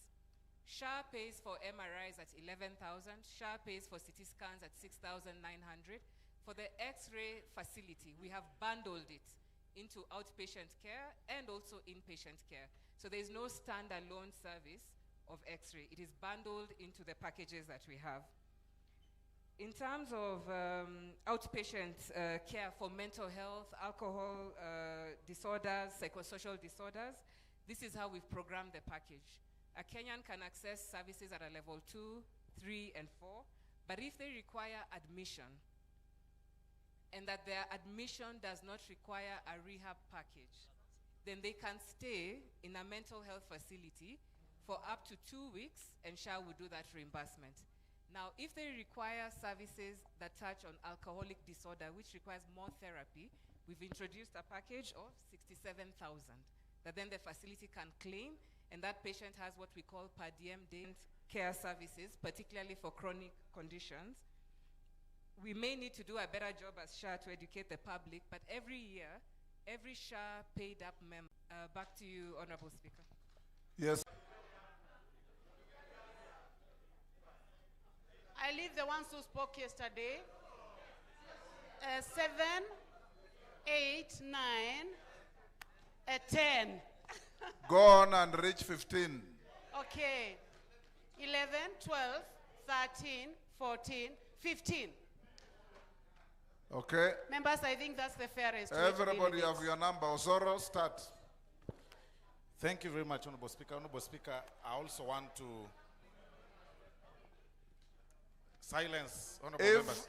I will still give everybody a chance, so just be patient, hold your horses. When we go this side, I know that the majority of us are sitting in the middle. I'll come back here again. Okay. For you to be registered under SHA. That disadvantages other people that have got the other networks. And Honorable Speaker, there is this issue, to put it on you, Honorable Waziri, that some of the claims or some of the issues that have been raised through your office, there's an alpha squad within also the ministry that decides that, today, working in cohort with some of the county governments, today we are going to close this hospital, especially these private investors, to the detriment of the private investors, and give the advantage to the county hospital. What are recourse for review? That needs to be checked. Because there's so. Number 2, Sabina. Thank you very much, Mr. Speaker. And I want again to join my colleagues. You are doing a great job. I've been there. And because she has mentioned clearly that you can only be admitted in a, because she has mentioned clearly that you can only be admitted in a mental health facility. The one we have, I am not so sure how Mathare is now. From the last time I checked, what is the plan to work with the county? And finally, Dr. Nikal mentioned about the package and the cost. And on this one, Honorable CS, allow me to speak about the KU Referral Hospital. We worked very hard to make sure that that hospital came into being. This hospital receives the exchequer money, but the cost of care, a lot of the people who go to KU facility, even if somebody transitions, there's a problem. The cost of care is very high. What plans do you have to make sure that this is a national facility and patients who go there are also able to perform? Thank you very much, Honorable Speaker. Naomi Wako. Thank you very much, Honorable Speaker. I want to appreciate the Waziri and his entire team. My question is on cancer patients. We know very well that currently 44,000 Kenyans are reported on a yearly basis and about 29,000 deaths. And most of these people come from northern part of Kenya. I know you have already reported to us the consideration you have put in place under SHA, but I feel there is need for us to invest in research so that we can know the cause of this. I know we have been speaking about this for years, but there is need for this government, our government, to invest in research so that we can know the cause of cancer, especially in northern part of Kenya. And when it comes to SHA recruitment, Waziri, what measures have you put in place in terms of recruitment and employment for the marginalized communities? Thank you. Murugara. Yeah? Who is number 4? Emas.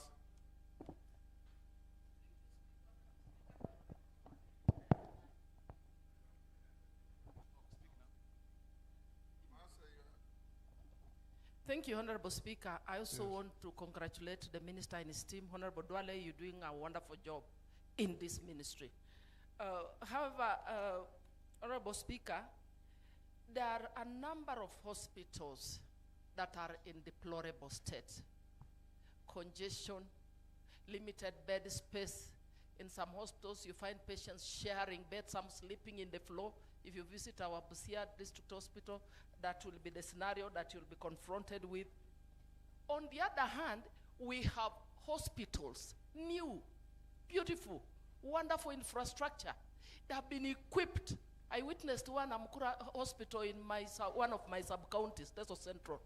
But it's not operational. And excuses are given, there are no staff, or, you know, and we have to, patients are referred to Bungoma or Eldoret. On the same breath, when I looked at your presentation, the figures on your financial asks, Honorable CS, I did not see the ask on resources for you to complete ongoing projects. Ongoing. Some programs have stalled. And again, case in point is Lukoles Hospital in my constituency, which is a presidential directive. There is work going on. The contractor has stalled because he says his certificates have not been paid, and it was also financed partially. So probably you could add your asks on ongoing projects in the supplementary so that we can be able to support you. So I just wanted to know, what is the role of the ministry in your cooperation and coordination with the county governments on how to improve these facilities, and also on how to ensure that they are complying, to ensure that universal health care is progressive, is successful, and that Kenyans have access to health in every corner of the country. Number Thank 5. Thank you very much, Honorable Speaker. Honorable Speaker, mine is a comment or an observation, first and foremost, to thank the CS, because he has done with his team a wonderful job. Constant communication, constant visits by the CS, by the PS, Mary Muthoni, the CEO, Mwangangi, Mr. Moth. We have been able to show exactly what SHA is and what it can do. day, when I receive a telephone call from a constituent saying I'm admitted in a hospital somewhere, whether Comarock or whatever it's called, the first question we ask is this: are you registered with the SHA? And the response in 90% is yes. Then you are relieved. You ask, what is the problem? After that, you're told, possibly I need fare to go home, or I need 2,000 shillings to buy extra medicine, which was not covered. And this is a demonstration that SHA actually works. However, I don't know how you're going to crack the whip on county governments, because the problem they have is they cannot give any explanation why they do not sign for the facilities you're offering, they do not sign for medicines, and as a result of which the hospitals down there are not able to give the services they are required to give. Otherwise, the work you have done, the communication has been excellent. Thank you very much. Thank you, Papa. CS Education, not education, CS Health. I want to appreciate you for the good work that you're doing and your team, because for once, pressure on members for fundraisers for medical have gone down. So I want to really appreciate you. And I told you when we met in Parliament that that was a good appointment. So we wish you well. My question comes on the National Cochlear Implant Program. And I wanted to know when you're going to reach out to the learners at Nyangweso school for the hearing, learners with hearing impairment, and how can they be helped? Most of these learners are vulnerable. Their parents abandoned them there, so I don't know who can pay for them SHA so that they are able to be helped. But if you could give me a date, we go with you and assess that particular school so that they are helped, their learners that belong to this country. I thank you, Papa. Thank you.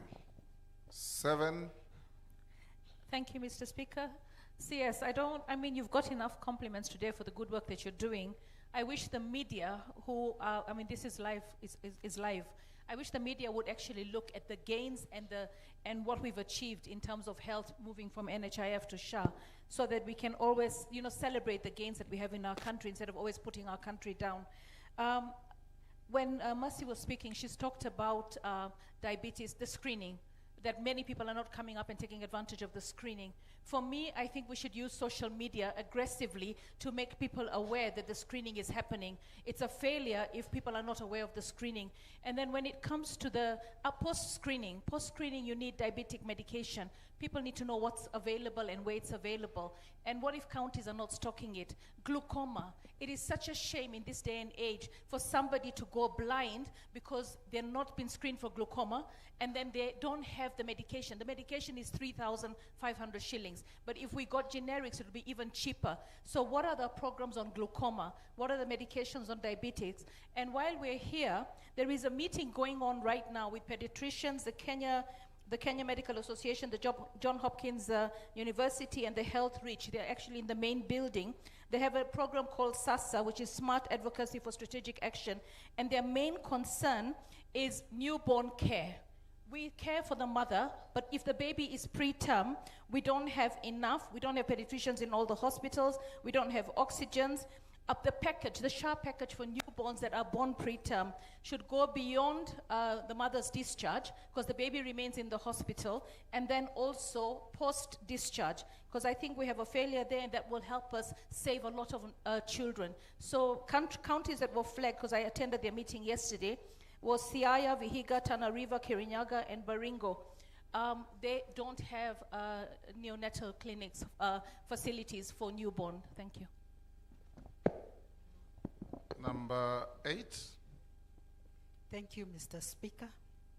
To Waziri Health, I just want to know how you intend to ensure seamless services to patients requiring critical blood transfusion and services, especially plate donations and transfusions.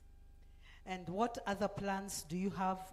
Do you have plans to procure another machine to supplement the existing one at the Kenyatta National Hospital? And how do you intend to upscale the blood transfusion services. As for SHA,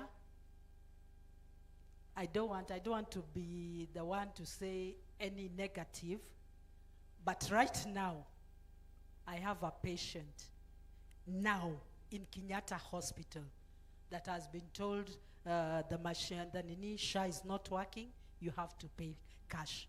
Please confirm. Thank you. Share the details with them. Pierre, Paulo? Thank you for this opportunity, and CS, thank you for the very good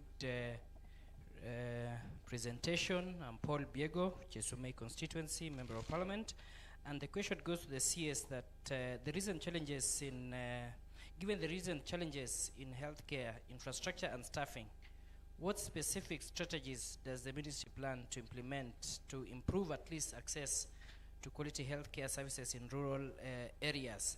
And what is the timeline? And as my colleague has said also here, what should people do when they are told SHA is not working? And sometimes it is a matter of emergency, and you go to a hospital and they say the systems are down. So at that particular point in time, what is one... You are rigging in 3 questions. That's enough. Thank you. Next. Thank you. Oundo. Yes, thank you, Speaker. I don't need introduction to the CS because we suffered with him many years somewhere.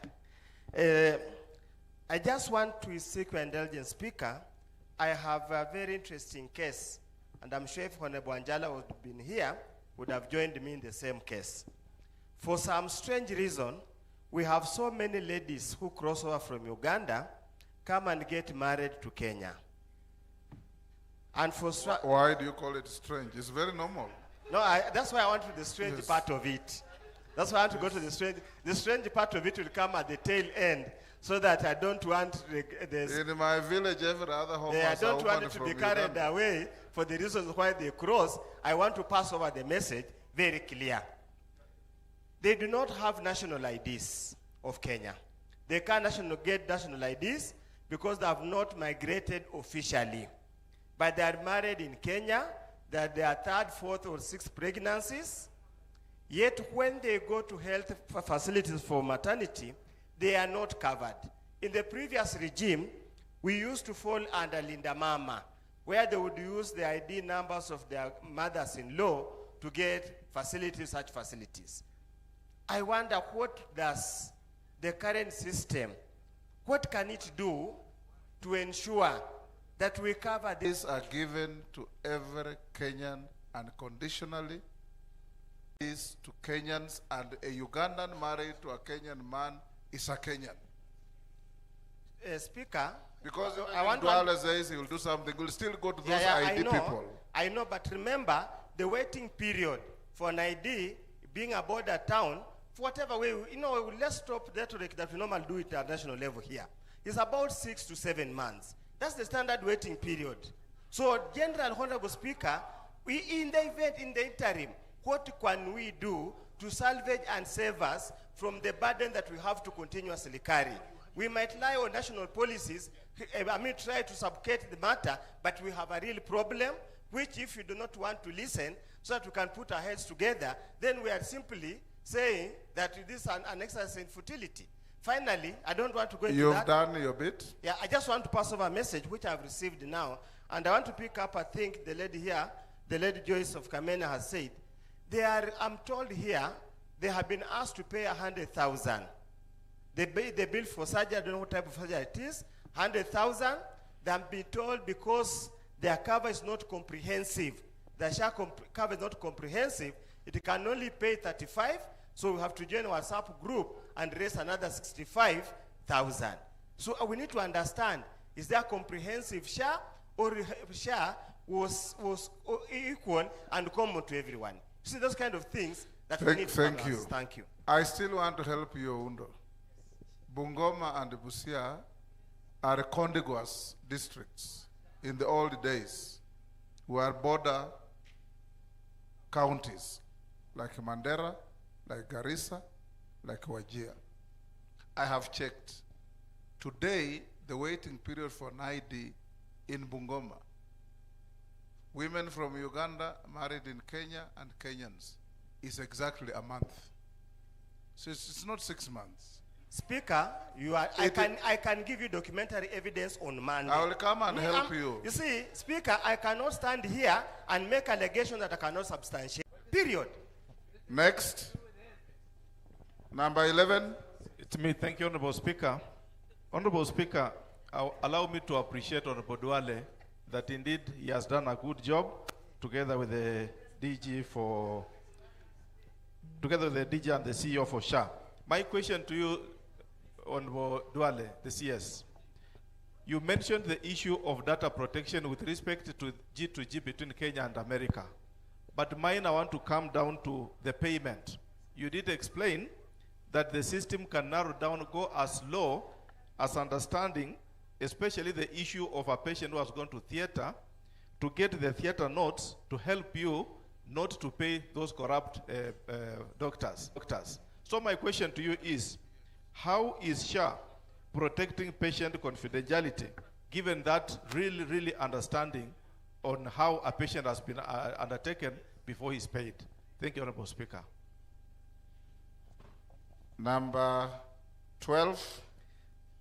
Thank you, Mr. Speaker. Mr. Speaker, we as members of Parliament employ constituency staff. The 290 constituencies. Mulyungi. Yes, Gideon Mulyungi. Mwingi Central. Now, these members of staff for our constituency offices contribute 26 million shillings to SHA. They also contribute other statutory taxes, equally like every other civil servant. However, Mr. Speaker, our constituency staff do not get the same services as civil servants. When they go to hospitals, they are asked to pay for extra services like X-ray and ENT, which they are asked to pay in cash. So, Mr. Speaker, what is the minister doing about this? And Minister Waziri, you pass through my constituency every day when you are going to Garissa. God forbid, if you have a problem along the road, the nearest hospital you can land to is Mwingi General Level 4 Hospital. You walk there, the hospital is pathetic, no medicine, no nothing, and it is very corrupt. Even River Road to Kenyatta Hospital, you'll be asked for fuel for the ambulance. Post-mortem, you'll be asked to pay cash, 30,000 shillings. Can you look into that? Thank you very much. Next, 13. Thank you, Mr. Speaker. I also congratulate Waziri for good presentation. Mr. Speaker, I speak on behalf of other counties like yours, the ones who are within the border. But particularly allow me to mention Kajiado South, our border called Tarakea. On surveillance measures that Waziri has put on place, but I would like to request Waziri, because of the cross-border diseases like tuberculosis, why don't you kindly uplift or upgrade level 4 within the border to be level 5, so that if we have treatment from we are getting services from the county, but also national government is giving something. Because at the end of the day, we are getting a lot of challenges with our people within the border. Thank you, Mr. Speaker. Thank you. 14. Yeah. Madenge. Thank you, Mr. Speaker. Waziri, I join the rest of the members in congratulating you on the presentation. The money corner or the envelope, you have 130 billion in contributions, 93.4 billion in payouts, 36.6 billion difference. Yet we have complaints from two angles. One, patients who go to hospitals get a prescription for lab tests, either under primary health care facilities or the referral facilities, yet they are being sent outside in the private practice, in the private providers, and they are, a claim has been lodged in the system. medicines, x-rays, and lab services. Three critical areas in terms of completeness of care. How do we seal? How do we stop that? Do we seal that gap? The Council of Governors, in a presentation during the UDA Governing Council,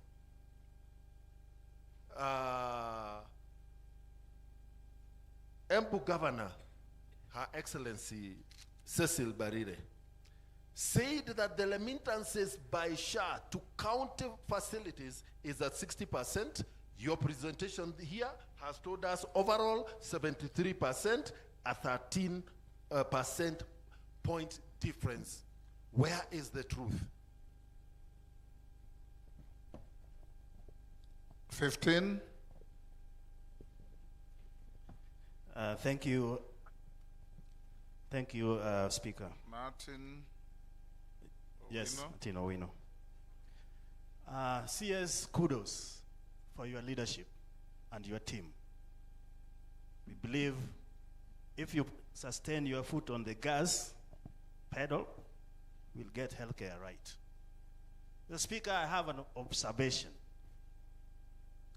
Last year, as a health committee led by Dr. Nikal, we went for fact-finding in the field.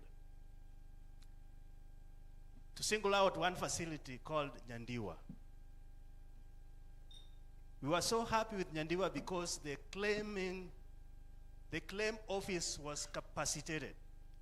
And in fact, their claim rate was over 95%, meaning SHA was efficiently reimbursing the facility. 84 million by then. Then we asked, where is the money? And they said when SHA reimbursed them, the money goes to their facility and bounce back to county special account. And what does the county does with that money? County releases 80% back and deducts 20%. Then later on, our chair, Dr. Nikal, is there. He asked the county government, can you then